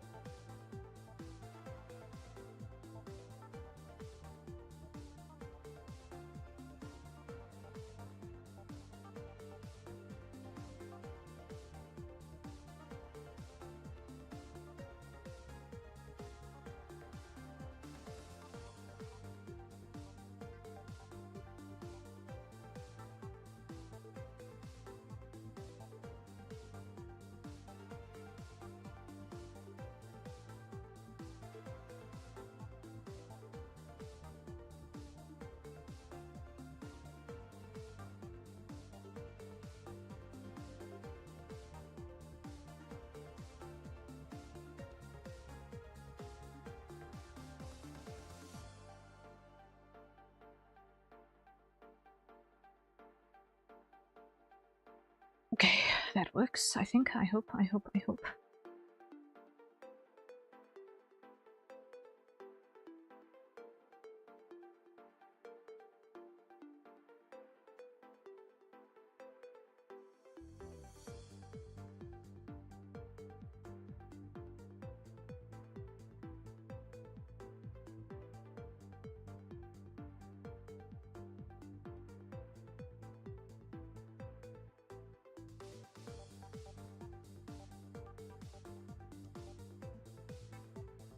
Of course I mess up again. Of course I would. I need to be there.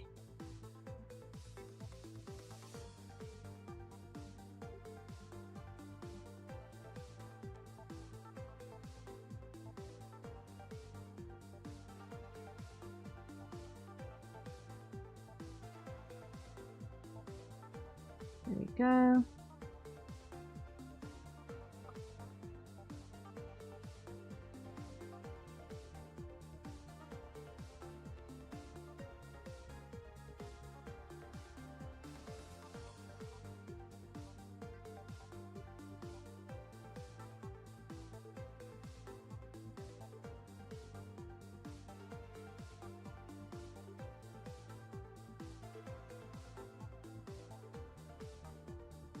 Okay, now I need to find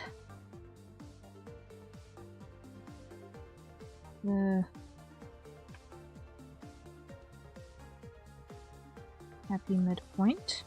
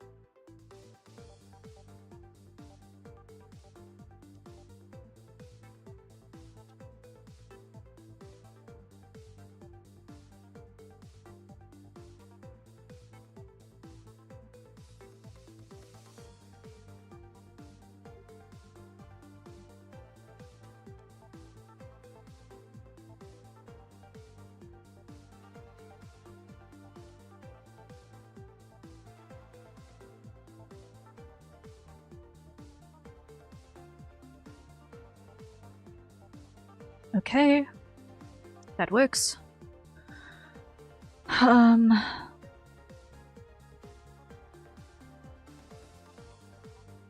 Okay, so for now that's the majority of these. I just need to see, what does stretch do?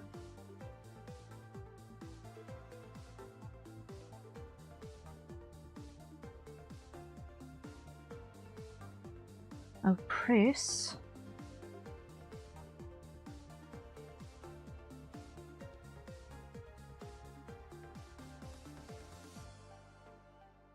Is here.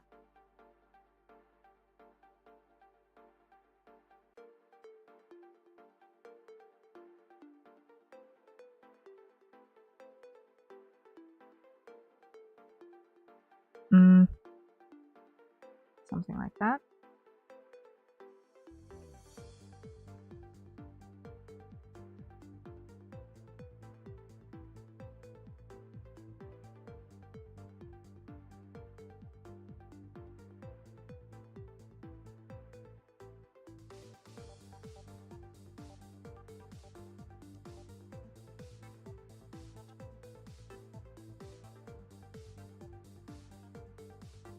Oh wait, I've got to hide the guide. Okay. Now we've only got the top lip visible at the moment. And going through the motions, it's not looking too bad. If one ignores the fact that the closed position is not yet fixed. If you ignore the fact that the closed position is not fixed and that it's not actually attached to the head movement yet, top lip is not looking bad so far.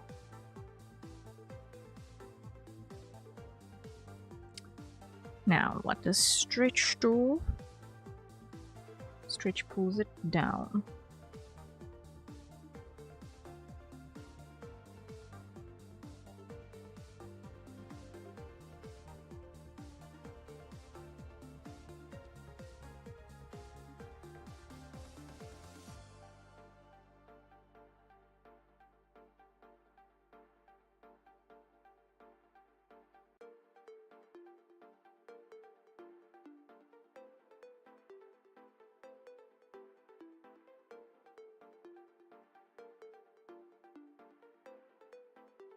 Okay.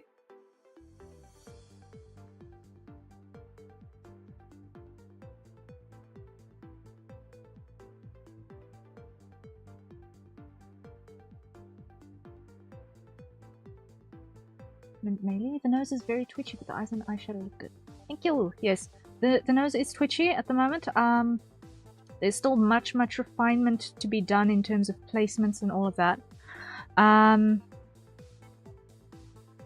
At the moment, we just want to get it mostly functional, and then I can always refine a little bit further down the road. Once I know that it actually mostly works. The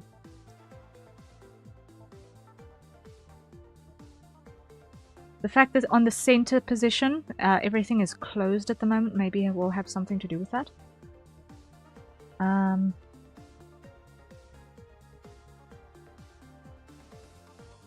Will have something to do with that twitchiness.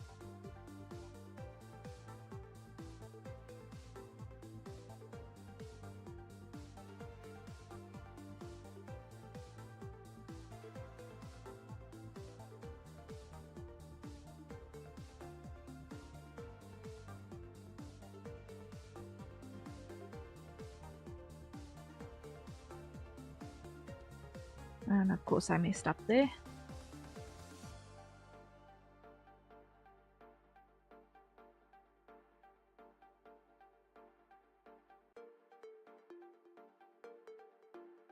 Had the wrong parameter selected.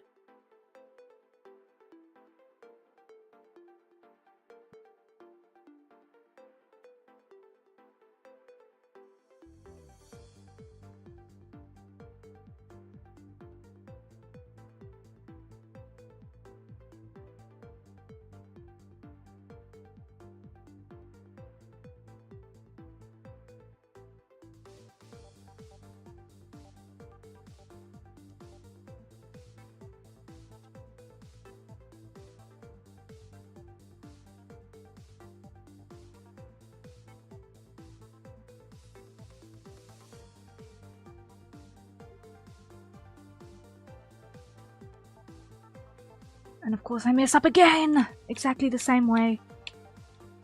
In exactly the same way. Feeling done. Feeling amazingly done.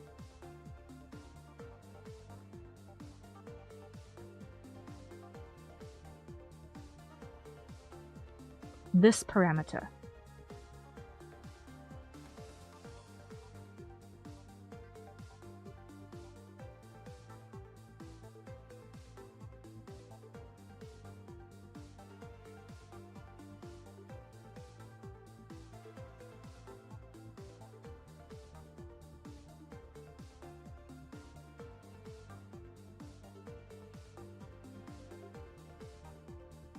There we go. Now those don't do the stupid. Okay. Top lip sorted. Now bottom lip. Needs to be fixed for all of these.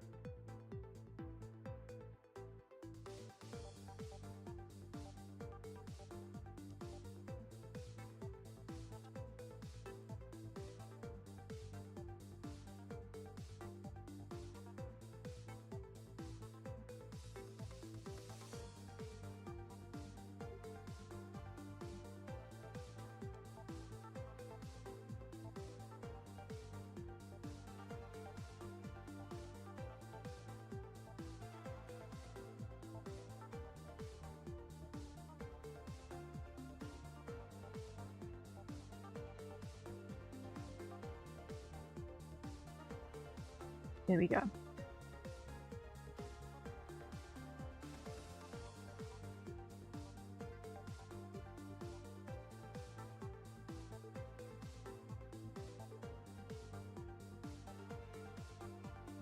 Now we match. One at a time.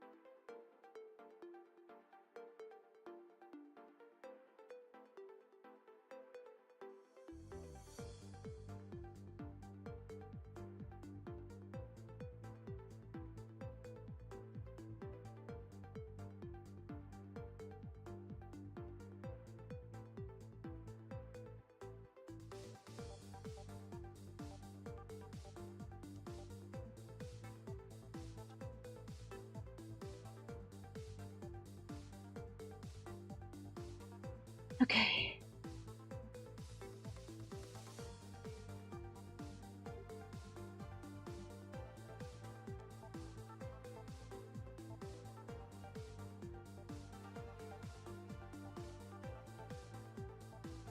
Next, round right.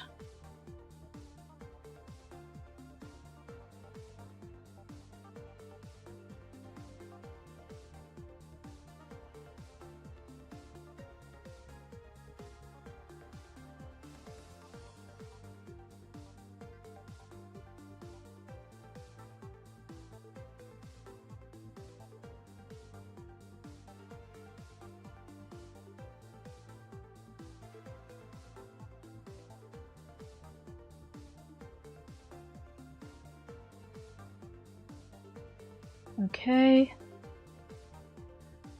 Now, next, this side.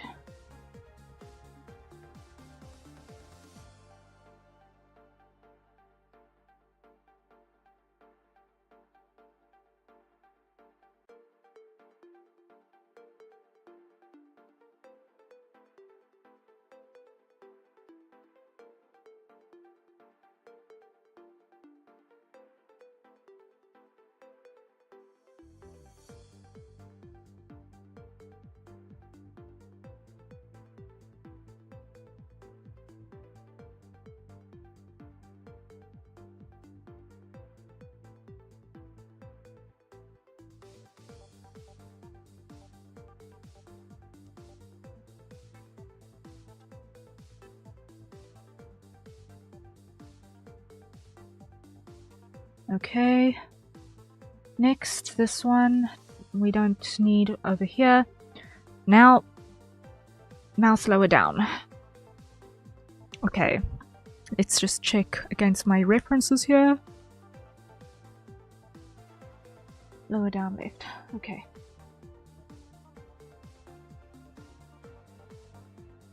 Hide that.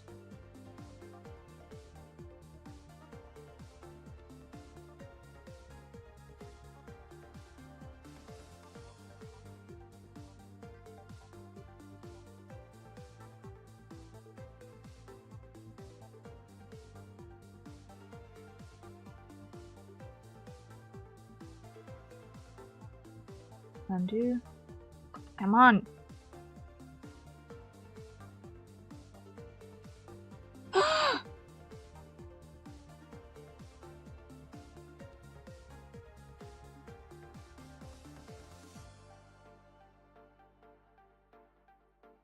Opposite side.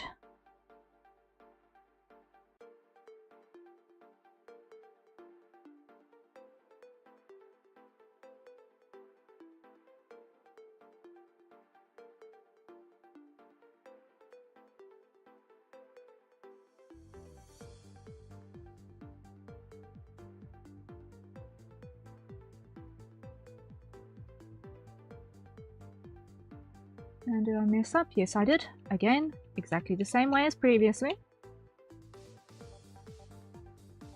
I need to be on this one.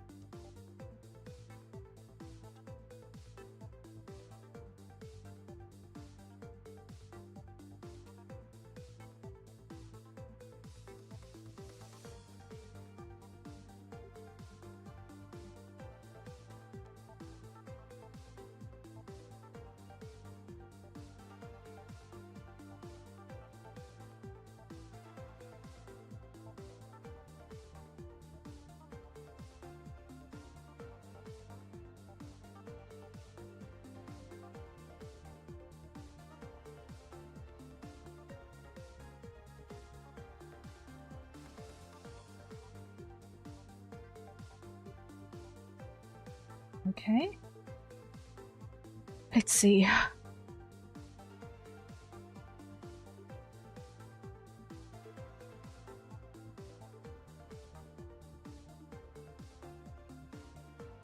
How is that behaving? Well, it's definitely more stable than it was before. The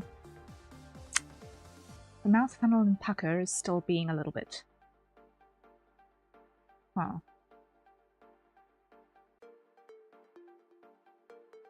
It feels like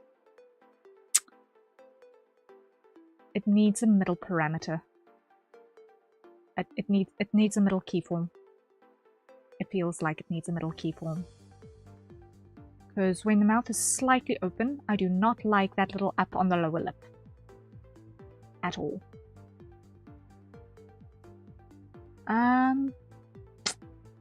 But as for everything else, we've got some maneuverability happening here.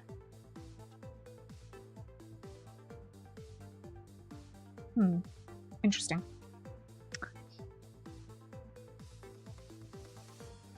So let's check some combinations. We've got mouth open, plus funnel is okay, plus pucker is not okay.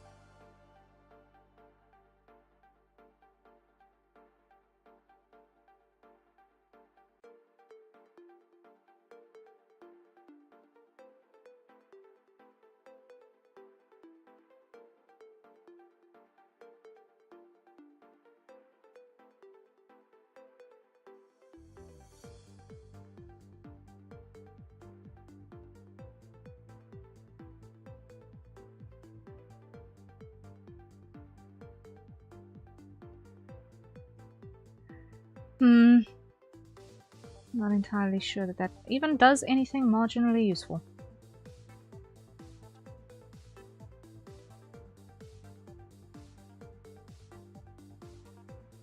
Because that did not affect that blend shape. Grr. Okay. I might need to add a correction in there somehow. Somehow.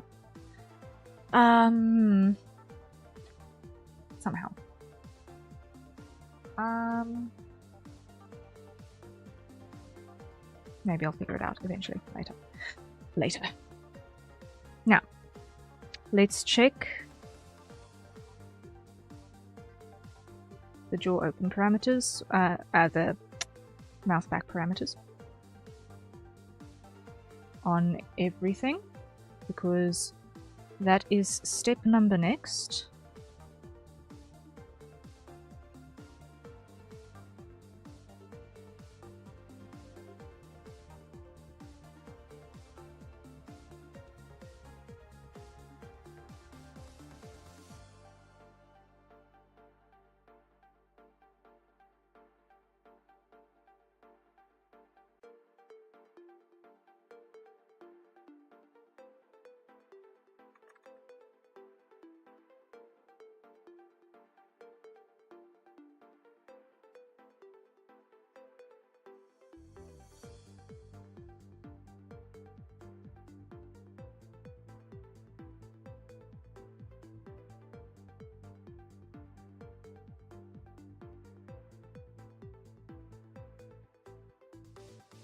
The mouth is without a doubt probably the most frustrating part to rig, by my reckoning. But get it done well. And it looks really good. You just need to actually have the patience to get through the madness.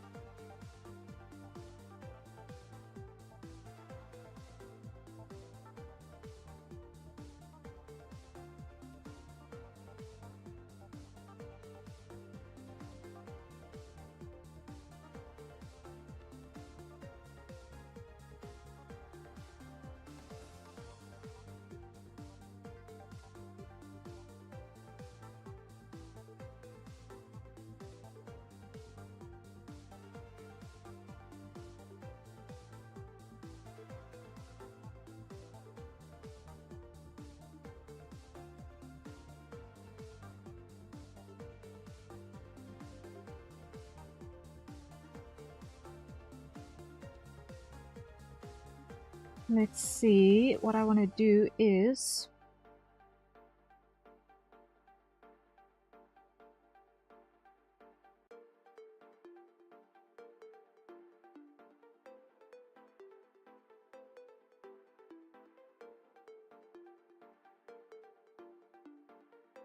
Okay.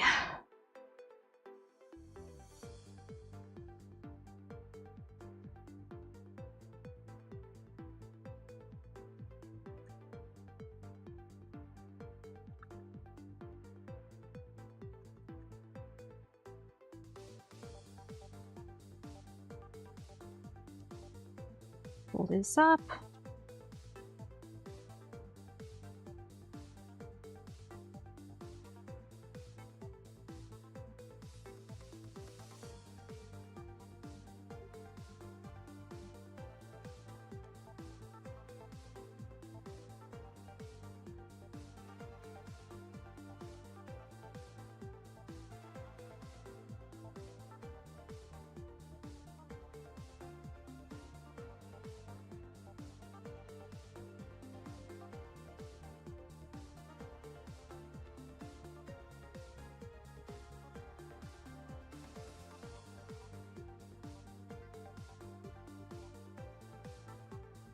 Slowly getting there.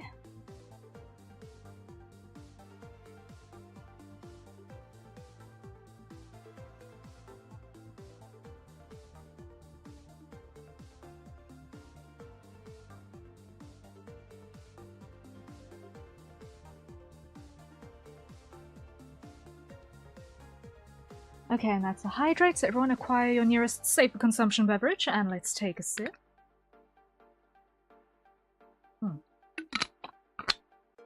Okay, there we go, there we go. This is gonna look cursed, but I want to just check it. Yep, it definitely looks cursed. Wow. Definitely do not check that just yet.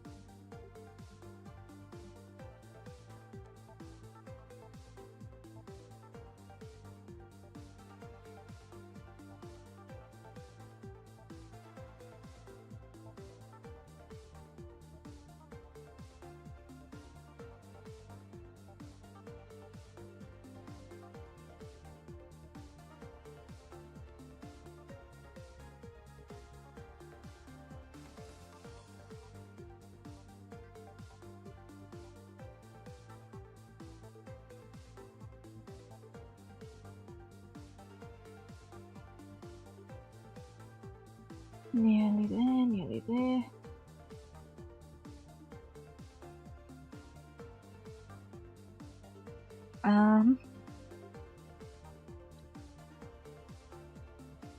Next, the side.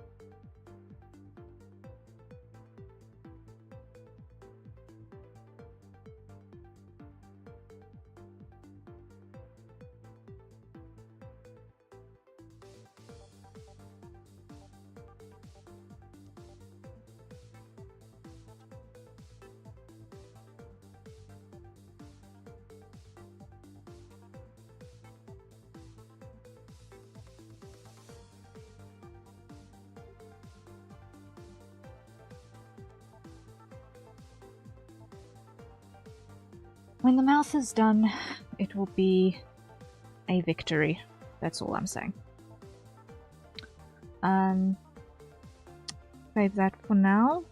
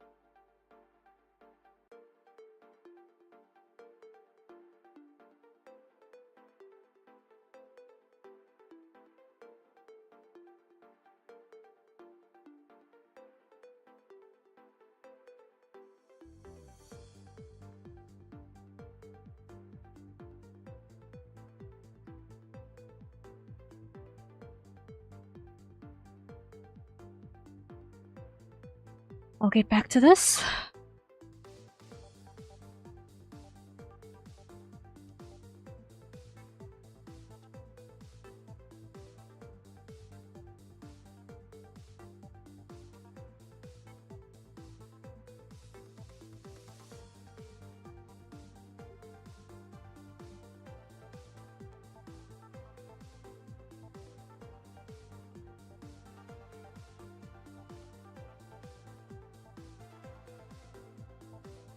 Oh no.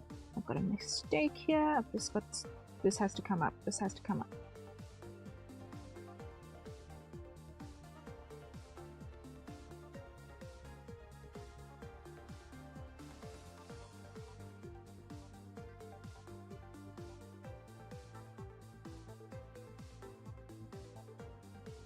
Next here.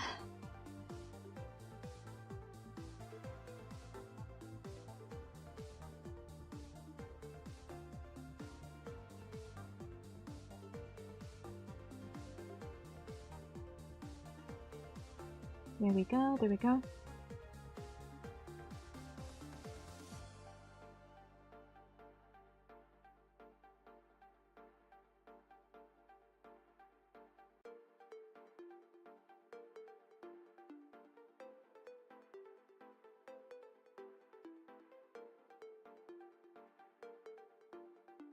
Almost there, yeah.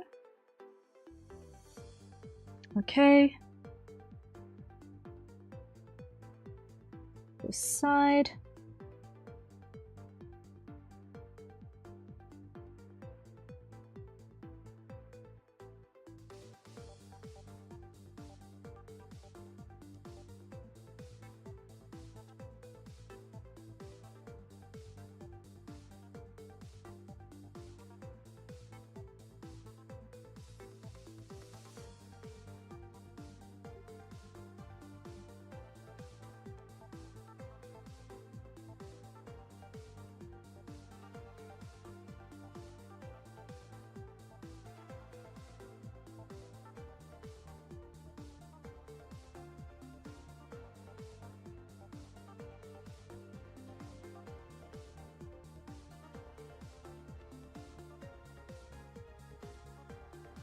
Okay, almost there, almost there.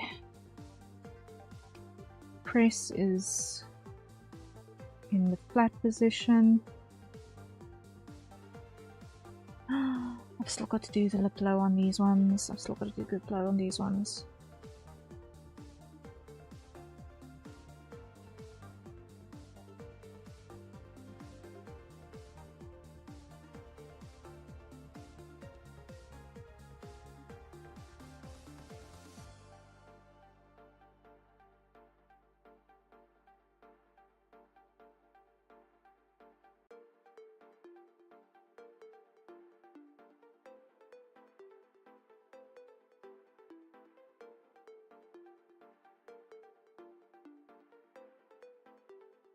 Then here.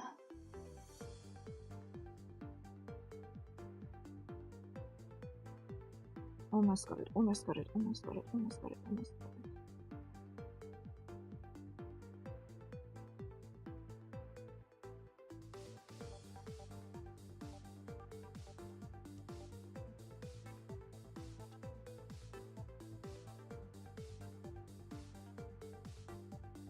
There we go. This side.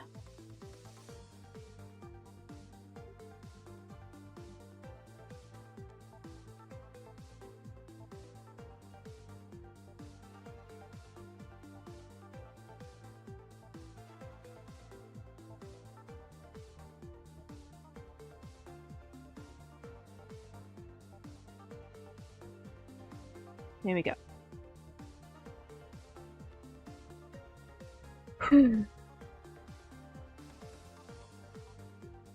So I think for everything where the mouth opens, we've now got the primary lip hugging deformation in place on the mouth back pieces.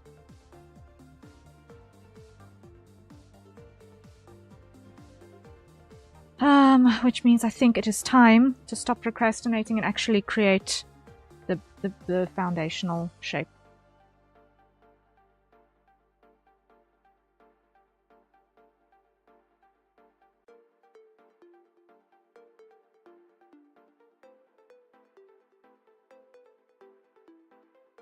Create the basis.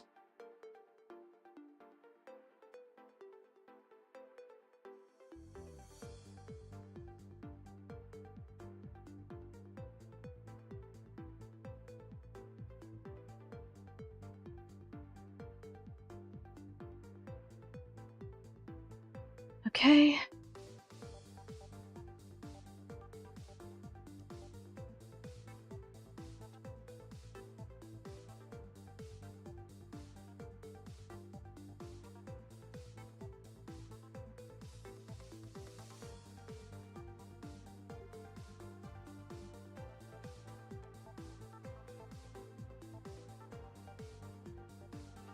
Okay, let's test. Okay. Whoa, something went really, really wrong there. Oh, something went so wrong there. That looks wrong. That looks so wrong. What's not vibing? What's the combination here? What's the combination here, and why does it look gross?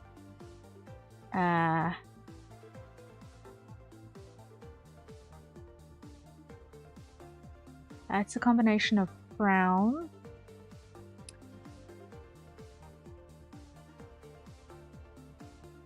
that combination that looks so gross is frown, upper up, a little bit of press, and a lot of stretch. Like, that is grisly. That is grisly. Like, it's effective for the kind of expression, but it still looks gross.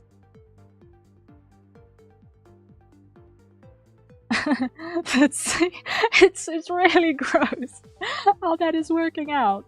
That is press plus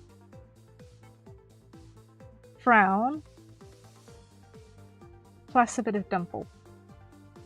Okay, so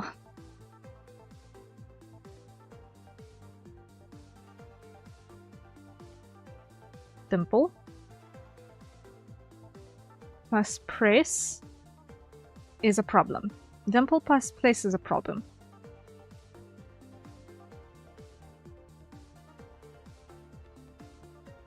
So let's have a look-see.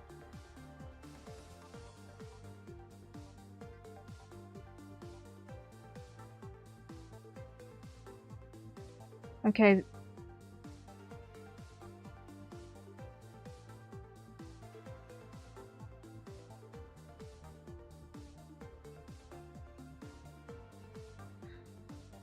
Okay, half of the problem now is going to be this. We're going to go copy and paste on everything that is a right.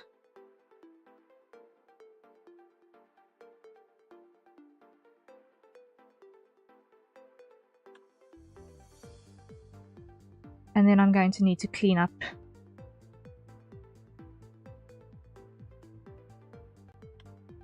for a start.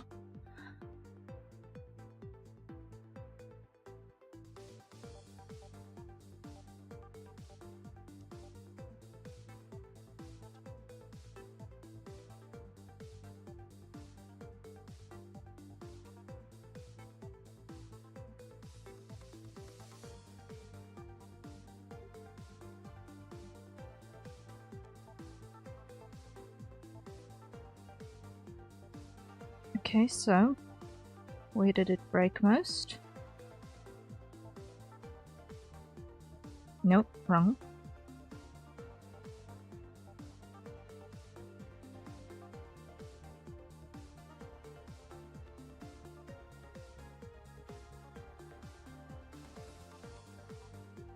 Here's where it broke most. So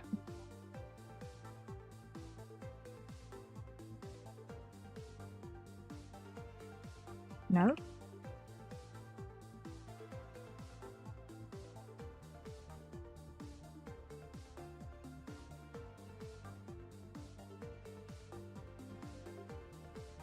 Like that.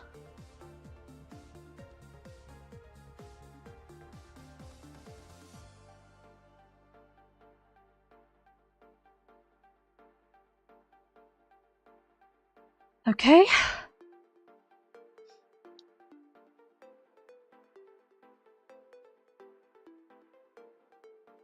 Now on both of these, what we're going to do is we're going to just drag that in and up a little. There we go.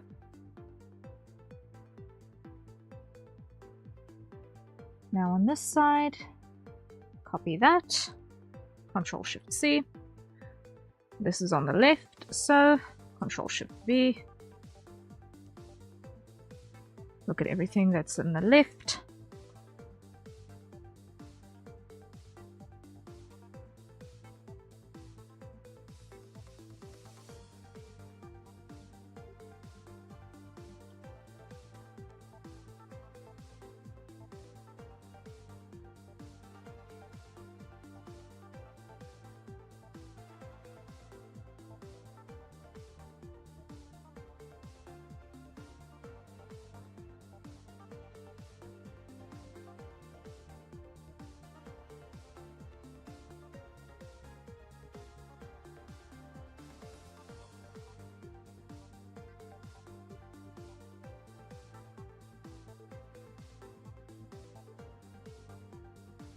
Okay.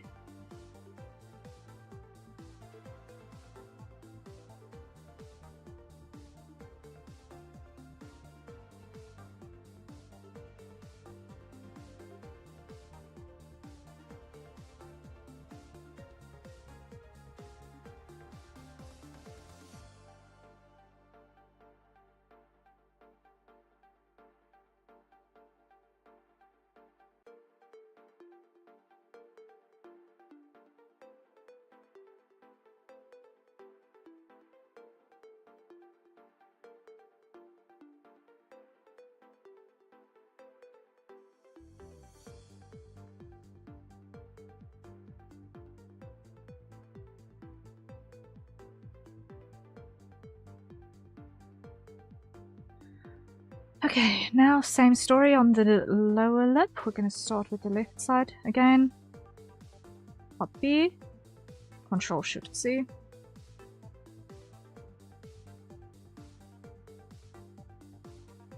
Control Shift V. Control Shift V. Control Shift V.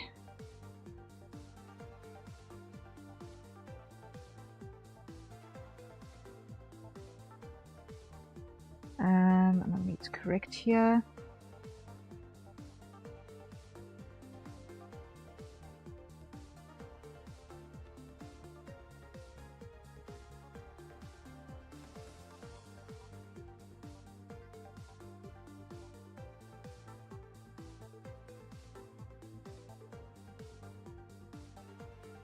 Control Shift B.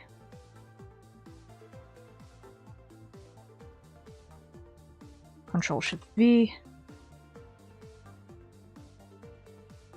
Control Shift V. Correct.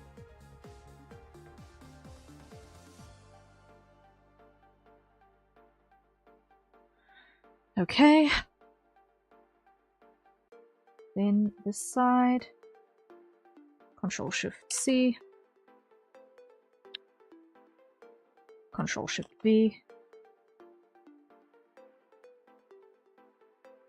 Control Shift V. I need to still fix brown right on the top lip apparently.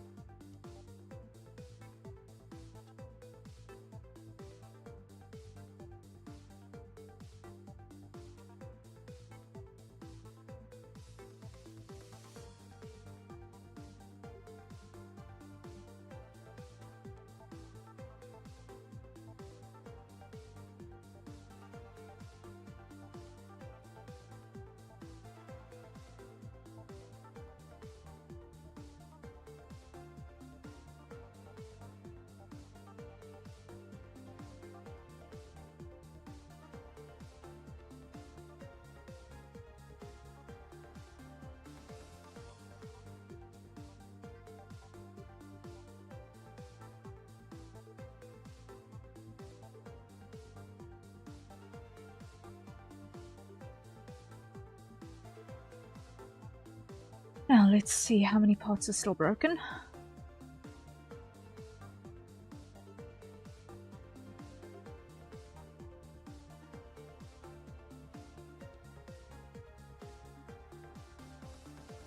Yeah. Control Shift C. Control Shift V. There we go.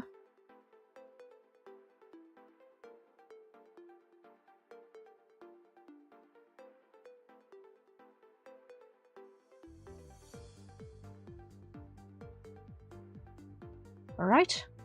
You know, because this is in the earlier stages, you know what reminds me of? Nintendo's Mii characters from Nintendo Wii. Oh, yeah, it's definitely got some slightly crunchy vibes at the moment. That's for sure. It's definitely in crunchy mode at the moment. And how does the gross expression look? It's still a bit wild. It's still a bit very wild. Not in a bad way. Oh, okay, it's good to know. It's good to know. Once again, I've never owned a Nintendo product, so I am only fractionally familiar with how the Mii characters look. Now when I've got the smile and the dimple and upper up parameters all together, that does look a little bit strange still. Just a little bit.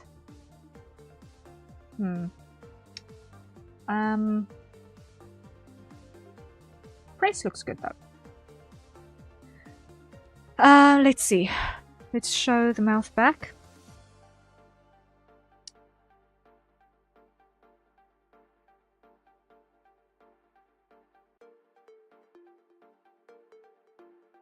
And finally start warping this into default position. No, not that way, not that way.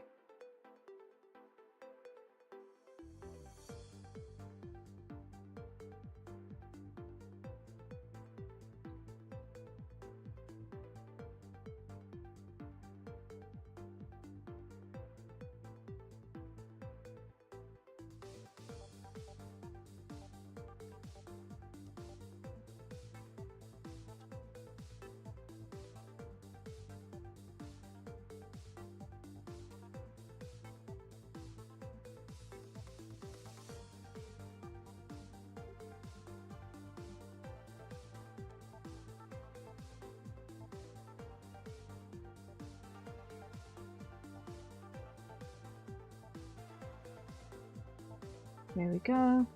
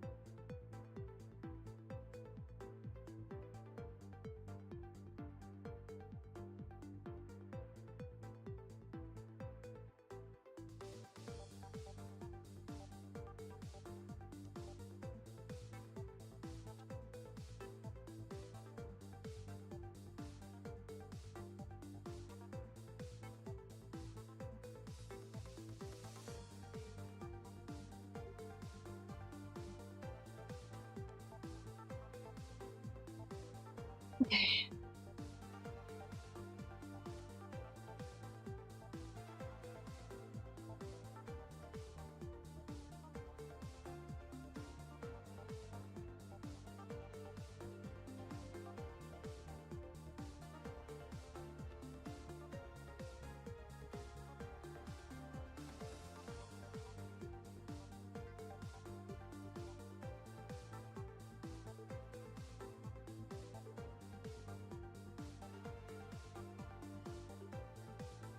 Okay, next.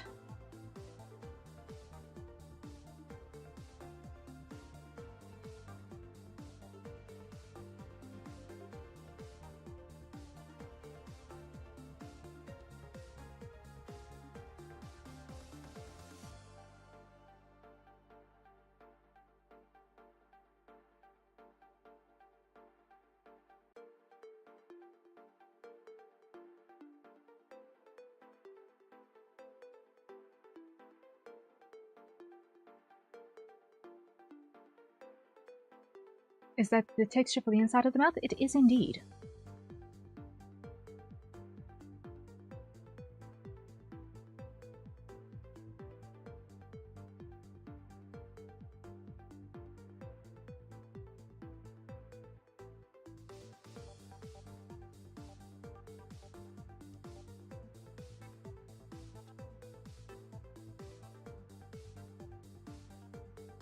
Now what we can do on our basis is copy that and go paste.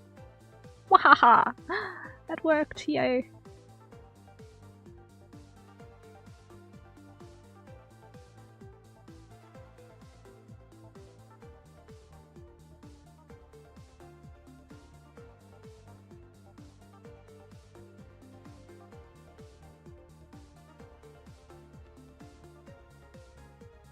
I'll come back and correct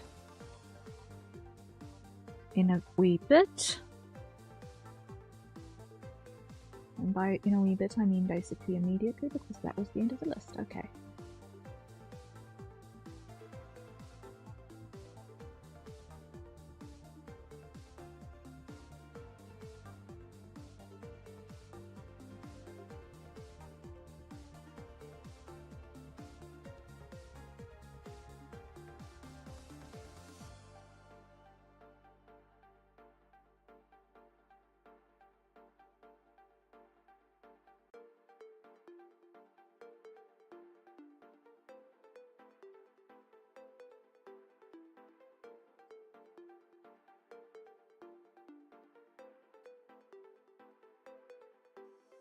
Okay, now the other side.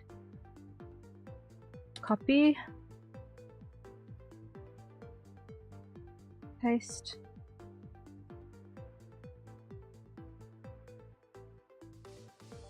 No.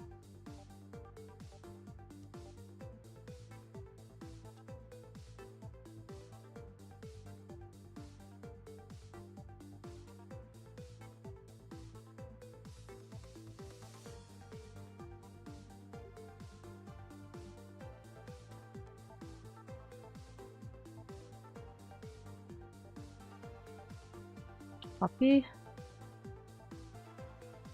paste, paste, paste,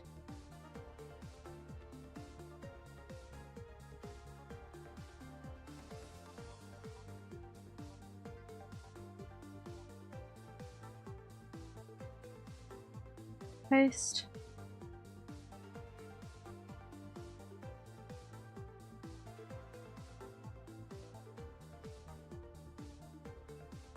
Okay. Shortcuts. Yes, the shortcuts are helpful. The shortcuts are very, very helpful. So now what we do is we copy that from this position.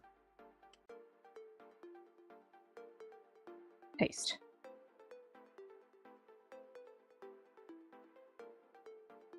And here we select from this position, copy from this position, paste to this position.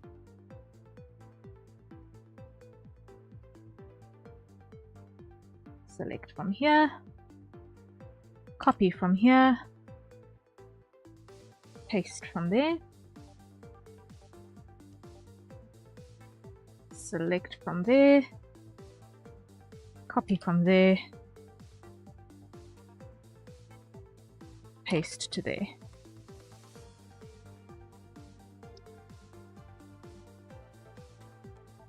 Okay, now we should have the beginnings of something that almost works. We've got the beginnings of something that almost works. If you ignore the fact that it looks like a granny who hasn't got her teeth in.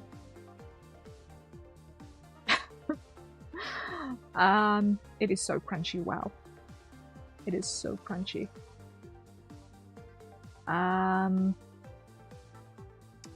It is so desperately crunchy, wow. And how am I gonna get that to not be horrible? How am I gonna get that to not be horrible?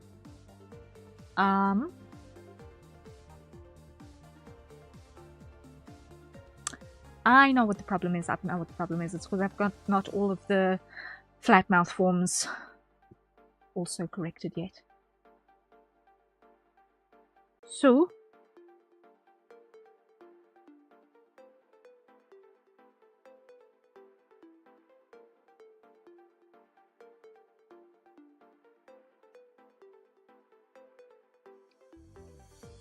now what we need to do is we need to go into all of these.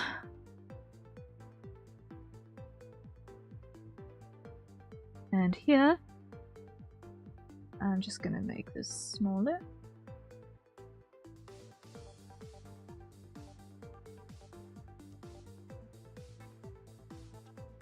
Crunch this in here.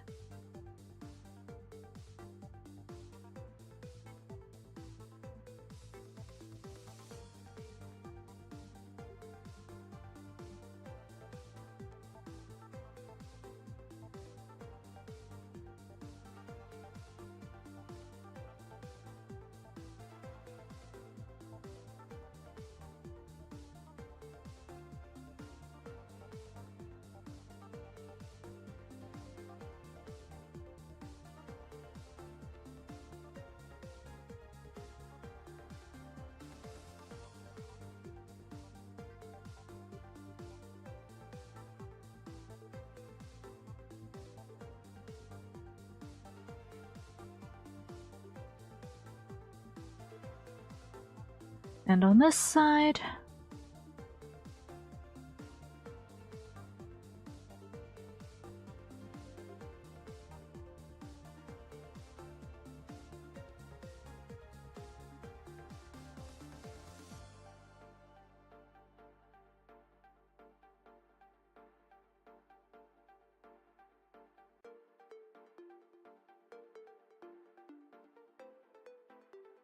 Checking that this now follows everything.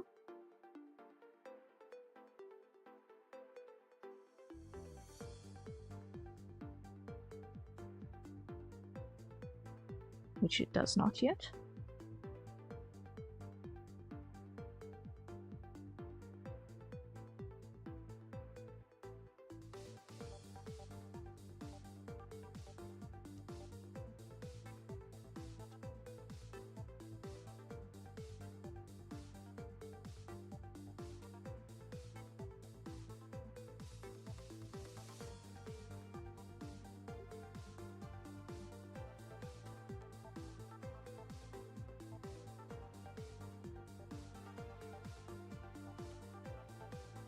Okay. That behaves, that behaves. That behaves. That is disgusting. So.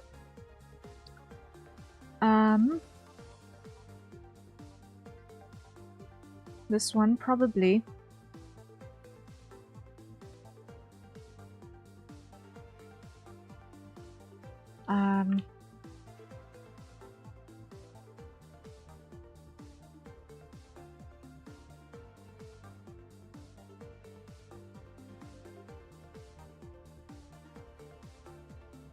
Let's correct it this way.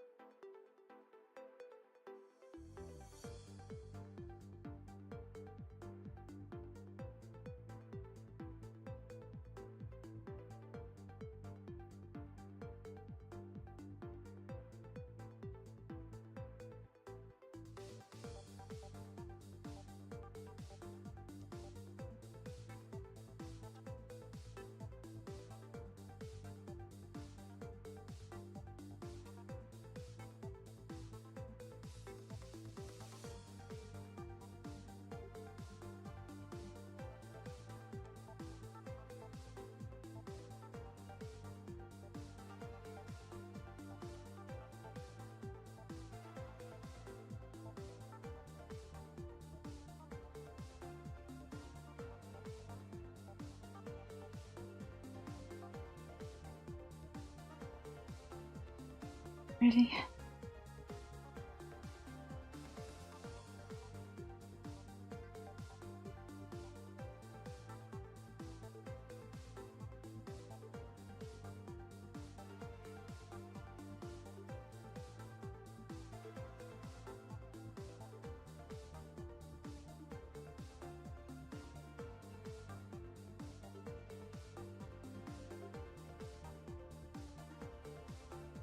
I don't know what button I press that keeps breaking that, but anyway.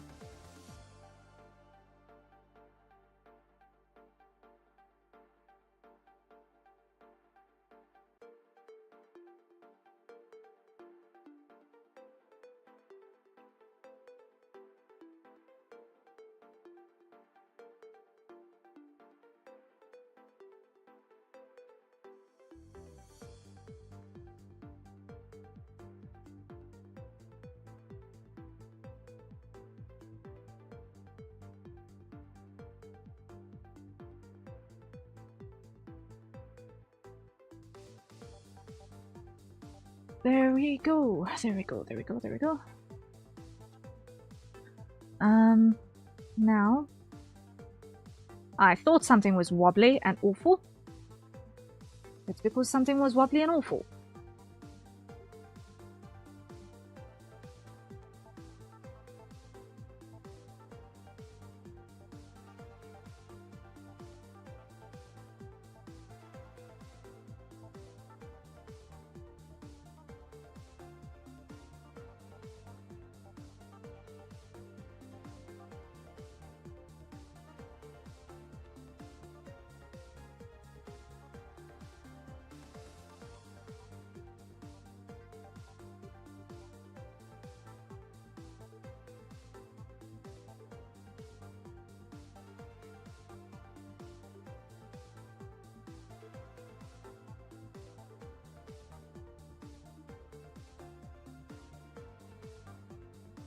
Now let's see how this behaves now. How does this behave now?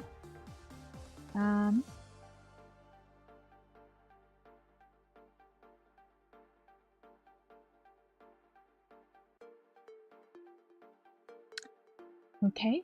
Okay, now it shows. Or did it? It showed for like a split second, but now it's not showing. Why? It showed for a split second, but now it didn't. What broke? What did I break?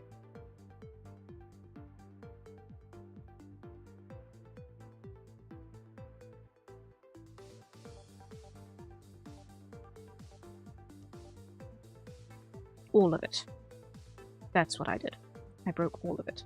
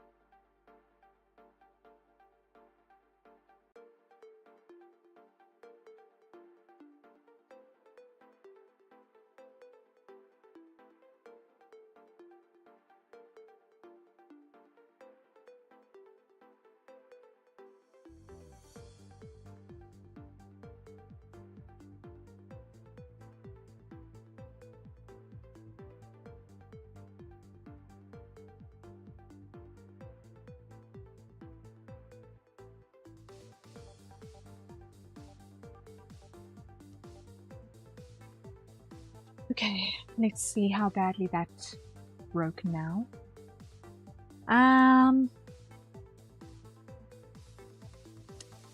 So, verdict is I still don't see the inside of the mouth, and I don't know why.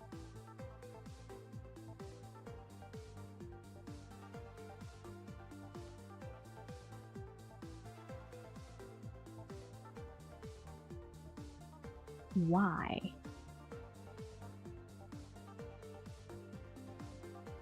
Why?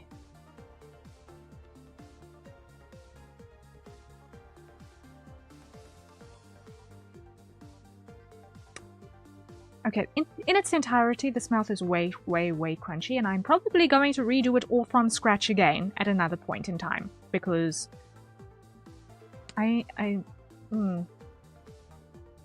of this looks good.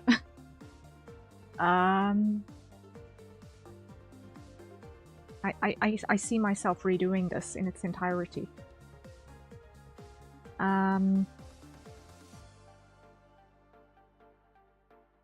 And I have a very, very, very strong feeling. The shapes look right to me, I don't know. Oh no. Like, it's just that the way that they're blending is very, very wobbly. And that wobbliness, it's I don't know, man. It's just not it's not selling right now. But let's just give something another look here real quick. Let's just go hide that. And let's just grab mouth back through to here, including these. Teeth? Yes, teeth.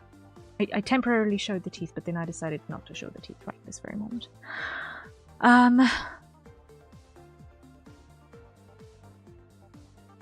Let's put this all.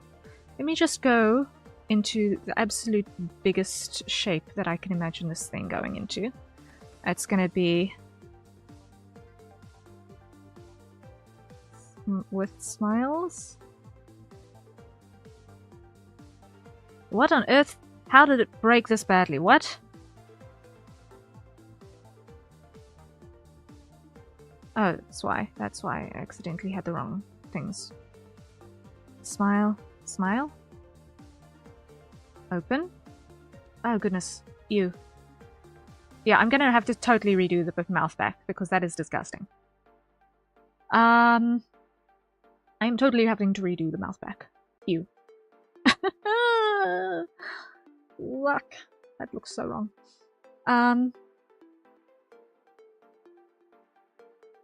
That looks so distinctly wrong.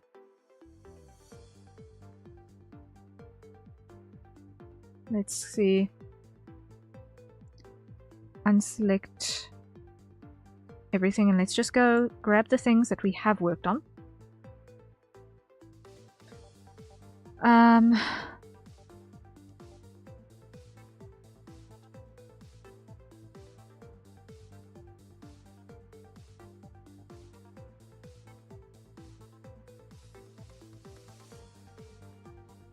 Like, I do not know what kind of face you'd have to pull to be able to get the mouth open this wide, but I'm going for the absolute maximums here. Create a warp deformer. This is going to be mouth, head, XY.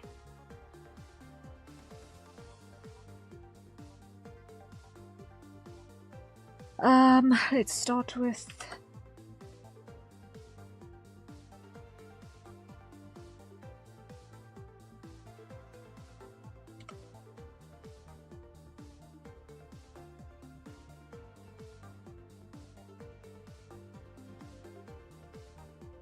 with that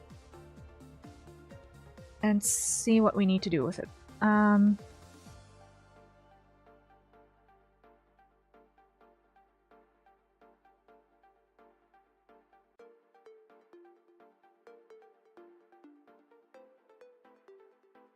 Okay, drop. Wait. So that's got.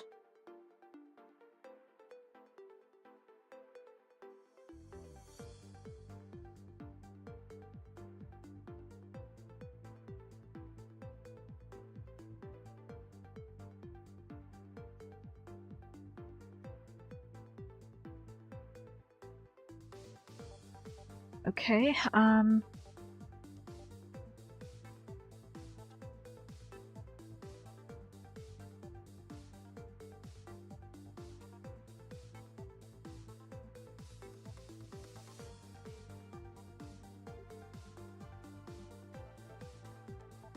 okay. That's not going to do anything yet because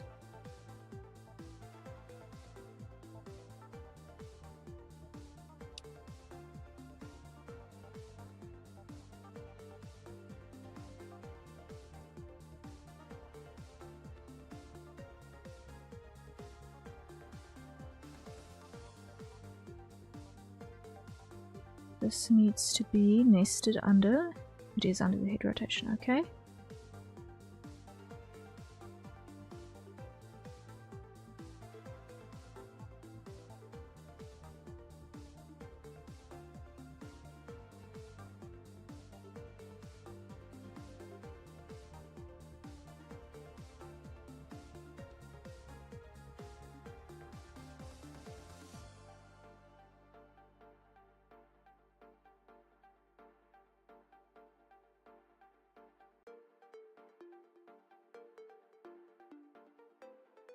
Let me just hide the mouth back because it makes it look worse.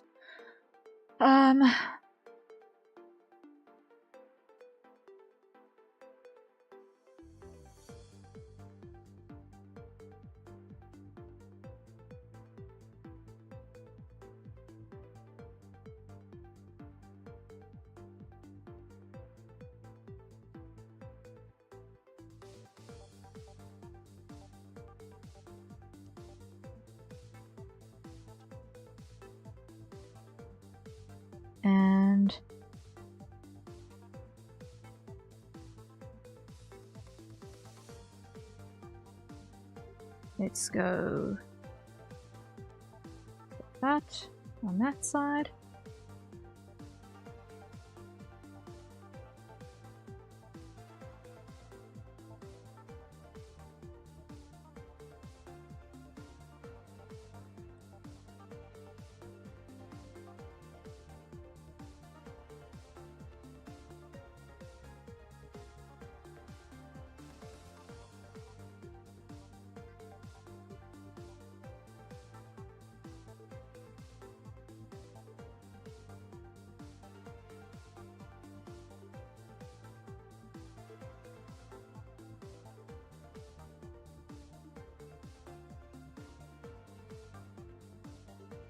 This is ultra basic, but at least now it more or less ought to move with the head a little bit, which should make it look a little bit better.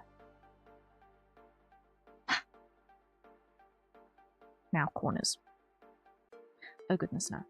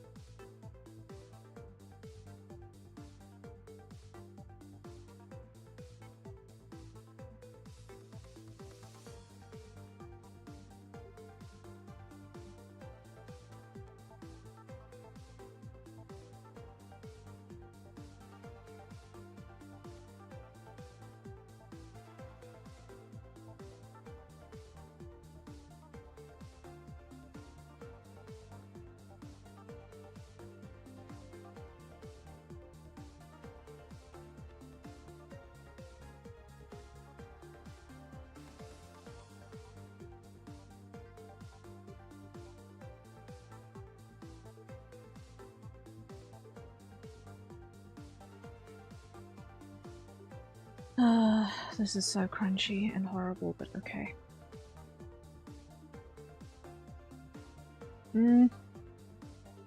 It's at least something. It's a starting point. It's a starting point. Yeah. It's a starting point, if nothing else. Yeah. It's in need of help. It's in need of help. That's all I'm gonna say.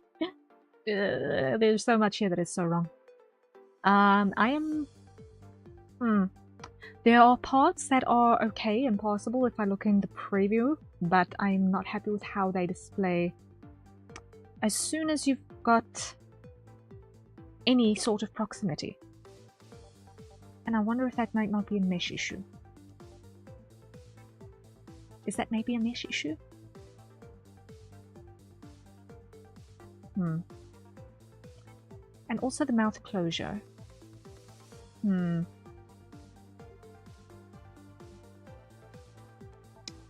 it might also be the fact that it's misreading what my lips look like.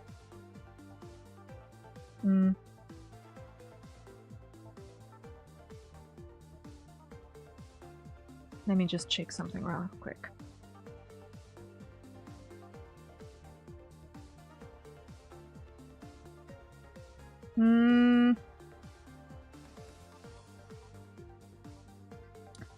My lips are closed here.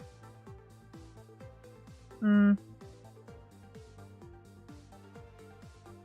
it's not mistaking.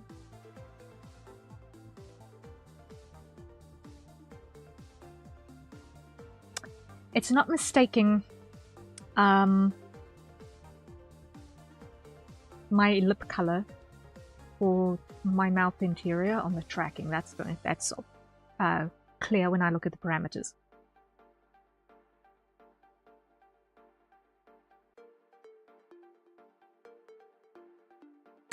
I'm just having a look.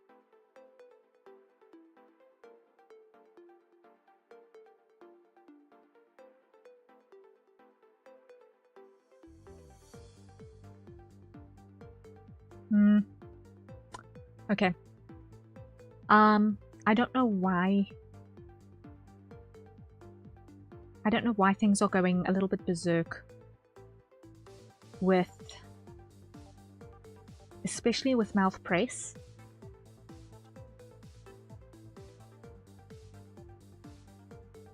Wait, let me check my mouth press parameters over here. Let me check my mouth press parameters over here.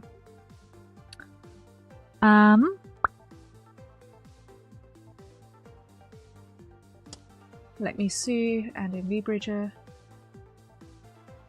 what's happening with the inputs. Okay, let's come to our mouth press and do some maths.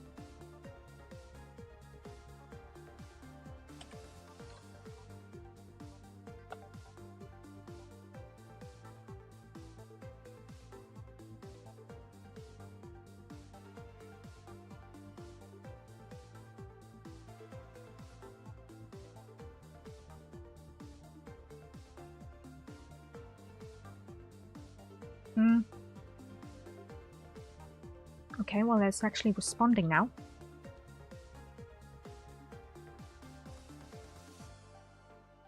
And what does Dimple do?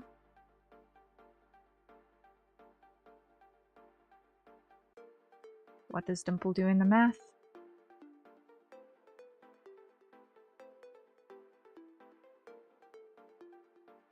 I'm just checking some parameters over here.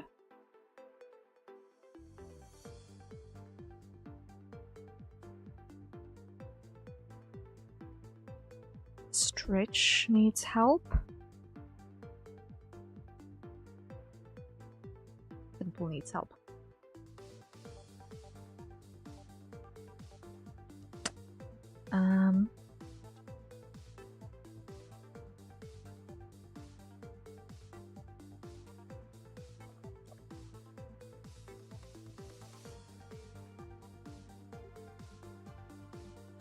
Okay, that's Dimple fixed.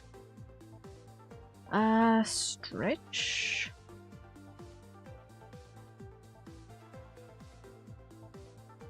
Times like that.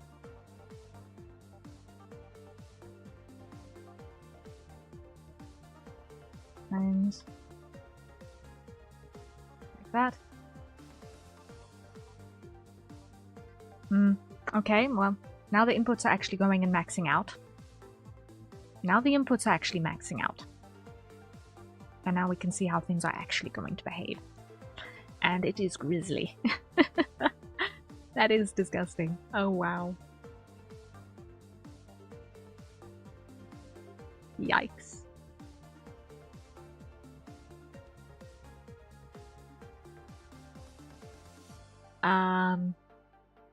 That is disgusting.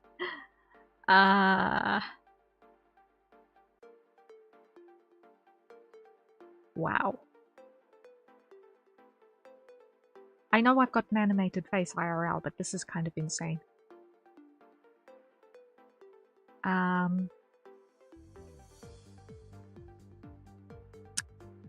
This needs help. This needs work. This needs so much work.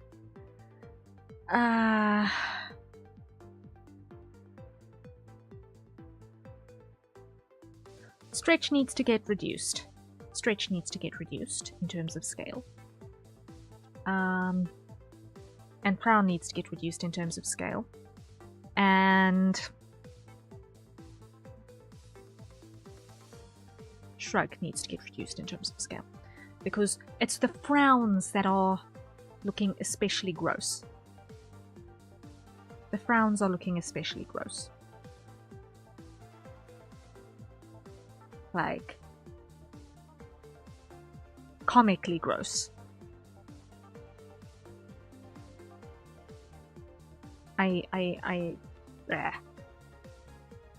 It's looking comically gross.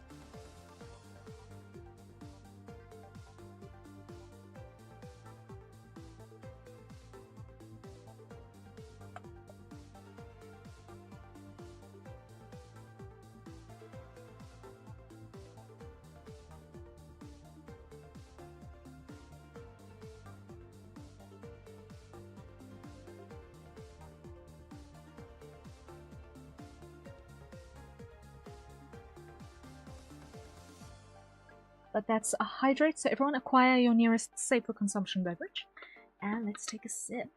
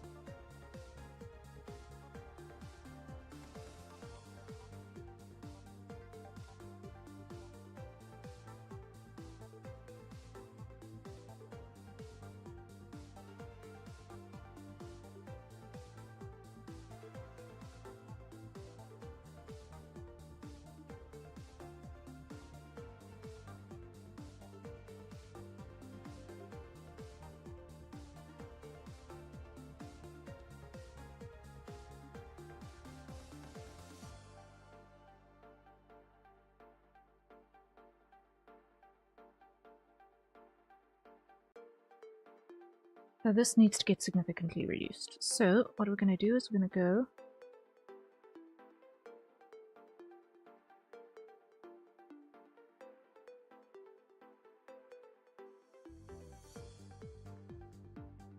I think that's a good value. So Control-Shift-C, Control-Shift-V. That was 0.6. 0.6. Control-Shift-C, Control-Shift-V. Same over here.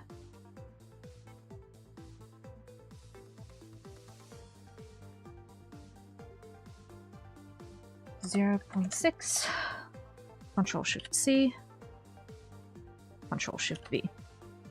Next, 0.6, Control-Shift-C, Control-Shift-V.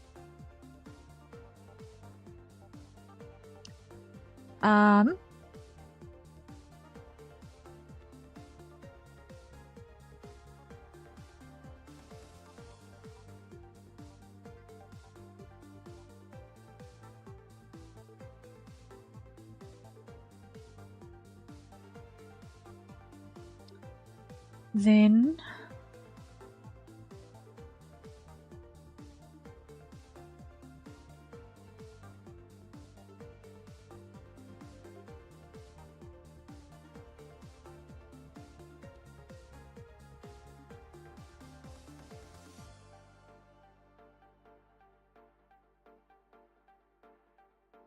stretch is way too much. So let's go.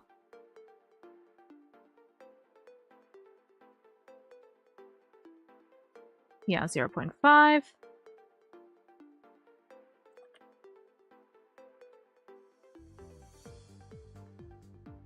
Paste. 0.5. Control-Shift-C. Control-Shift-V.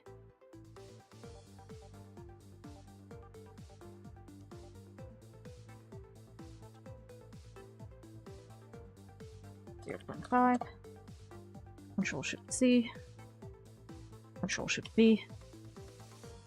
Next one, 0.5, Control-Shift-C, Control-Shift-V. Okay, and let's test with a slightly reduced browning parameters. Okay, it's looking a little bit more tame. Dimple is still a little bit wild. Dimple in combination with Smile is a little bit wild.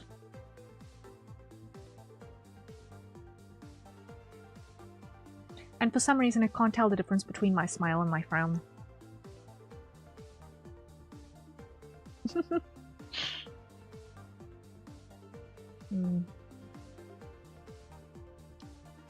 But you know what? We're getting there, we're getting there. Slowly but certainly we'll figure this out. We'll figure this out.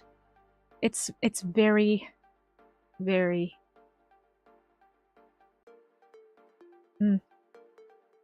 much. I like a larger mouth set, but this is just a little bit much. This is just a little bit much.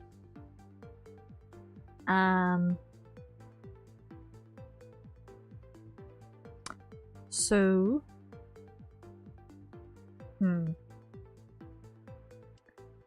I might need to make the stretch or the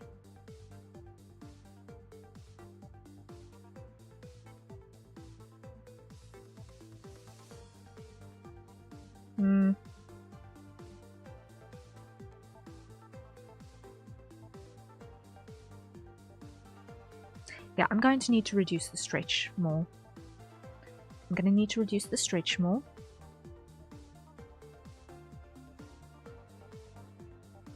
Because I don't know how to isolate stretch from smile. I don't know how to isolate stretch from smile, that's the problem. So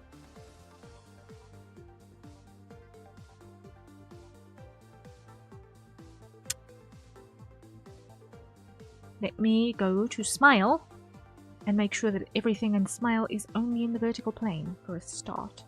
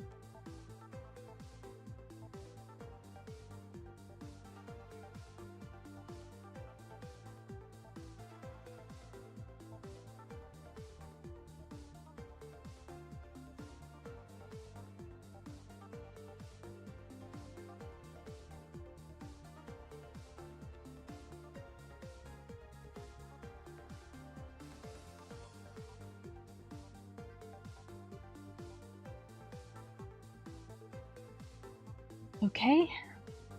And the dimple needs to be reduced.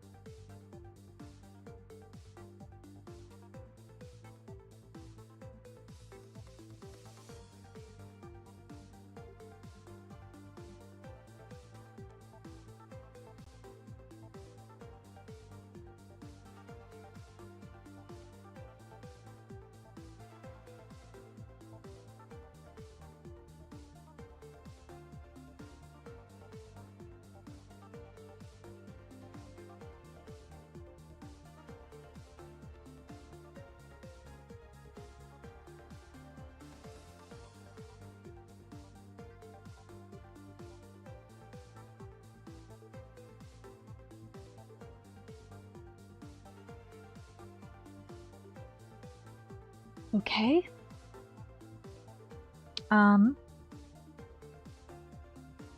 We're still quite wide.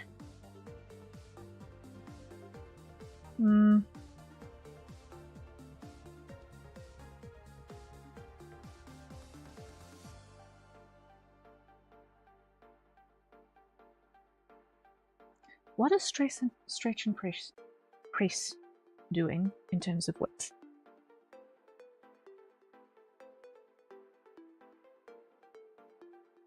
Because it's just uncannily wide, and that's an issue.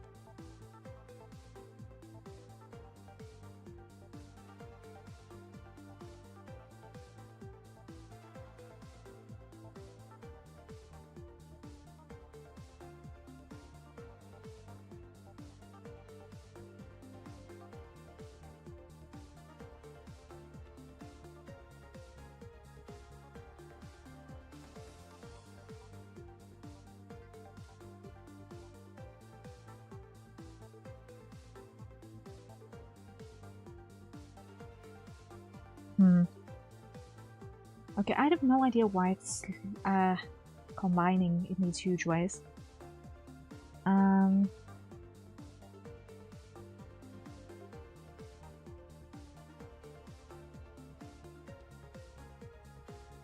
Like, at some points, it looks okay.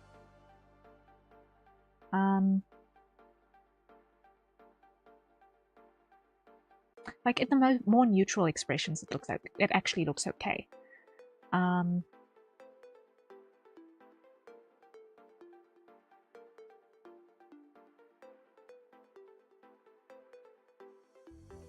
think we're almost fixing it.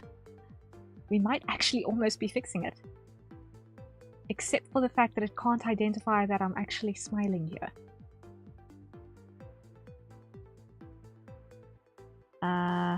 No, it is trying to. It's trying to. Except that it's also grabbing the...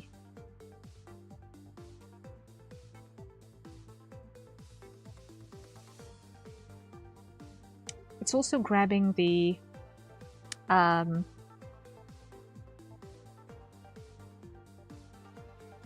mouth upper up. And it's making a weird sneerish thing. Yeah,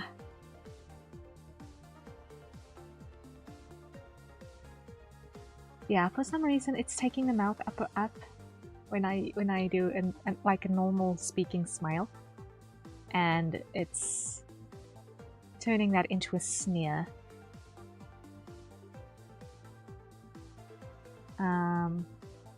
A gruesome sneer. So mouth upper up needs help.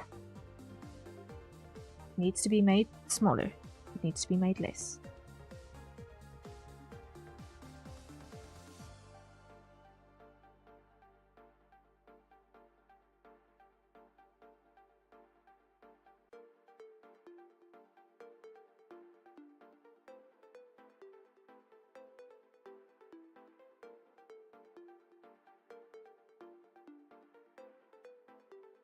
So Control-Shift-C on 0.6, Control-Shift-V,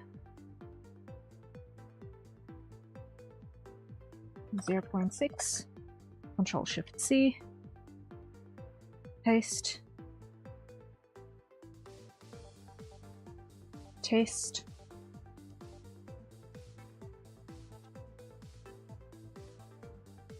it's better. It's better, but not quite there yet. better, but not quite there yet. Well,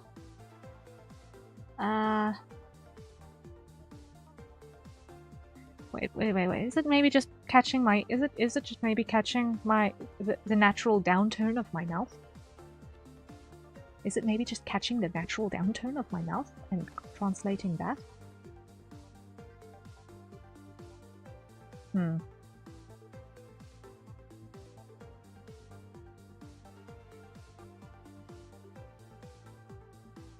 I look.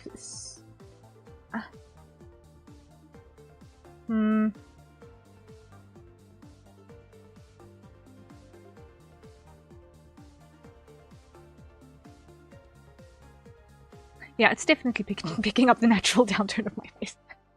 It's definitely picking that up.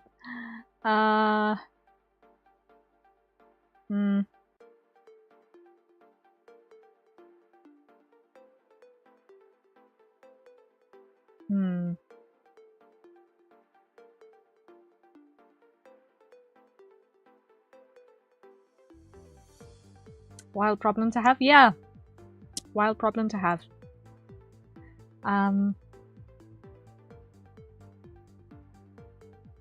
Like, presently, the actual expression that I'm pulling when this happens is that very, very flat mouth brace. Also, I've been lurking a few streams worth. The model progress looks amazing. Thank you! Thank you, Bread. Greatly appreciated. We're getting there. We're getting there. Considering that I'm trying to rig iPhone parameters without an iPhone and test them, I think it's going mostly well so far. Mostly. I think. Yeah. I'm trying to identify what the actual issue is that's causing this awful wobbliness on top lip.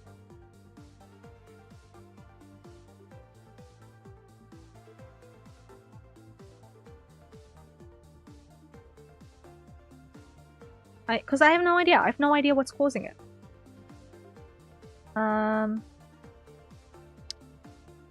You know what? Maybe let me just... It might be something that will need to get toned down in personalized settings on... It might be something that needs to get turned down in personalized settings on whatchamacallit, VTube Studio.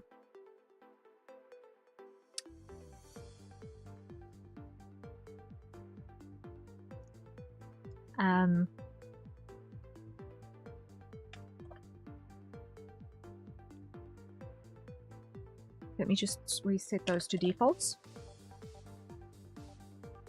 Let me reset those to defaults and see how that behaves now.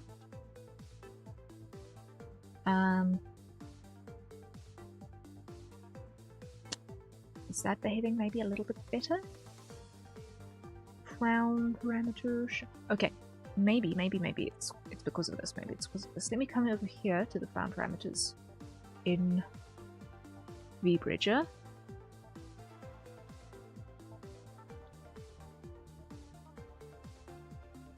And instead of that, let me go times that.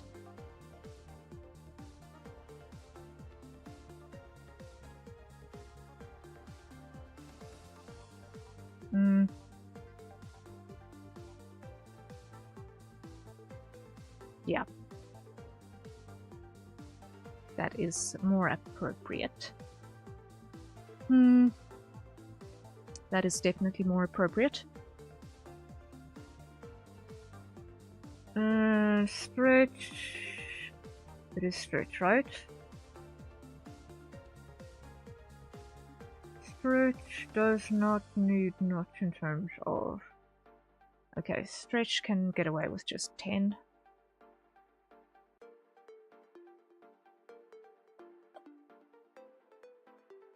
Save. Yes. Overwrite. Okay. And how does that behave now? Still a bit wobbly. Still a bit wobbly. But we'll figure it out, we'll figure it out, we'll figure it out.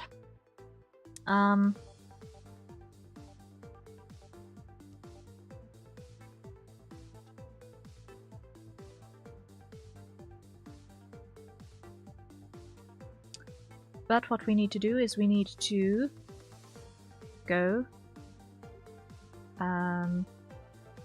edit form, revert to original on this because you.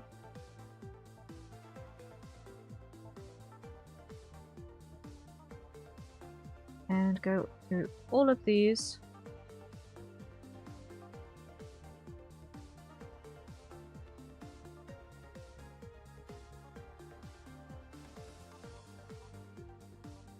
And on our mouth backs, just return to default because it's all wrong.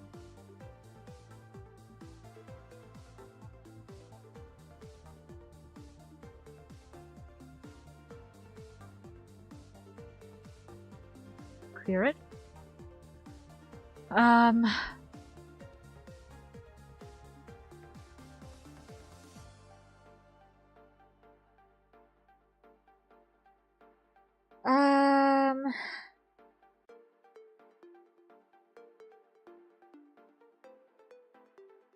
Let me think. Is there a way that I can make this work a little bit better?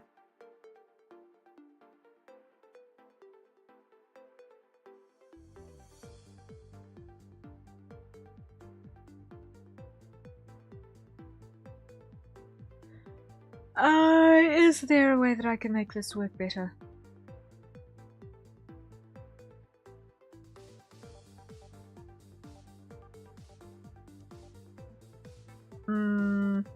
I'm trying to think, what methodology can I use and cheat with that will work?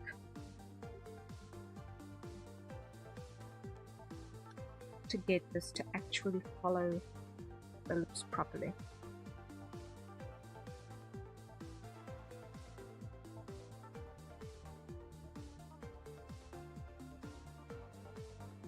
I'm tempted to attempt something with glue, but I'm scared it's going to backfire on me amazingly.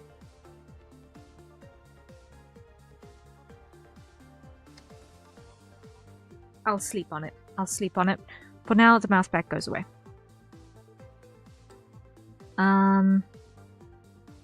Because I can't trust it to do what I need it to do.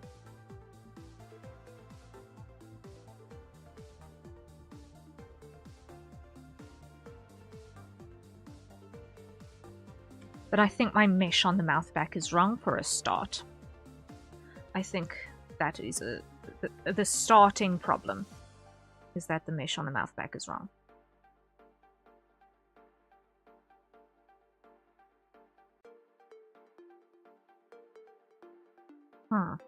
Okay. Okay.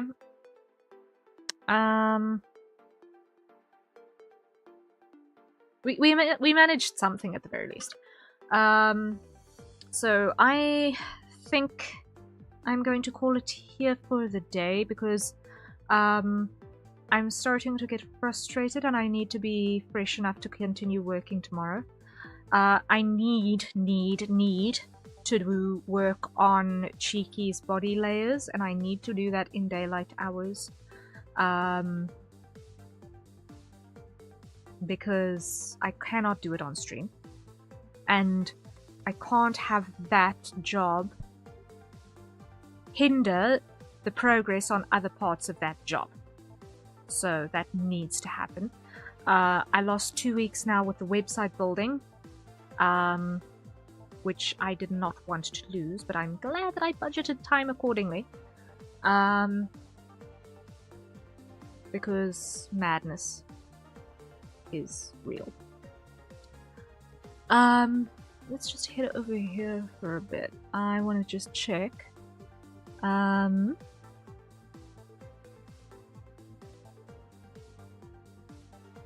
just want to check really quickly. So this week it is Donothon week 4. I can't believe that we're on Donothon week 4. Wild, wild, wild.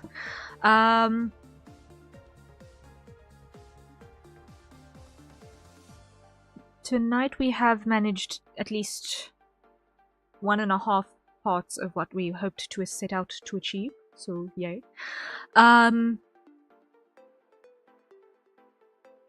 Tomorrow, more commission work. We're still figuring out exactly what it's going to be. It depends on if I can get any progress of significant value in place with Cheeky's body art in the morning.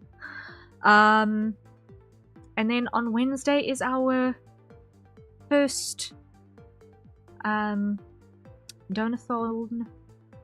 goal fulfillment stream. So if you guys have not yet, I please encourage you to check out what goals we have reached so far and get the things ready that you would like me to potentially do that match those parts, so that we can actually come together and, you know, have fun doing the thing. So I know that the first live make goal is the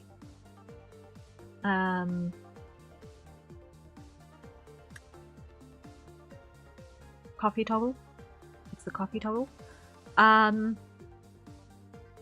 am still deciding on a couple of stylistic changes regarding whether or not I'm going to change my line work color on my model to black again, because the red lines, it just doesn't quite feel right for me, or representative of my art style. So I want to actually look like I drew myself a little bit, just a little bit. Because while I don't think I look bad, I don't think I look like I drew me.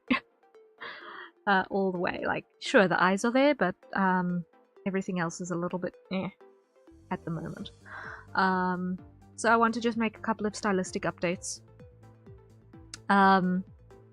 before we get into more regarding the live make madness, because basically with the live make updates we're basically going into Harrier version 2.0, and I need to do some maintenance to the existing files, and it's gonna be a big deal. It's gonna be a big deal. There are some art pieces which are going to stay the same. For example, my outfit, I don't think anything is going to change on that. Hairstyle, the current, I don't think anything is going to change on that. But with other parts, there's definitely things that are going to need to get some adjustment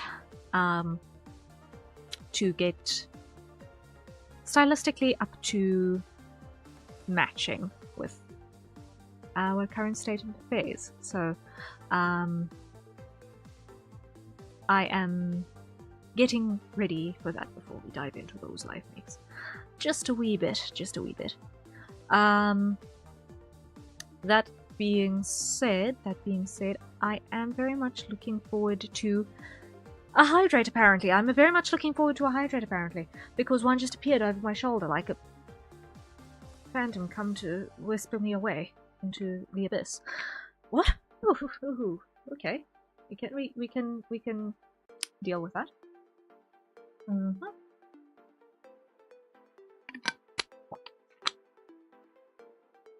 The water has been summoned and consumed accordingly. And there it disappears back into the abyss. So, I am looking forward to being able to work a little bit more on some writing things that I did manage to make a couple of tiny little breakthroughs on, so I'm happy with that. I either had a stroke of brilliance or I am going to be overreaching myself again. One of the two. There is no in between. In terms of how this is going to pan out, so we shall see how it happens. We'll see how it happens. I have not got a clear picture of timelines in any way, shape, or form, but I at least have a plan now, and that feels a lot better than where I've been at the last month and a half, where I felt very much like I did not have a plan, and I didn't like that at all. So, I'm going to be actively working on that plan, which means yes, I'm going to be falling behind on all of my webcomics now, because instead of spending a minute or 3 reading a comic here and there, I'm going to spend a minute and 3 writing here or there, until such time as my sanity fails me. Sounds like some good progress? Yes, yes. So yes, I'm going to have a lot of binging to do when I finally do decide to reinstall Webtoon on my phone. Yes, I'm uninstalling Webtoon so that I can't procrastinate. It's shocking, I know. Shocking. But it's something that I'm deciding to do for the sake of productivity for the meantime. And yeah, it's wild.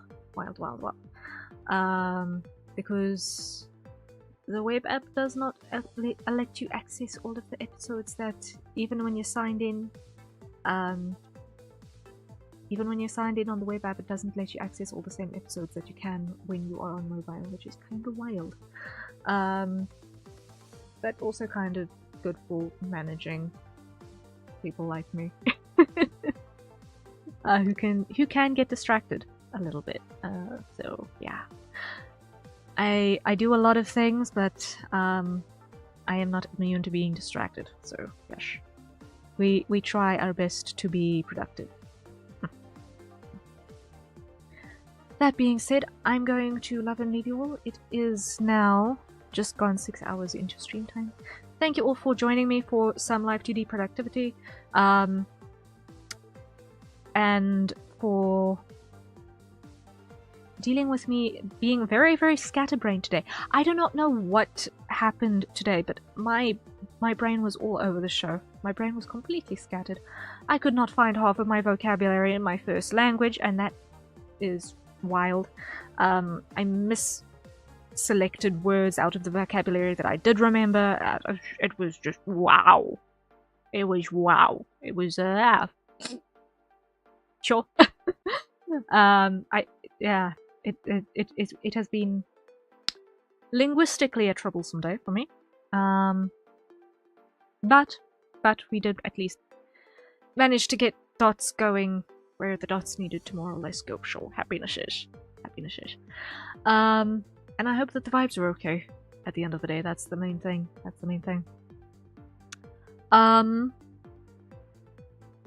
Any other things that are pressing that I need to mention? Yes. I am undecided.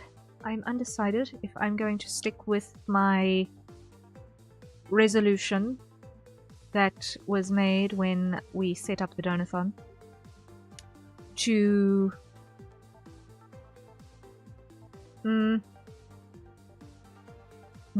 end it come hell or high water by the 18th of September. I am undecided.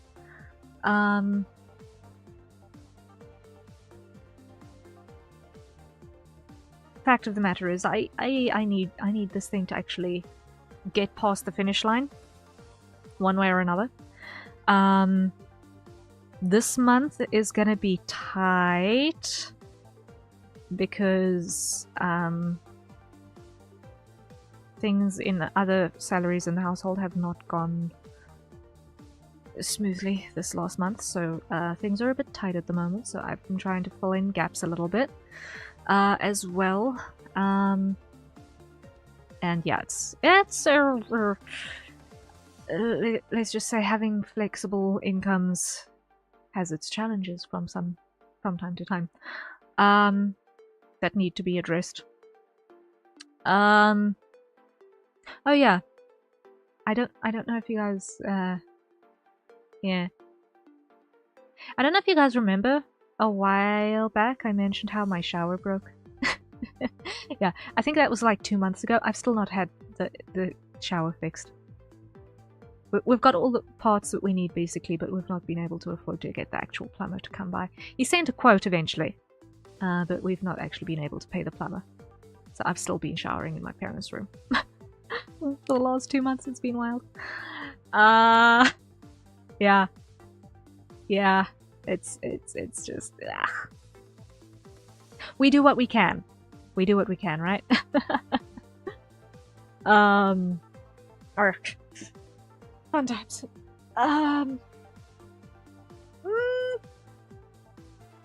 Is there anything else? Is there anything else? Is there anything else? Or am I just going to be rambling into the abyss?